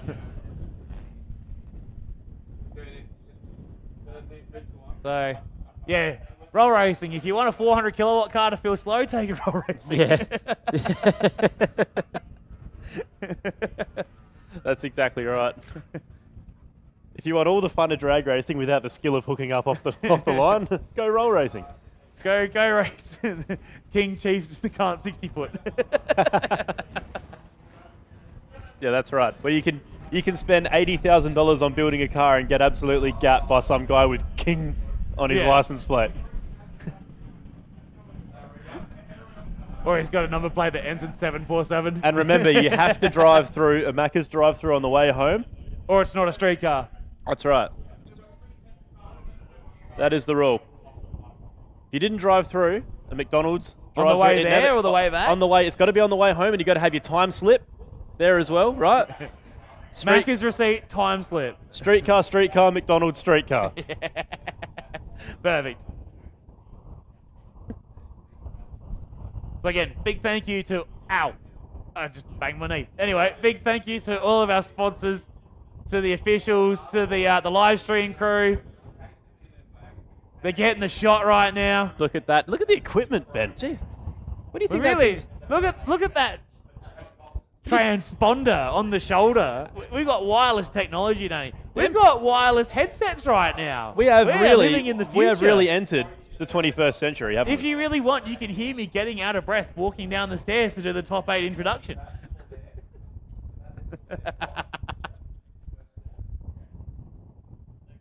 We're still dealing with some technical issues up here in the judges' tower and race control with the spreadsheet not spreadsheeting. So we're just gonna have to go to we're gonna have to put hands up. Who won? Put your hand up if you thought Brody won. All right, no one's putting their hands up. We're doing a rerun. Are we? Is that official information, Ben? This is unofficially rerun, but now they're discussing more, so maybe not a rerun. What are you looking at?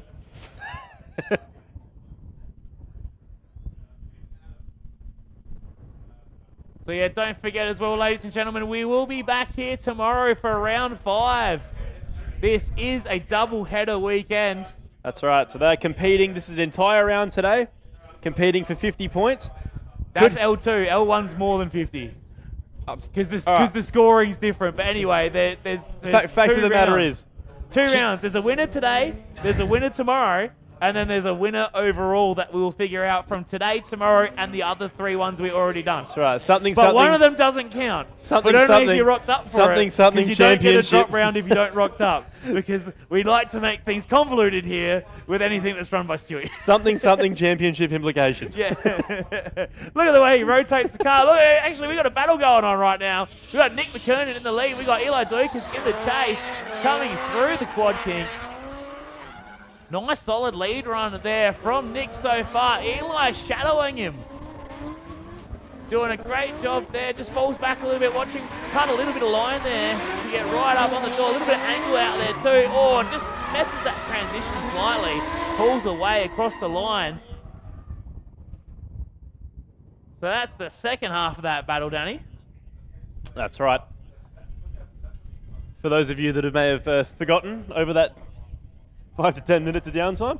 Waffling. We did some waffling. Well, that's our job, Ben. We waffle.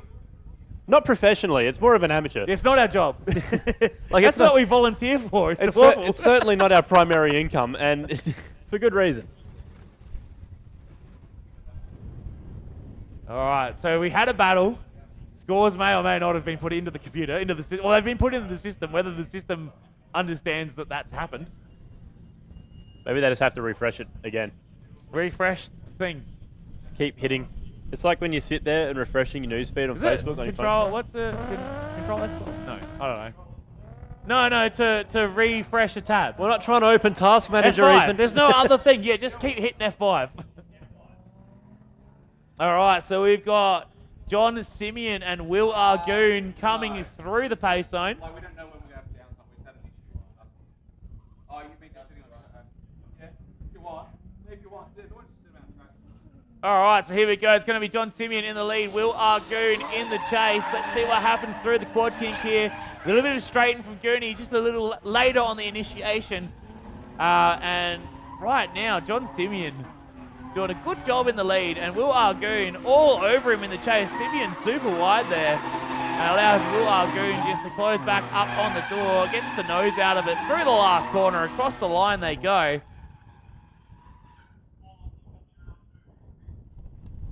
Nice adequate lead lap there from John.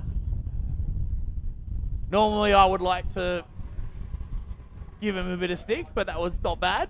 It's like Gooney's, now that we've finally come to some elimination battles, he's dialed off the aggression. Yeah. To be fair, he's following John. Didn't know exactly what was going to happen. That's true. That purple cage. And his wood grain steering wheel. What a classy individual. He's not scared of splinters. He gives the wheel splinters. It's Chuck Argoon. All right, here we go. We've got cars coming through the pace zone. It's going to be Liam Kirk in the lead and Jacob Clark in the chase with those fluoro wheels coming through the quad kink there.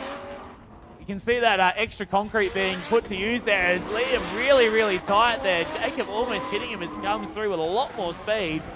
But no harm, no foul. They keep driving on. We watch that transition through the final corner there. Just a nice little dirt drop from Liam just to finish off the run. Just to remind us that it's Liam. Yeah.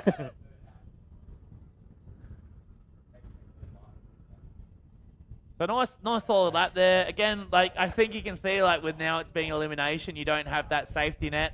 And they got maybe some nerves back now. Maybe, yeah, like, you know, this is where it steps up a level, you know, it steps up a notch in the intensity. This is when you feel the heat. Yeah. You want to taste... Not the large amount of physical heat out there. Yeah. You want to taste the meat, not the heat. Propane. Dang it. All right, so here we go. It's going to be the rerun between Alex Coxon and Brody Black. So Coxon will be leading first as the higher qualifier.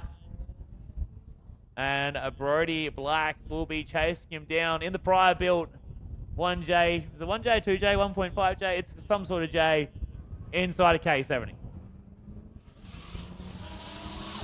You see Coxon now cut it through the quad kink. Nice smooth arc there, gradually adding the angle on. Big dive from Brody in the back, trying to close that gap. Again, being a little bit cautious on the entries through the quad kink and having to try and close that gap up through the run. He does so there, coming into the final corner. They transition across the line. Nice solid run there, Danny. Yeah, pretty smooth lead there by Alex. It's the quietest I've heard our judges. They must be concentrating there. Here we go. Now they're starting to discuss. Yeah, now the chatter picks up. That's right.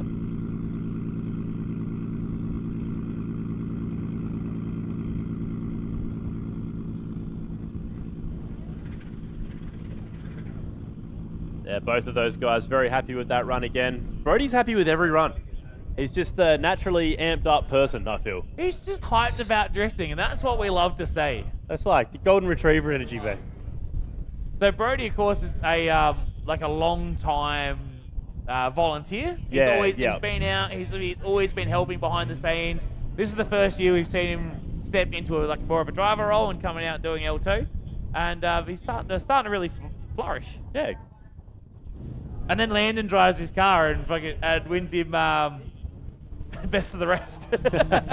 Yeah. Landon took his car out for a session. We went, oh, Brody's driving really well in this This guy's possessed.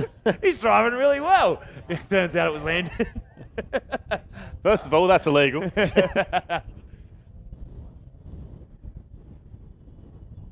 All right, so we're going to flip them around. So this was a rerun, so we're just going to run these back to back. As we come down through the quad kink, Alex a little bit closer than Brody on that initiation. Takes a little bit of angle now, trying to close. There he goes, cranks out. Oh, Brody out super wide. Throws it away, although we're not going to need another rerun now, are we, Danny? No, that's pretty much sealed Brody's fate, unfortunately. Assuming Alex makes it over the line on... we can confidently say that, unfortunately for our good friend Brody, he may be putting on the trailer for the night. Oh, no, we still got practice for tomorrow. Figuratively, I said tonight, Ben. No, there's a session of practice for tomorrow tonight. Because Stewie's organised this event. Oh, so they're going to be running the new layout tonight? Yes. Or the next layout tonight? Yes. Oh. So tonight, as it goes dark, they're going to run the gnarliest layout that we run. Right. In the dark, after running a different layout all day. And that'll be a party. That'll be a party. I'm doing thumbs up for the people on the live stream. Thumbs up about that. Thumbs up. Good stuff. Viewers at home now discovering why we have a face for radio. Especially me. I got a haircut though, look. Oh. See, if I turn too much, Ben, you can see my solar panel. I wasn't going to say anything, but you know. You can throw yourself under the bus on that one. You're just like, oh, what's going on over there?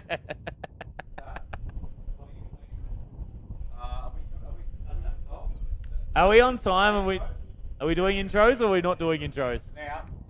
Oh, all right. Well, I'm going to go do some intros. So, Danny, hold down the fort. All right.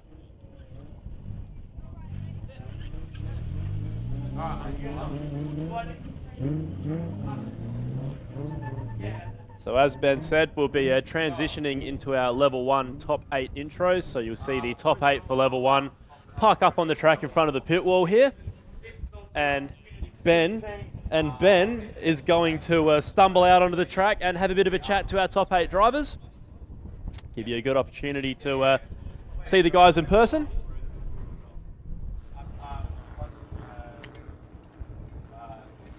As we see Luke Viersma coming out here first in that LS-powered S13.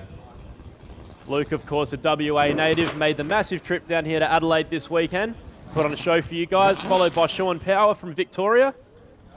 Sean's an OG of the sport. He's been around for a long time, always been a very talented driver. Matt Harvey there of Tasmania.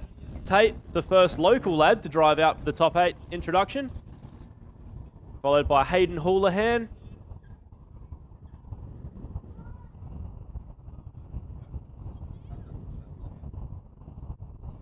Geez, careful opening that door, Matt. You don't want to break the other one.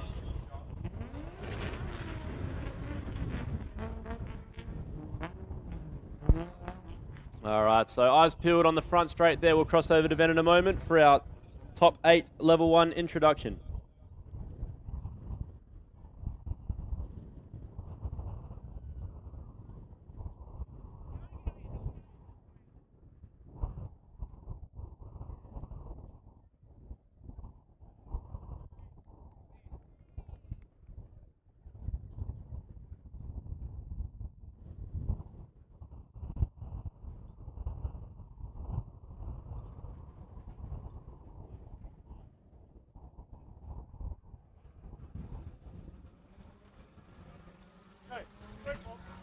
Huh?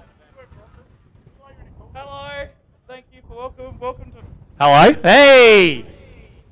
I'm not going to use that one if I don't have to. All right, ladies and gentlemen, welcome to our top 8 introduction, which means I think we're actually on time for once, which is rare. So, of course, today is round 4, tomorrow round 5. But today, it's the big gnarly wall run, and some of you boys have been absolutely nailing that wall run. It's been great to watch. But we're going to be moving into our elimination battles now, so it's going to be one-on-one, no more battling for points. And up first, Mr. Harry Whitehead. Yeah. Clap. Hey! So, Harry, when did you learn how to drive? Because you've been absolutely killing it today. Yeah, I fluked it pretty hard, but apparently the simulator's not bad. Yeah, so after the first round, you and Hayden were like right at the top of the points. And it's like, oh yeah, these guys drive together like every night on the sim. Watch them do a good lap together, and then you guys were like just the whole way. So I actually didn't look at who you got, but it's a battle of the Pines Academy. So we had the Bissaloy battle before, now we've got the Battle of the Pines. So good luck. Hemmings, you need to put your car into the wall because that's what he's been doing already. So, yeah. Good luck, man. Hopefully we might see you in the finals. Then I get to talk to you again. Oh, he's straight into it. So, Mr. Hemmings, how you going, man? Nice jumper. Yeah, the old Goonie garage. Yeah, he's not in L1 yet, so he can't come out and do intros. So, yeah. But you're in the backup car. You brought the S14 here. We did 3 practice sessions and then lost clutch. So this is we've done 7 laps in this thing. Yeah, well, you went out. We're like, oh, what's he doing? Like, and she was like, it's a sight lap. It's his first lap because he broke the other car. And you were like literally running the wall on your sight lap. So you look really comfortable in it. And I hope to see you get up there because I want to see you and Viersma battle. Because yeah, but I want to see it again because it was good.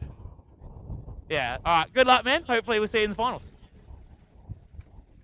All right. Hello. Ladies and gentlemen, Troy Lipczynski with a still running car. Yay! Troy, you've actually been driving really, it's been good to watch you drive comfortably. It looks like you're not worrying about the car. You can actually just focus on your driving. And you've been driving really well, so yeah. Cheers, man, I appreciate it. Yeah, we just put drop knuckles in the rear of it, and I've sort of got to a point where I'm like, it's pretty banged up anyway, so if it breaks, it breaks. That's good. It's good. It's been really good to watch you drive. You look really comfortable. And so I'm assuming if they've done this right, you're going to be battling Hayden. Missile versus toy car. Your car's not a missile. You just need to put over fenders back on it. And then it would be fine. That's the point of over fenders. Yeah, it's a little bonk. That's fine. That's fine. Have you seen his? He had to take his bumper off. He's ashamed. All right, anyway, I'm looking forward to seeing this battle, and hopefully we'll see one. Well, we're going to see one of you guys up there eventually. There will be 4 of you out of 8 eventually coming back up here. So, ladies and gentlemen, Troy Lipczynski. And Mr. Worldwide himself, Mr. Houlihan, Mr. Internet Breaker. It's great to see you back at our humble little state series after just showcasing yourself to the world. How you been finding it today? I probably drove better in practice, which is always a way, but maybe I'll just turn it on now. We'll see how we go, but just a bit of fun with a pretty stacked top 8 here, so it's going to be some good battles regardless. So yeah, we're all just going to go out and have a bit of fun and see what happens. You remember when you couldn't talk on the microphone? No, that was really good. Ladies and gentlemen, Hayden Houlihan. That was good. You got heaps better. Now, someone that does like to talk a lot, and you can talk into the camera and all that stuff, with the one arm bandit on the YouTube, go like and subscribe. Tate Lindstrom, how you been feeling today, man? You've been looking pretty comfortable out there. I'm good. Are you good as in like, yeah, I'm good, or are you good as like, I'm good? No, I'm feeling all right out there. Just it's battle attrition this weekend with 2 rounds, and yeah, I'm just getting used to the car again. I haven't had to go up against a wall too much with this thing, so figured out where the arse end is in practice, and yeah, I'm feeling pretty good. Nice. Well, you better feel good because you got Matt Harvey, so you got to bring your A game. We'll see how we go. Yeah. Ladies and gentlemen, Tate Lindstrom. All right, now, all the way over. I can't even say all the way over because Luke's standing there, but all the way from he come here on a boat. Actually, you didn't. You flew, didn't you? I flew. Yeah. So we got 2 arrive and drive drivers over here at the moment. Just flew in while the family did all the hard yards, bringing them down. Hard yards. Holiday. Oh yeah. Okay, it's all right. But Matt, you've been driving wicked. It's good to see you out here. How have you found like driving with the SA boys and driving at the Bend? No, it's been awesome. I really love this track. I love the boys. It's been such an awesome experience. I really kind of want to come back next year and do the full series. It depends on how we go with national stuff, but yeah, it's awesome. I actually love it. Ah, sweet, man. It's great to see you. First time here in competition, already in the top 8, but it's Matt Harvey. What do you expect, right? Ladies and gentlemen, Matt Harvey. It's almost more bloody interstaters than South Australians in here. We have everywhere except ACT and Queensland, Northern Territory. All the other states, we've got New South Welshmen, we've got Victorians, we've got WA, Tassie. It's really great to see so many people over here. And like, Sean's here, and Sean's absolutely ripping it. You're doing wicked today, man. How you feeling? Pretty good. The back end's not feeling the best, and the car's a lot better when I've got fuel in it. Apart from that, it's not too bad. Yeah, fuel helps. So you're one of those rare cars that still has metal back there, and metal plus wall's not as good as fiberglass plus wall, I guess. Yeah, I'm normally going off the track, so it's worse when there's a wall there. So. Yeah, wall stops you going off the track. It does do that. All right, hopefully we see you later on in the finals, man. But ladies and gentlemen, Sean Power.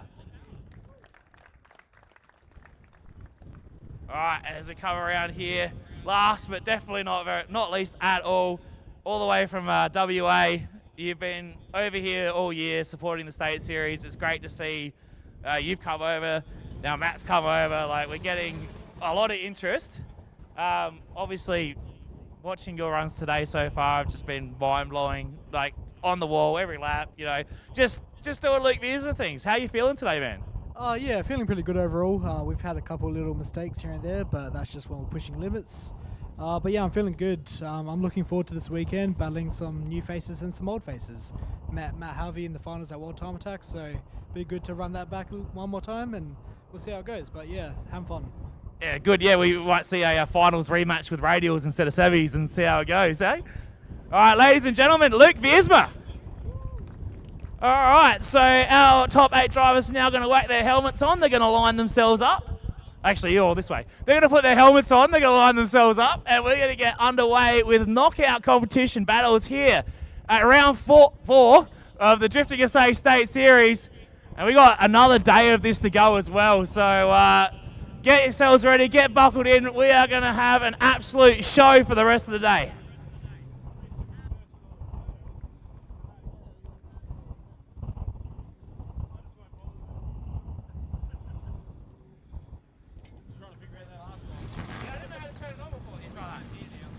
Testing. Testing. Okay. Testing. Yep.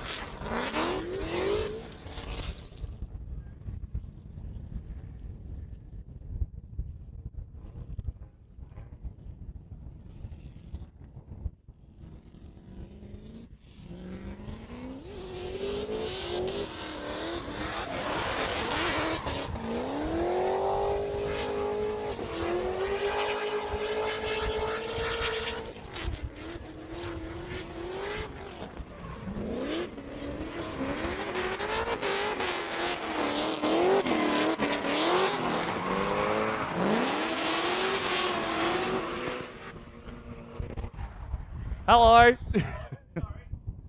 Sorry, I was walking. Daddy, you had one job, Daddy.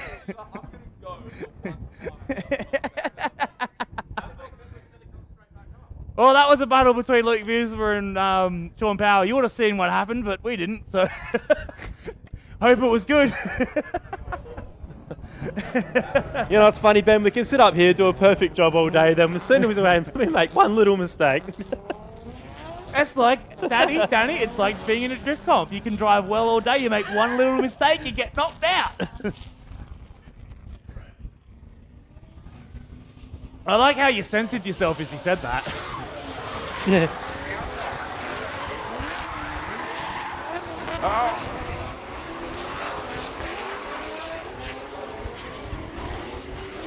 All right, there's pro rides out there right now, and apparently the time is really limited. Stewie doesn't like him being out when this battle's ready to go, so if you want to go for a ride with a pro, time is limited. Probably do it tomorrow, the layout's better anyway. Oh, that's even worse. You know what, Stewie, for once your anger's justified. I understand. All right, so here we go. Got a couple race cars on track right now. It is Tate Lindstrom chasing down Matt Harvey all the way from Tasmania. Super early up on the wall from Matt Harvey, riding the wall the whole way around. Tate Lindstrom right there like a shadow through into the horseshoe. Big dive from Tate, has to take the angle out of it, get back on the throttle. Matt Harvey, super smooth, super collected, nice solid run from Matt Harvey. Exactly what we expect from our level 1 leads, Danny. Yes, and I stand by my statement earlier, Ben. Was it Premier? Is that the word? Premier? One of the premier drivers. Did I put a little infliction on it? Put a little sauce on it? Nah, Matt Harvey definitely one to watch out for tonight, Ben. Well, this weekend.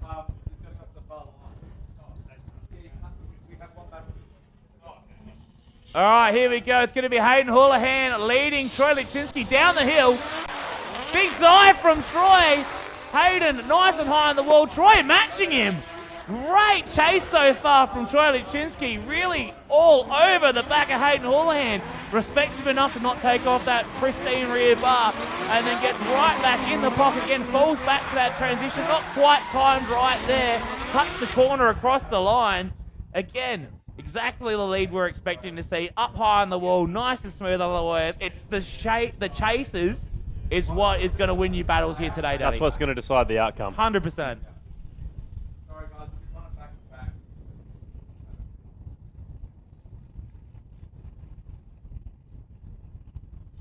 All right. Let's cast our eyes to the front of the pack there, Ben. And we've got that very familiar S15 of Harry Whitehead. And he's lined up next to Tom Hemmings. That's right. So the Battle of the Pines Driver Academy. That's right. Or not. Okay. Oh, so we're going to start running these battles back to back just to make it a little bit easier on our judges and drivers. So that way, you know, the drivers can stay fresh in the zone, ready to go for their second run and not have to wait in traffic like they're sitting on Portrush Road on the way home. Not South Road? No, but if you're coming from here, Portrush Road is worse than South Road in peak hour. Yeah. So is North East Road. My hatred of South Road was born from having to be on South Road all day, every day. If I had to drive up and down Portrush Road every day, I would have stickers that say, I hate Portrush Road.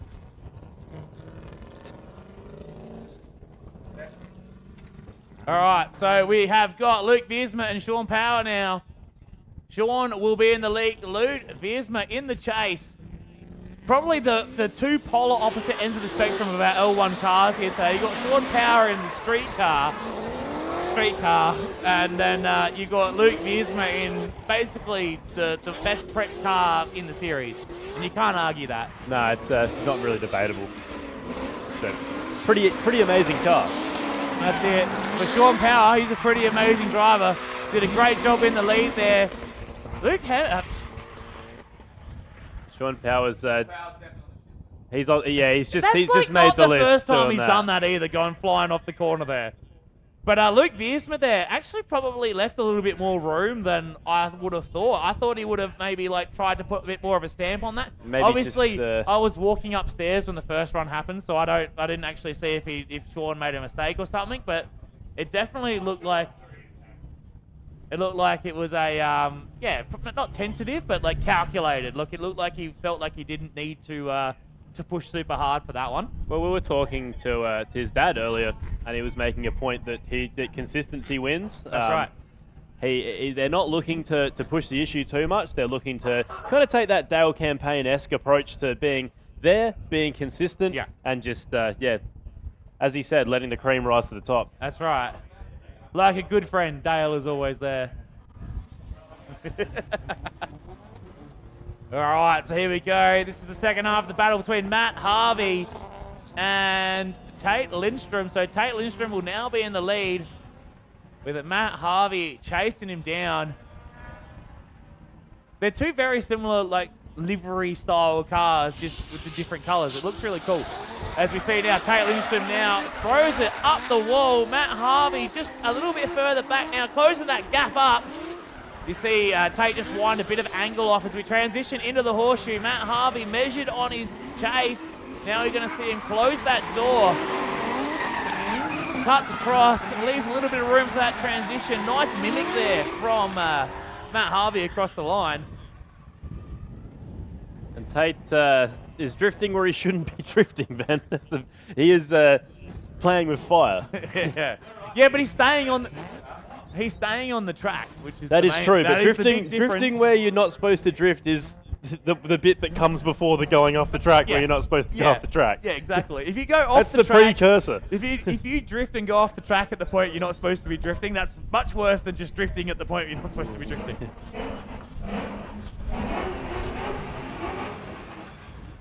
Yeah, I think Luke's under us somewhere. I think we know exactly what car that is. All right, so here we go. Got another battle coming now. It's going to be Troy Lipczynski, who put on an absolute, super aggressive chase. It's going to be Troy leading this time. Hayden Houlihan in the chase position. Let's see what we get out of these guys here. Oh, super high line there from Troy. Oh, there's contact! Wheel to wheel. That was super awkward. Hopefully we can get a replay on the live stream for that one.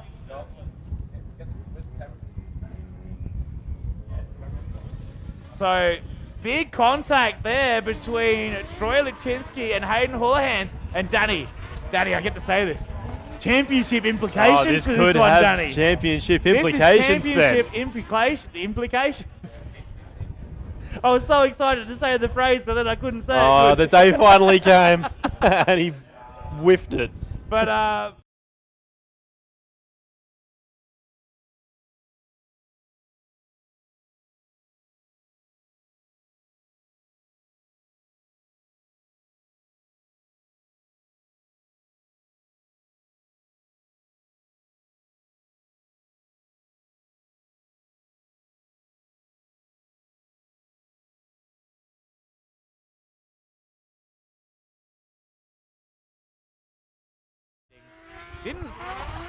Troy looked like he was just doing what he needed to do. It looked like Hayden maybe just got a little bit too carried away on knowing that Troy put on such an aggressive chase. I think maybe Hayden was trying to step up the aggression. Yeah. Oh, I'm still waiting for the replay, Ben, trying to really decipher what went down. Yeah, I'm just looking at now on the live stream on the that we have on the TV.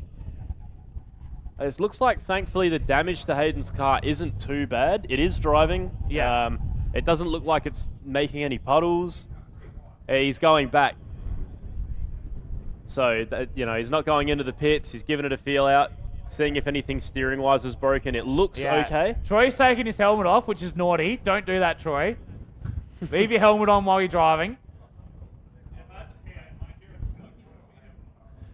Troy, put your helmet on. That helmet, yes, that helmet, Troy. Put your helmet on. Good work, Troy. Proud of you. I don't know if he can hear me, but if he can't, that's just perfect. It's perfect.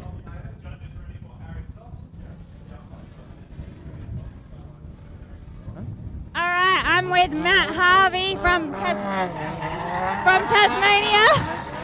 I can't hear you. Thanks for making the trek over. How are you finding the South Australian competition?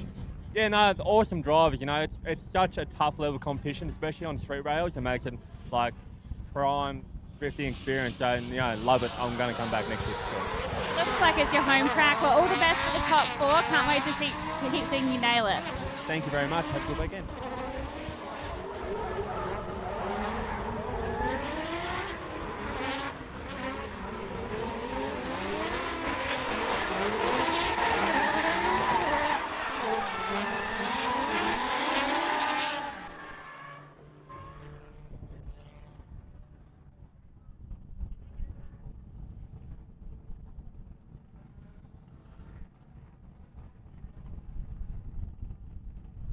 All right, so we had just an interview there with Matt Harvey and Renee while we had a battle going, but we're learning new things, so we're going to have little teething issues, but we will figure these things out over time to get the ebb and flow of getting the interviews.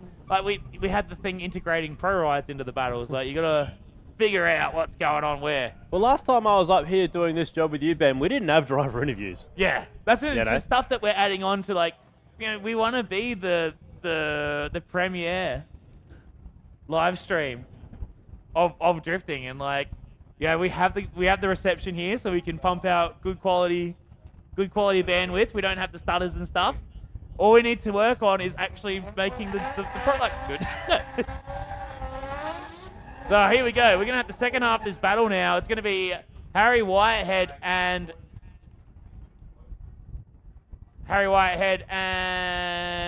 I've drawn a blank. Tom Hemmings, thank you. Tom Hemmings coming down the hill now. Harry Whitehead in tow. Hemmings was talking a bit of smack in there. Look at that dooring! Absolutely dooring Hemmings through coming out of the bowl. Harry took that personally when Hemmings said that, no, I've got this, I'm going through the finals. Harry took that personally. And he's absolutely, he's pumped.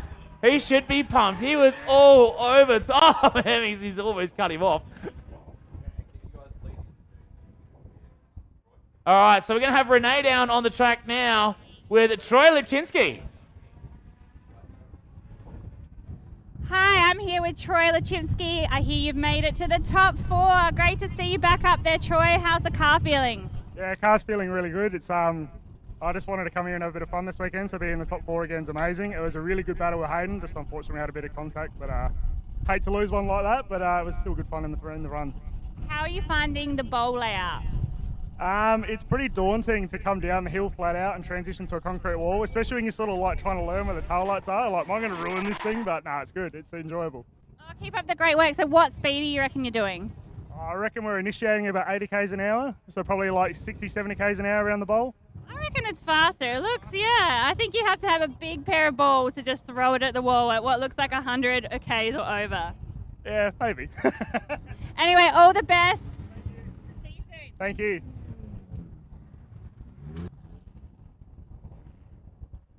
All right, so that was Renee with Troy Lipczynski there, who just won his battle against Hayden Houlihan. Unfortunately, winning a battle with contact is never what we want to see, but fortunately, it looks like Hayden's car wasn't super damaged. But we are going to go into a rerun now between Hemmings and Harry Whitehead. So, part 2, the rerun, Battle of the Pines.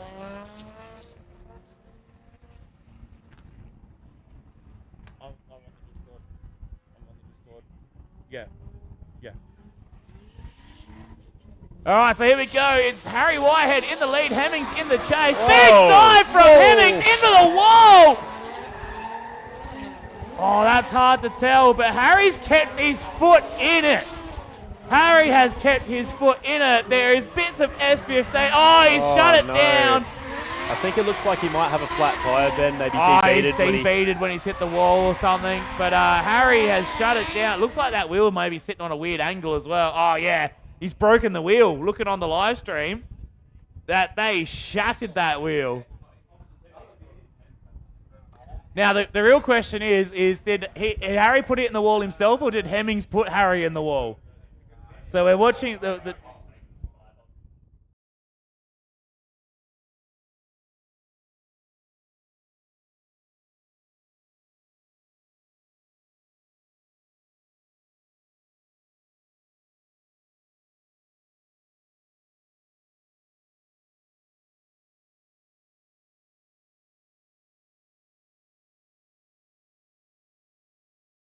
your rear end sort of suggests.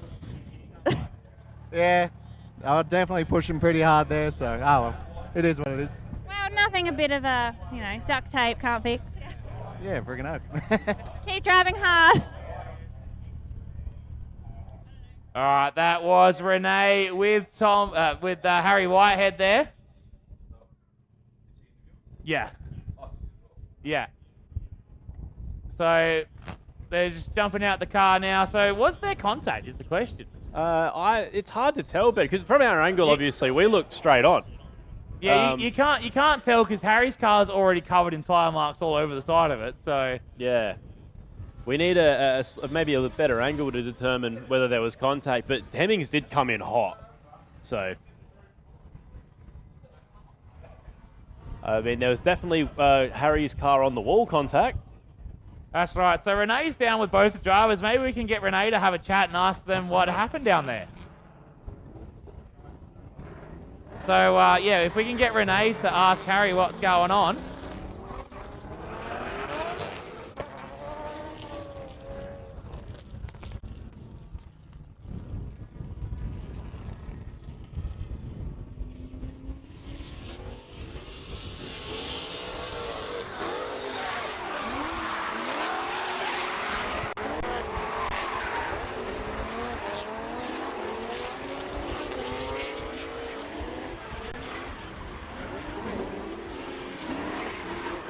All right, so Harry's just heading back into the pits now as we have our pro rides going around the track.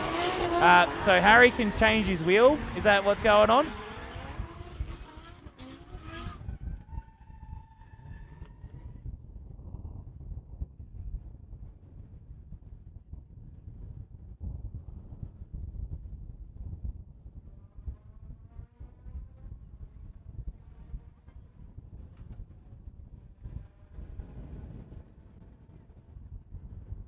All right, so we're going to pop down with Renee right now, who's going to have a chat with Tom Hemmings for us.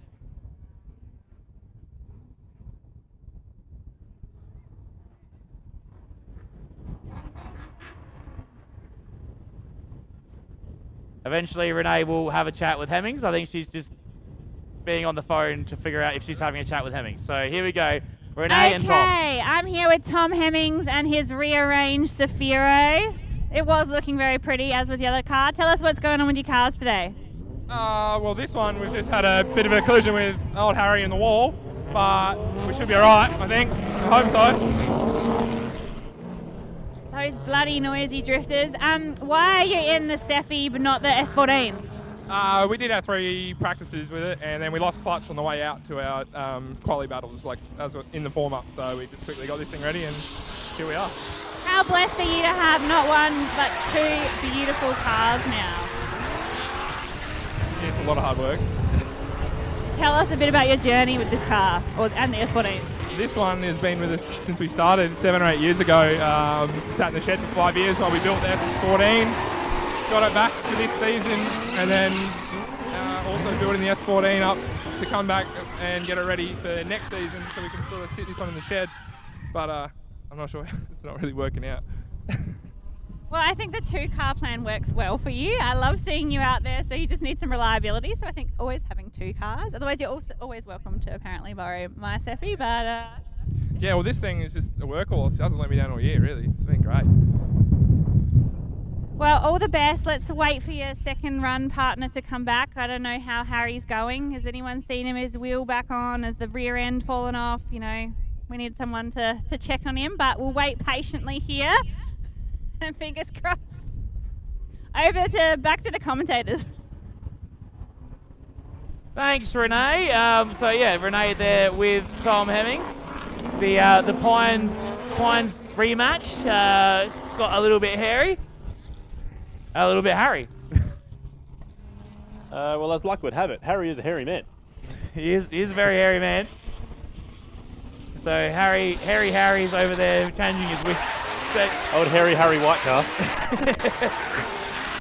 So he's just whacking a fresh wheel on because we do have the second half of their battle to do, and then so he's got 2 minutes left to get back out with his wheel on his car.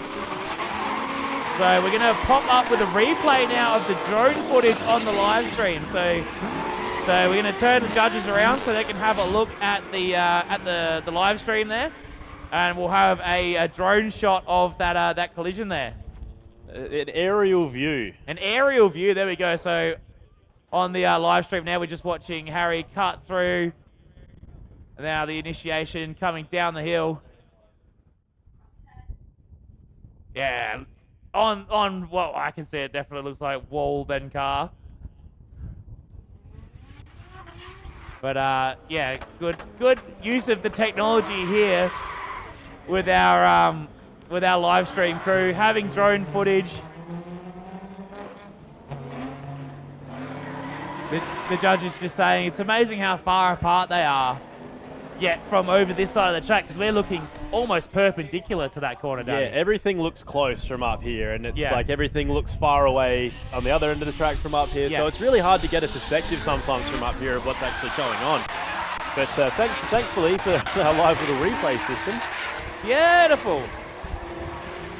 All right, so Harry's got like a minute to get back out here. Not even.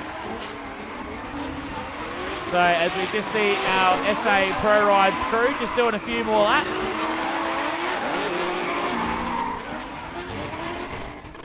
All right, so we got word on the ground that Harry is off the jack with the new wheel on, and he's got 20 seconds to spare. So Harry will be back out on track very, very shortly. So that means we need to get Tom in the car with his helmet on And we'll have the second half of the Pines rematch as we just hold up our SA Pro Rides drivers. So once we get through with these guys here, with the rerun, the second half of this rerun, we'll be moving to our level 2 top 4. So we're getting into the tight end of the day here. What's the time? Are we ahead of schedule? Are we behind schedule? I'm asking race control right now. What's the schedule?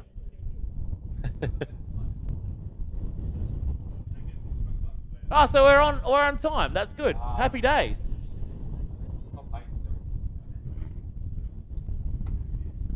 So we're going to move on to our level 2 top 4 after this.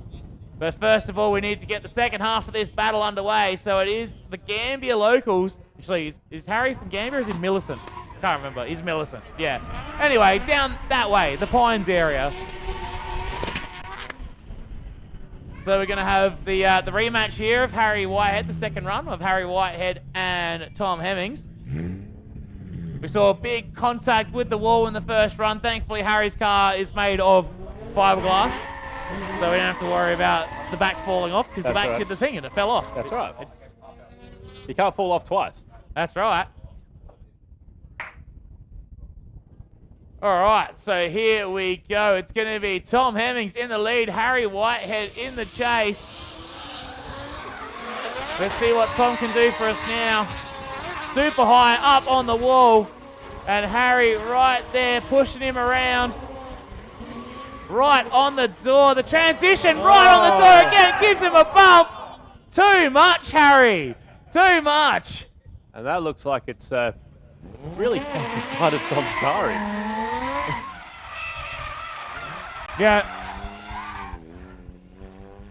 Yeah, that's. Now, didn't he break the S14 before he crashed it, or did he crash the S14? Yeah. Hey, how are you, man? Oh, S14 got a good dent in the door as well. There we go. So. That's all right, man. That's the Furo doors. They're cheap and easy to come by. Yeah. I threw away 4 of them. Oh, yeah, well, he's got over fenders on the back, so. They should just pop that out, you know? Yeah. That flimsy Japanese sheet metal. All right, so are we doing an interview with Tom, or are we just, we're going to move him straight on?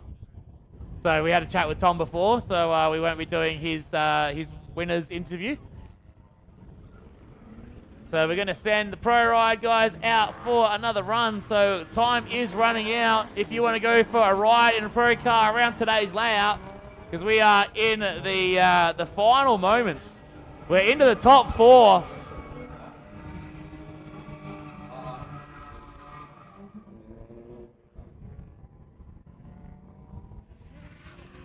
So, looks like, I'm looking over at our top 4 there, Danny. All 3 of our top 4, like the top 3 in the championship, all in the top 4. All in the top 4, All in the top 4. Yeah, I know what you were trying to say, and you knew what you were trying to say. I know what I was trying to say, but my mouth didn't know what I was trying to say. We just need to accurately convey that to everyone else. That's what the brain-to-mouth filter is not operating. We're going to send Alex Coxon now, and Jacob Clark are heading through the pace zone. Ladies and gentlemen, this is your Car Toys, a Level 2 Top 4 here at Round 4 of the Drifting SA State Series at the Bend Motorsport Park. We're on the reverse bowl layout. Alex Coxon chucks it into the Quad King. Jacob Clark going for the drive all up to the side of that red 180SX. Nice solid lead so far from Coxon. Little grab of the handbrake on the transition. Floats out nice and wide. Jacob Clark all over him. He's stepping up the aggression. He knows he needs to get himself into that final. He's got the 2-point deficit to Goonie, and he is absolutely pumping through there. Geez, pressure makes diamonds, doesn't it? And that's probably the best L2 battle we've seen so far. Danny, the quote's coming out you today. Pressure makes diamonds. You have been boxing, haven't you? Maybe I just Googled it. Brilliant, Danny. This is why it's Dream Team, Danny, right there. This is the premium content you just don't get anywhere else.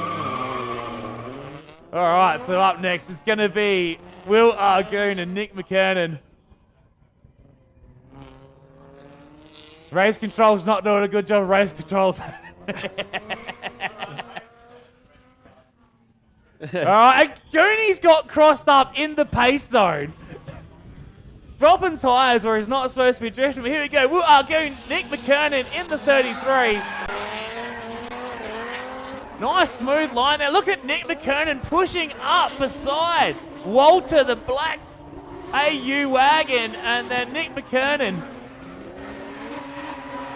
with the fake convertible 33 with the black roof, cutting through into the last quarter. Great job from both of our drivers there. They are definitely stepping up here in our level 2 top 4, Danny. This level 2 top 4's turned out to be a real banger. I can't stop watching. That's probably good. That's what we need to do. I physically can't, because if I stop, Stewie will hit me. Yeah, we need to watch and then convey what we've watched into words. That's what we're here to do, Danny. All right. Oh. All right, so here we go. We're going to flip him around. It's going to be Alex Coxon chasing this time with Jacob Clark in the lead. Jacob put on a great show in the chase, of course. Alex Coxon lead on point. That's what we're expecting now in our level 2 top 4. If you have a bad lead run, you're going to lose. So you need to be banging good lead runs and stepping up and winning the battle in the chase. So here we go. It's going to be Coxon chasing down Jacob Clark. Big aggressive initiation from Clark down the hill. Snaps it sideways. Coxon now driving up to the side of, on the door of Jacob Clark. Alex Coxon coming out of nowhere right now. Just starts falling back as Jacob Clark on a nice wide line. And Coxon, once again, super aggressive. Oh. This is what we were seeing in L1. And these are our L2 guys out there doing millimetre perfect transitions. Fantastic to watch. Look, if these guys aren't in L1 next season, I'm taking them off the Christmas card list.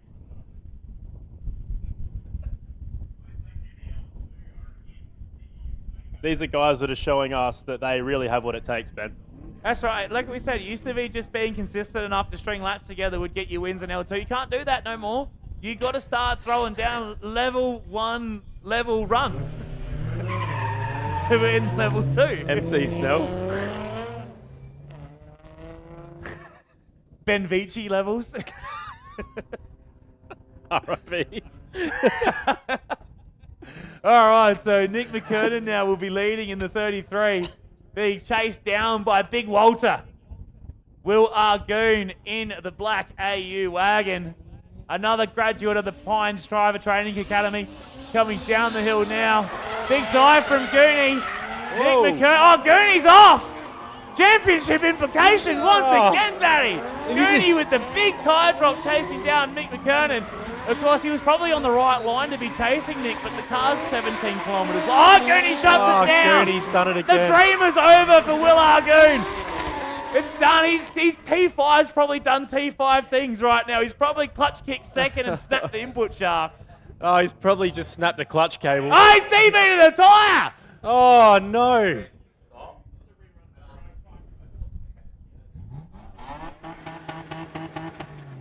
Yeah, T5s are small. Small. Jeez, what a crazy turn of events, Ben. This top 4 is keeping us on our toes. Yeah, there's not championship implications for right now, Stewie, but it makes a big difference for tomorrow. Because this will be, Goonie's been doing real well. If he gets knocked out in top 4, he might be like his drop round. So we got Jacob Clark and Alex Coxon have a rerun, ladies and gentlemen. They're going to go again. Judges could not separate them. They both super aggressive chasers, nice tidy leads.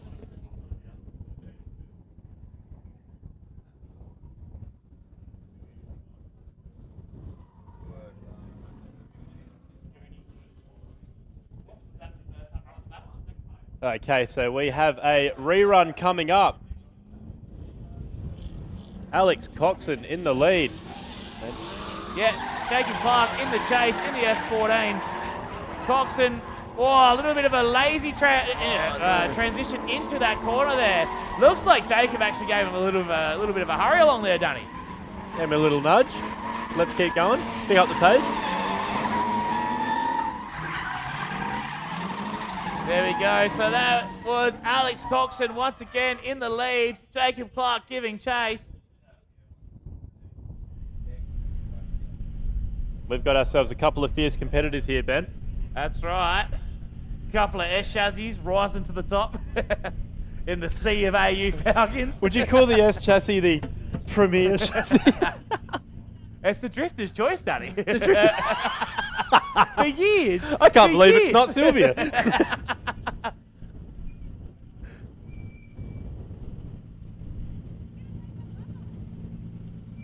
All right, so we're just going to sneak these guys through so they can do the second half of their battle now. It's going to be Jacob Clark leading, Alex Coxon chasing. So we did see a big correction from Alex in this lead run. Like we were saying, we were needing to see almost perfect lead runs for these battles and then trying to win it on the chase. You can lose it on your lead, but you can't win it on your lead. That's right. Just like you can't win the race in the first quarter, Daddy, but you can lose it. You can have, and you'd know all about that with your iRacing history. Yes. All about the I'm here for SR and then dive bomb into turn one. All right, so here we go. Jacob Clark now in the lead. Alex Coxon giving chase. This is the rerun for our level 2. A top board watching by Car Toys. A little bit of a shallow angle there from Jacob Clark in the lead. Coxon having a bit of a waver as he came in with a lot more angle in the chase. Oh, big. Oh, he's gone around. Coxon's thrown it away.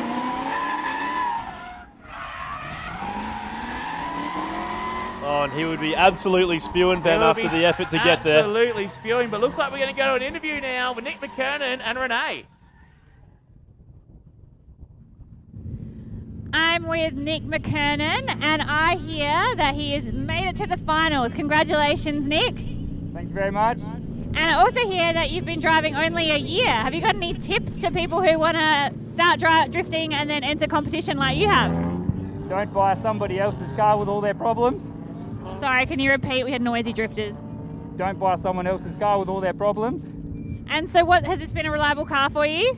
Not for the first 2 years I've owned it, but CC built a motor for it and we've pretty much had trouble-free time since. So. Oh, well done. That's a plug for our series sponsor, Tunes by CC. Thanks, CC. Well, all the best in the finals. You've been killing it out there and I can't wait to see what happens in the next battles. Thanks, let's go.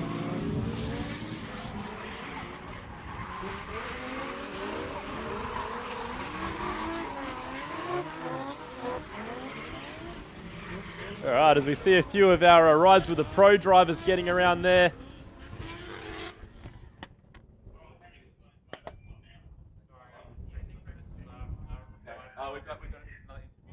We have another interview happening down back to Renee.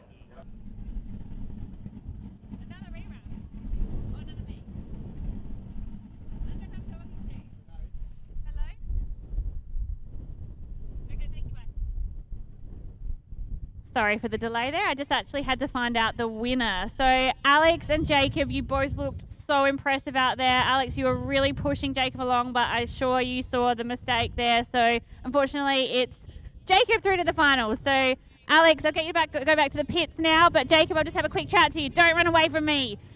I saw your car was missing, well, its radiator for half the day. So well done. How are you feeling? Really good now that I've got a radiator back in my car. The team pulled together. My mum zipped off from Port Adelaide halfway. Met the team in Mount Barker. They raced back and we chucked it in record time. So I've got to thank everyone that helped me out today. And just had some really sick battles. Like everyone's driving so well. How are you finding the layout? I'm really loving it. Oh.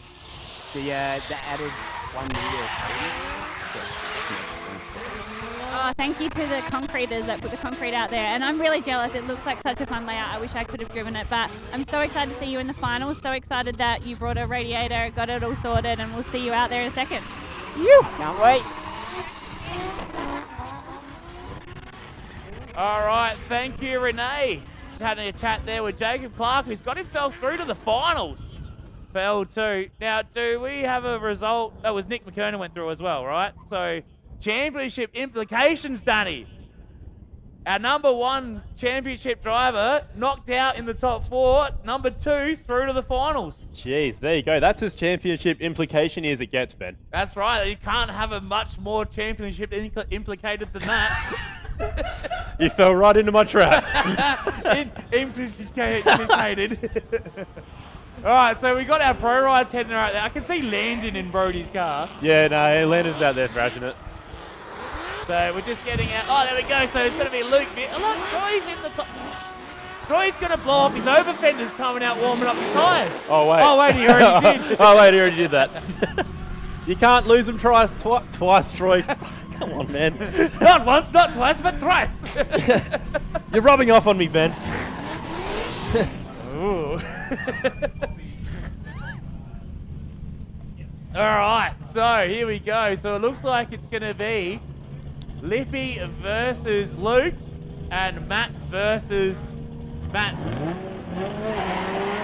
Harvey versus Tom Hemmings. Because I'm good at words. Here we go. It's going to be Luke Visma. So ladies and gentlemen, this is your Shockworks Level 1 Top 4 here at round 4 of the Drifting SA State Series. It's going to be Luke Visma in the lead, being chased down by the Lippy Motorsport S13 and Troy Lipinski. Up onto the wall. Visma on the wall. Troy on the wall. Troy on the door. Visma pumping smoke out. Big dive once again. Oh, he's getting the bump. Visma stays in it. Good guy, Luke Visma.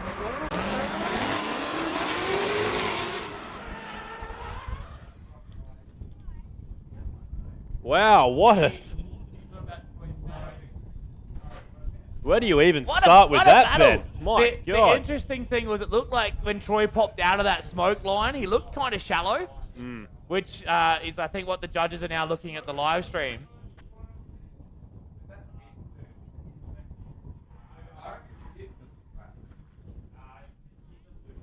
Yeah, a bit of a discussion going on with the judges here, trying to decipher what happened in that mid-track section that actually caused the contact between Luke and Troy. Now, it was obviously a big smoke line there that it is hard for us to see from this side of the track. So they're going through dissecting the live stream right now. Yeah, and it's when I say serious discussion, Ben, it's a serious discussion. I haven't heard it. No. But you see, the thing is, dude, from Stewie yet. No, so because he's not casual enough for that right now. He's in it. Oh no, there was a dude. Yeah, that was an assertive dude. So the judge is just deliberating on because obviously there was a bit of contact in that run. So the judges want to make sure they know exactly what's going on with that.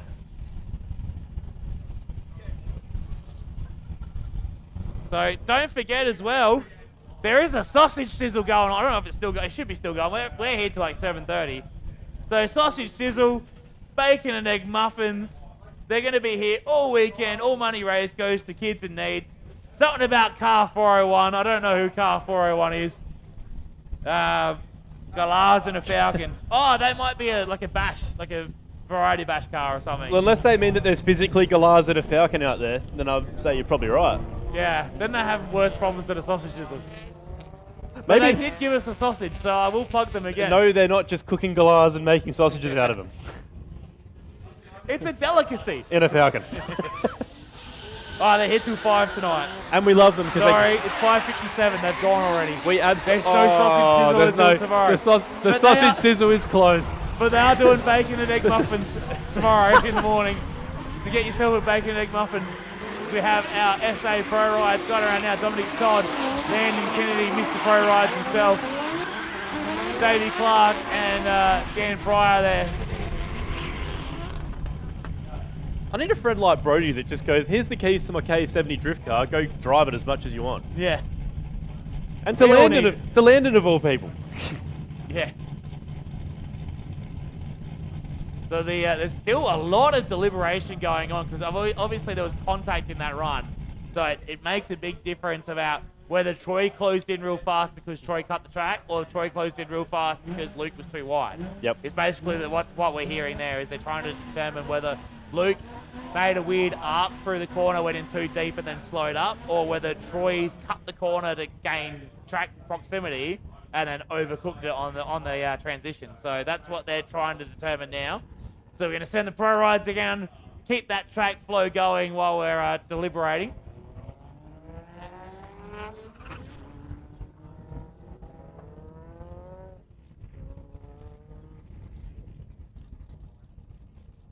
Yeah, and I think that sounds like they may have actually got to the bottom of what happened. They're just maybe a bit of shared fault there, Ben. It's all shared fault. It takes two people to crash, Danny. The first one to crash and the first one to crash into The crasher and the crashee. You're right. Everyone's a crashie. Everyone is involved in the crashing.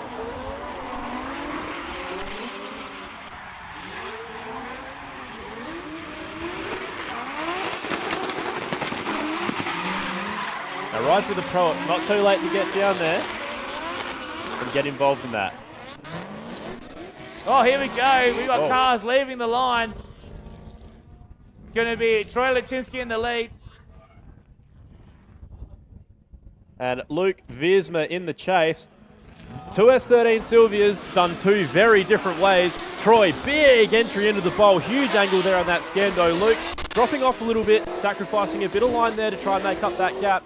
Up against the wall now, coming into the middle section of the track. Troy doing a good job in the lead there, using all the track the judges want him to. Luke staying relatively close. Did he throw it away, Danny? I reckon he's grabbed it, scrunched it up, and do you reckon his Troy transition has just gone, Toby? No, they crashed before. Look, to be honest, I was trying to turn my phone down. I wasn't looking at what was going on. No, it was a...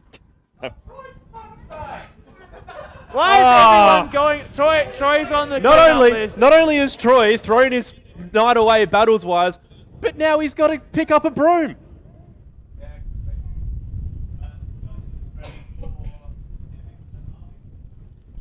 Congratulations, Troy. You just got yourself a one-way ticket to Shovelsville. He's not leaving Shovelsville. He's got himself a day pass. He's got a day pass to Shovelsville. Shovelsville. All right. All right, so we've got Matt Harvey in the lead, Tom Hemmings in the chase. Nice, solid lead run so far from Matt Harvey, up high on the wall. Hemmings getting closer and closer towards the end of that bowl. Just falls back a little bit now. Watch him dive up again on the transition. Just cuts a little bit of line to get right up on the door. Behind that Kumo Tyres S13, transitioning in the last corner. Hemmings pushing, trying to put an exclamation mark on the run. You got to be careful, Tom. He's running out of doors.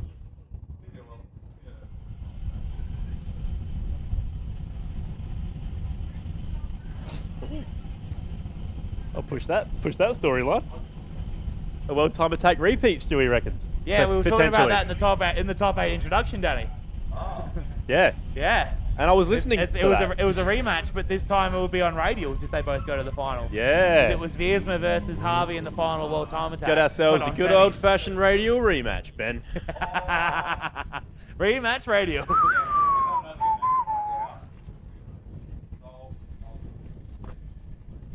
All right, so we're waiting for the second half now of this battle between Harvey and Hemmings.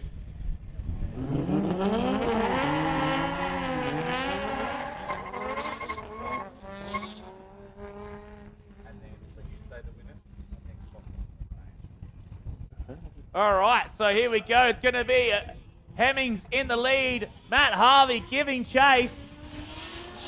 Coming down the hill now into the bowl. Big dive there from Matt Harvey, getting right up close to personal as look at Hemmings on the edge of the track.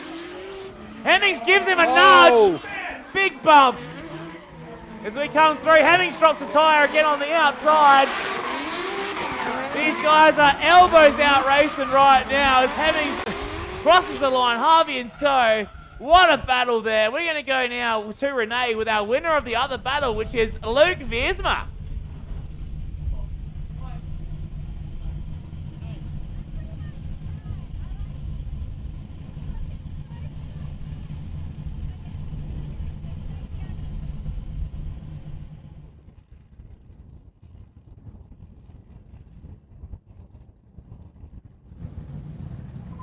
Don't run away from me. All right. Can you hear me, Luke Viersma? Your car is very noisy. It's off now. Yeah, I can hear you now. Congratulations on making it to the finals. You are a machine. What's your secret? Not really much of a secret. I'm just trying to drive the best I can, but right now the car's got a little bit of damage, so we need to go back and fix it. Yeah, just entering in the chase there, just over-rotated a little bit, and there's something wrong with my front end, but I've got to fix it. How are you finding this layout of the track? I really enjoy it. It throws me back to how round 1 was, and we got the win there, so I'm pretty sure it's round 1, but yeah, I enjoy the bank tracks, I love walls, and it's really fun. Thank you for making the effort to come to our series all the way from WA all year. Who's been your favourite person to drive with? Oh, that's a very tough one, but I have to say my championship competitors, Hayden Orland and Scott Roberts, but there's been a bunch of amazing people that I've driven with all this series. Well, I guess we're going to find out in a second who you're up against, but if you want to head back to pits, make sure your tyres are good to go, and then you're heading straight back out there. All the best. All right, thank you, Renee. And we're going to go from that one to the winner of our other battle now. So the winner of the battle between Tom Hemmings and Matt Harvey is Matt Harvey. So we're going to have Renee now have a quick chat with Matt Harvey, who's through to the finals. It's going to be the World Time Attack rematch. Matt Harvey Well, those were some versus impressive Luke battles Viersma. to watch, but I do have to announce that Matt Harvey's through to the finals. We got ourselves well a done, Tom. radio Good effort rematch, today. Ben. And now Matt, I hope that means it was worth the trip, but that also means... Sega Rally Check. What? They're not ready for me. You are ready for me?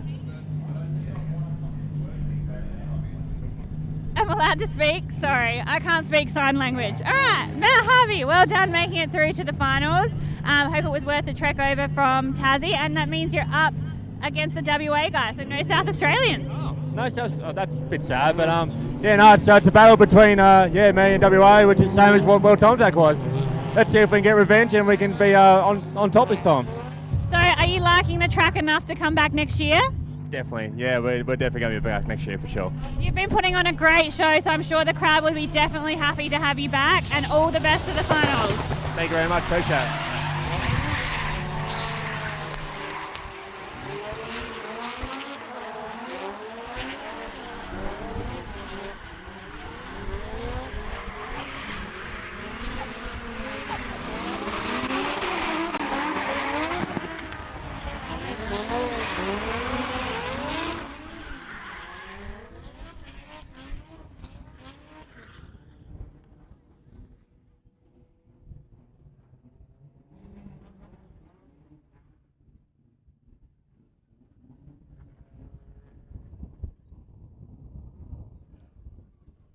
All right, so we're going to have now, we've got our L2 finals coming up, and they're going to bring some sexy pits out to the track with them as well. So they're going to bring a support car out with their pit crew. We call it a hot pit. That way, because these guys need to run first to 2 clear wins, but they'll only run up to 4 battles, because we do a NBA playoff style final battle. So we're going to send Jacob Clark and Nick McKernan out, and they're going to have to do up to 4 battles right now. So just because we're going to have a clear winner in the first battle doesn't mean it's going to stay that way. But 2 wins gets you a round win, I guess. I was going to say a championship, but you need 5 rounds. It depends on the championship implications, Ben. The implications have already been implicated. The implications. Now, it's good to see Josh Sheriff out here as pit crew in the drift car. In his drift car, yeah. Well, it is a utility vehicle, Ben. So, you know. It is a utility, that's right. So, as we see our SA Pro Rides drivers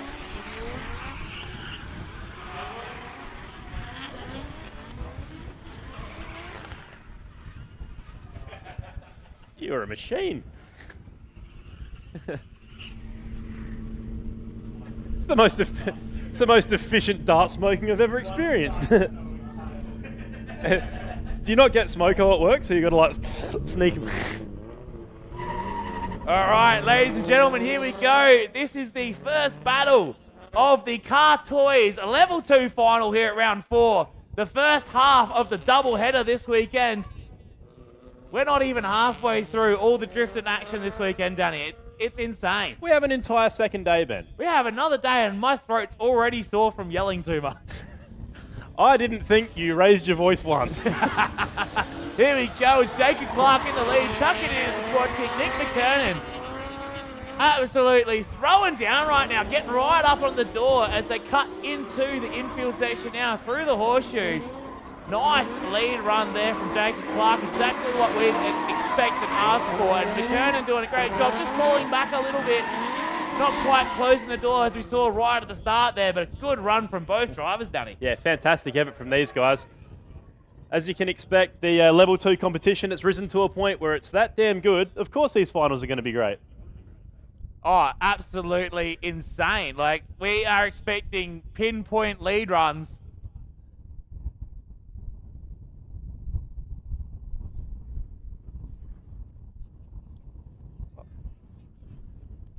All right, these guys are going to come back around now. All right, so here we go. We're going to flip them around. This is the second half of the first battle. Remember, this is a 4-game series. First to 2 clear wins. Words are funny sometimes. All right, so here we go. Nick McKernan in the lead. And Jacob Clark giving chase. Having a look where Nick McKernan's currently sitting in the standings. He's fair way down. I don't think he's done all the rounds here, so he's got 2 rounds to try and shoot himself further up the points. Nice and wide there from Nick McKernan. Leaves the door wide open for Jacob Clark, who is just filling that pocket perfectly. Just right there on the door, gets the nose out. A little bit of an awkward transition as we come across the line. But great job there. Again, you just see some of the drivers getting a little bit too keen, trying to get on the door for a little bit too long and not getting that nose out early enough and really getting chopped out there into that last quarter, Danny. Yeah, it's one of those things I guess you learn with a bit more experience is when to hold them and when to fold and when to be super aggressive and when to sort of let off, get that line happening, get back on. Yeah.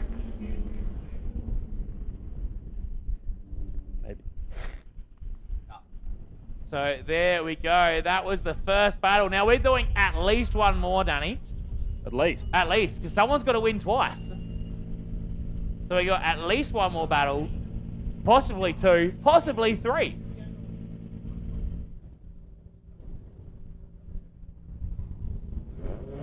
So we are sending the cars off once again. So this is the second game in this final here, second battle.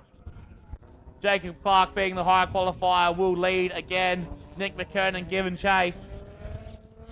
This is Jacob's chance to try and really stretch the gap.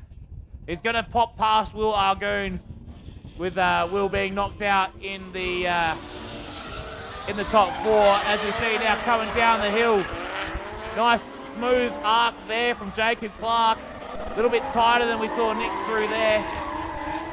We transition. Nick once again getting right up on the door. This is one of those layouts that allows for this really close proximity driving. And these L2 guys are putting on a show for you, ladies and gentlemen. Great run there from Jacob Clark and Nick McKernan. Yeah, and you saw Nick didn't fall into the same trap at that last part of the track there, Ben. Didn't choke himself up. That's right. He definitely looked like he was a little bit closer in his chase than his first run as well. Got a little bit more confident. Got right up onto the door of Jacob Clark. Whereas the first run we saw, it was probably like a car and a half back at most points. So it's good to see him stepping up as well. Like these guys are just going to keep trying to one-up each other as we go out through these battles. These guys are going to be trying to push harder and harder and harder.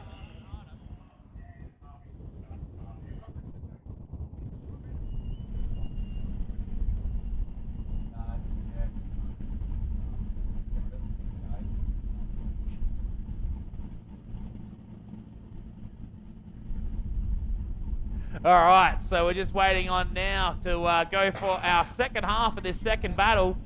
Cars are on the line, ready to go. Of course, we won't know the results of these battles until we do our presentation tonight at 7:30. So once these battles are finished, our level 2 and our level 1 battles, we're going to have a bit of practice for the layout for tomorrow. So you guys get to experience a little bit of the reverse over the hill. And if that tickles your fancy, come back tomorrow for round 5. But right now, it's the second half of the second battle of our Level 2 finals. Level 2 top 4 finals. What's my cartoon? There we go. Oh, big off by Nick Kernan. Just throws it in way too deep there. Gets the back into the dirt, drags the front around. We're going to need a clean-up crew before we go to our L1 finals. That is a lot of dirt over on the bowl. Jacob Clark finishing off the lap there. It's an unfortunate way to end his campaign tonight, Ben, but such is the sport. You know, it's some of the things that people don't quite realise when it comes to battles after battles is car gets hot, tyres get hot, tyres get worn, you get tired. Drivers get hot, drivers get tired. You know, and it's not necessarily a physical thing, it's a mental thing. You've got to stay in the game for that long that you can make mistakes very easily. That's right. And unfortunately for Nick, now, it looks like we're already on the clean-up action, so that might be 2 runs and done for our Level 2 finals. So if you can put your math together, and someone had to win twice, and Nick McKernan did a big whoopsie-doos, you definitely lost that one. So, but hang around to the finals. We'll tell you who won to the presentations at 7:30. So we're not doing any presentations tonight. So do we just announce the winner now, Stewie, or? There's championship implications, so we're not doing a presentation tonight.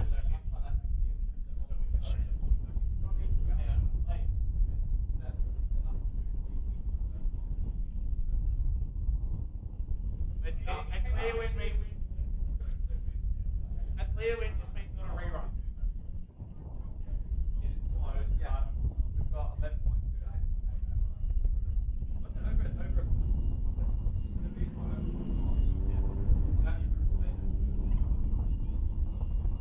So Ben, do you want to maybe run through what was just discussed there? All right, so the way the judges score the battles, it's a 10-point system, isn't it? Actually, what we can do, Stewie, do you want to explain the judging criteria and scoring for our non-qualifying point battles? Well, what they're talking about here, it's actually not really that different from usual. It's just the way our computer kind of looks at it, and so we add up the average score of all the judges over 2 runs. So you'll get a collective score. So 6-4, 5-5 to each driver for each battle, and so over 2 battles you will get ultimately a score varying one way. So in this case, it was about 11 to 9 average. So that averages out to about a 6-4 each run. Yeah, I know. Yeah. Anyway, the point being is basically our system says anything within 0.5, it goes directly into a rerun. However, this was showing that it's over a point. So it's a clear win. It's a close battle, but it's still a clear win. All right, thanks there, Stewie. So basically, that's how we're determining whether someone wins a battle or whether it's a rerun when we're in our actual elimination battles. Yeah, thanks for watering it down and keeping it All right, simple so here for we us. go. This is our Level 1 finals here. Luke Biersma already up on the wall. Matt Harvey in the wall behind him. These boys are throwing down. This is the World Time Attack Challenge rematch on radials. Luke Biersma throwing down right now. Matt Harvey all up in his business as well.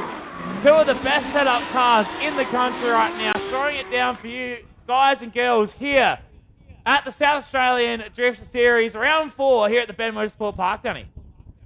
And these guys are really delivering just as we expected they would. We need to get some shirts made. We need to get a real nice photo of these two on the wall, and we'll title it The Rematch on Radials. The radial rematch? Yeah. And then we need the Bissaloy battle. Nobody needs to wear that.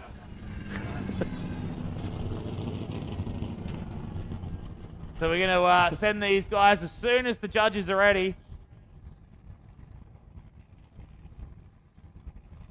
So we're going to have Matt Harvey now in the lead, Luke Biersma in the chase. Biersma is one of the most aggressive chase drivers we've seen come into South Australia in the last year. Came in round 1, absolutely dominated the field, made everyone go, oh no, we actually have to like try at these. And here we go. Everyone stepped up. Look at him! Big contact. Harvey stays in it. Visma stays in it. Absolutely. Not the door. That door's already been taken off once by a bash bar this weekend. And Harvey on the edge of the track. Visma all over the back of Harvey. We're talking about aggression. And there we go.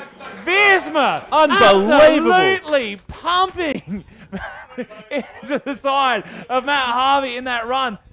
That was insane, and that's only the first battle. So remember when I asked Matt Harvey how many rolls of duct tape he's got left, and he said half a roll, and I said, you'll be all right? He will not be all right. Maybe not. Yeah, if anyone has any red duct tape, he might need it. So if you're feeling generous, no packing tape won't do. This isn't a green Saphiro. Oh.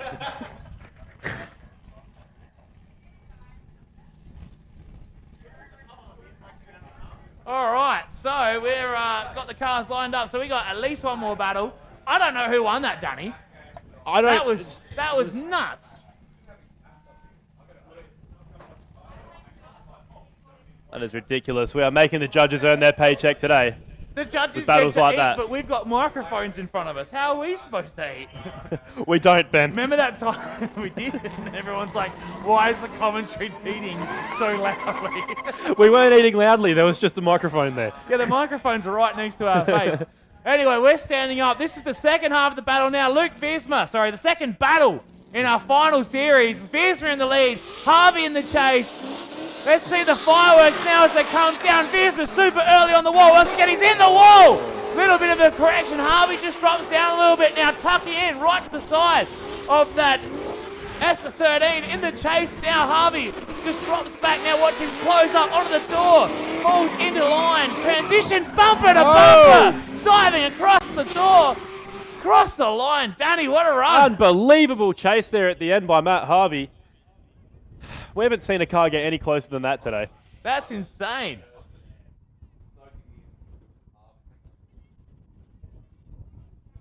Crazy. And they're doing all this on a 235 radial. Yeah, that's the thing that a lot of people don't realise. These guys are out here. We have a tyre rule.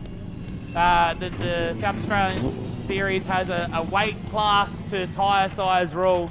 So both of these cars are on 235 radials.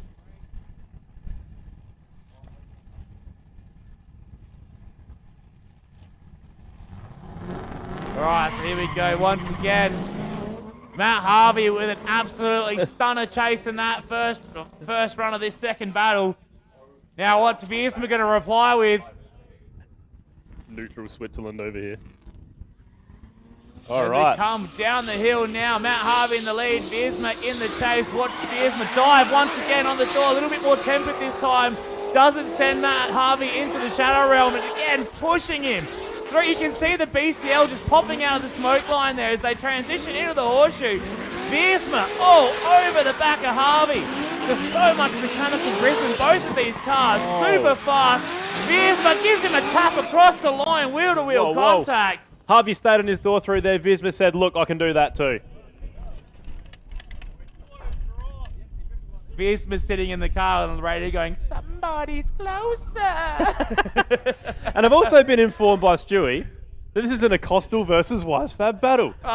Front and rear. Yeah, right. It's got nothing to do with the driver. The winner, the suspension, will determine the outcome of this battle. Here we go. We've got hot pit action, ladies and gentlemen. Is someone going to take that 1.8 second pit stop away from McLaren? It doesn't look like it. In fact, not even. Oh, with jacking like that, we might not be far off. We've got the jack. This is the real race. The real race is on now. Team Visma seems to be struggling on the jack. He needs to get that. Oh, but Team Visma's almost got the wheel off. We've almost got a wheel off. It's going to come down to rattlegun dominance here. Oh, we got rattlegun. This is NASCAR spec right now, Danny. Unbelievable scenes here at Salem DCs Bend. going on the car on the left. What's going on Visma's car? I can't quite tell. Oh, we got one wheel off on each car. Oh, Harvey's got one wheel This is almost on. second next. He's struggling with the wheel. Right, we are at the second wheel. We got the second rattle gun out now. We got fuel going in. Hold on, we're we got getting fancy here. Can he do that? Can we have 2 people? He's got 2. We're going to have to check the rule book here, ladies and gentlemen, but I don't think you can bring another guy in. Why don't we have any speed sockets on the grid right now? That would really put these guys ahead right now. Why don't we have any center locks? Nah, it looks like Team Viersma's really pulled it. Team Viersma still have that hustle. Oh, they got the hustle on that. Team Harvey, they're like, yeah, Hold on a minute, though. Team Harvey might be coming back through here. You know what, though? Team Harvey, that fire shot, man, paid by the hour. Hey, that's a good point. They're not Russian. Could be Smoko. Tools down. We're a union site, guys. We need a 15-minute Smoko after our half an hour Smoko. Oh, do we have a cross thread? If there's a cross thread, just gun it on. Don't even worry about it. You don't have time to worry. We've got the Mercedes pit stop from, where was it? Bloody Monaco. The Bottas 17-day-long pit stop. Oh, there we go. So it looks like Slow and Steady does indeed win the race. They've got time to get the breaker bar out. They're talking their wheel nuts to spec. You can tell they are a tyre shop. What are we talking? We got 90 Newton meters or a bit more? Are we doing 80 Newton meters plus quarter turn? Yeah. It depends. Have they got an electric snap-on or have we cheaped out and got a King Chrome torque wrench? What do we got? They're not ugga-duggering right now. They've got it. You can tell. You can tell that is a tyre shop. They're professionals. That torque wrench has come all the way from Tasmania, ladies and gentlemen. Shout out to the torque wrench. Long, arduous journey here on the Spirit of Tasmania.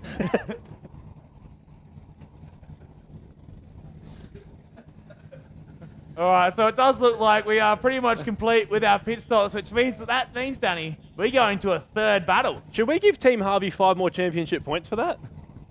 I don't think there's no championship implications to that, Danny. Doesn't matter. It's not the point. It's recognising your crew's effort. That's what it's doing. I think Matt should just buy him a beer at the pub tonight and say, "Good work, boys." Palmy in a pint. Oh, palmy is a fucking dangerous word at the moment. Right, just beware. There's Victorians in the building, so you know we're gonna have to go with a neutral palm just to keep things friendly. What are you American? A chicken parm. Chicken parm. Chicken parm. You sound Irish. Parm. Chicken parm. If James Dean went to a pub. All right, Viersma's driving. I think that actually technically makes him the winner. He's driven out the pits. Yeah, true. He was the first one to actually exit his pit stop.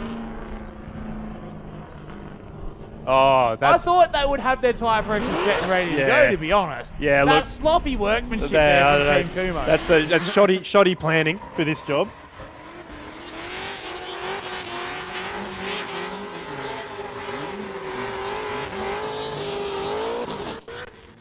All right, both cars mobile.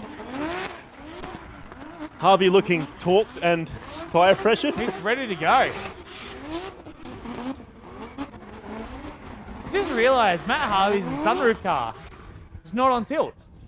The S13 sunroof's tilt.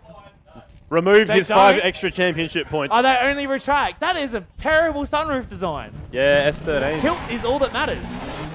Get a 180, factory pop-up. All right, here we go. Maybe he's got an aftermarket Hollandia. It's going to be Luke Viersma now.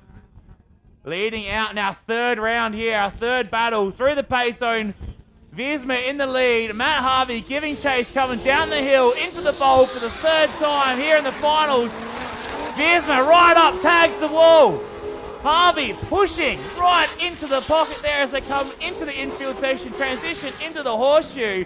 Nice angle, Viersma right. Oh, Harvey over-rotates. A very rare mistake. Big mistake. Very rare. To this level of driving where these guys are dooring each other the entire lap, all lap long. An over-rotation like that, it could be a death knell for Matt Harvey. I told you should have talked him to 90 Newton meters. Yeah. Unbelievable. So when's the last time you saw an over-rotation from Matt Harvey?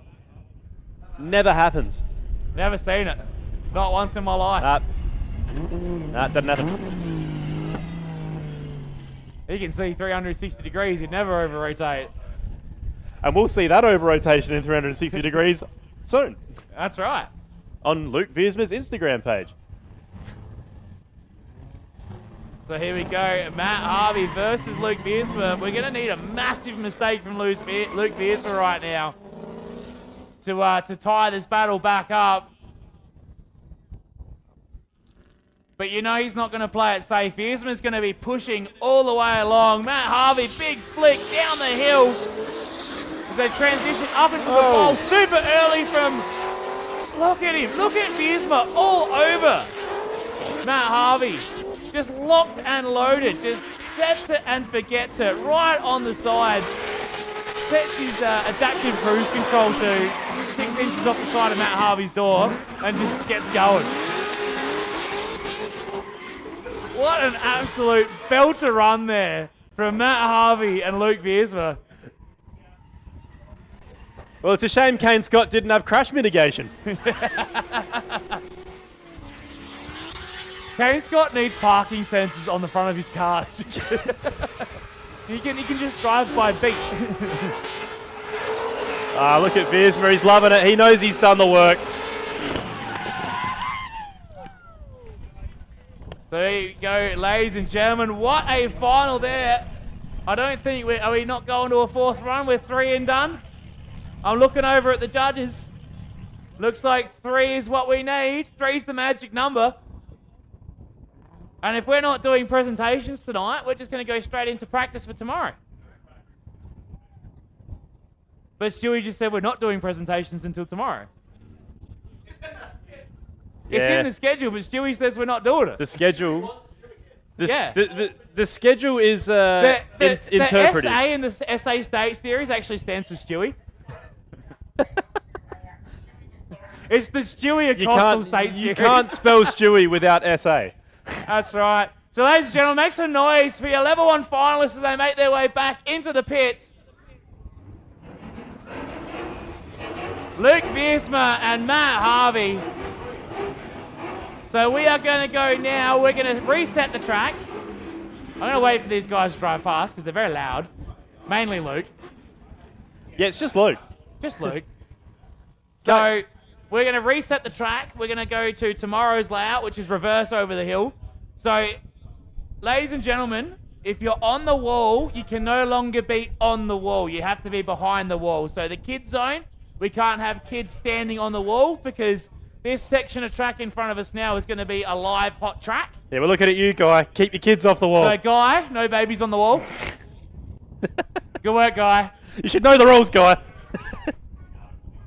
All right, so ladies and gentlemen, on the live stream, that is going to do us here today for round 4 of the Drifting SA State Series, brought to us by Shockworks, Car Toys, Shannon's Insurance, Scott's Tyres, TRS Installation, Sleeker Spares, Limex Building. And yeah, so we will be back tomorrow for the reverse over the hill layout. If you can make it out here to the bend, it is an absolute belter of a layout to watch live. But if you can't, feel free to join us again on the live stream tomorrow. We'll be live from lunchtime, South Australian time, when we start our battles off with our qualifying battles for round 5, the final of the South Australian State Series. We'll be back tomorrow from lunchtime on the live stream. We'll be back tomorrow from about 9 a.m. on track action. Come out, have a watch, enjoy a sausage sizzle, and have a great time out here at the Bend Motorsport Park. We'll see you guys tomorrow. Thanks, guys.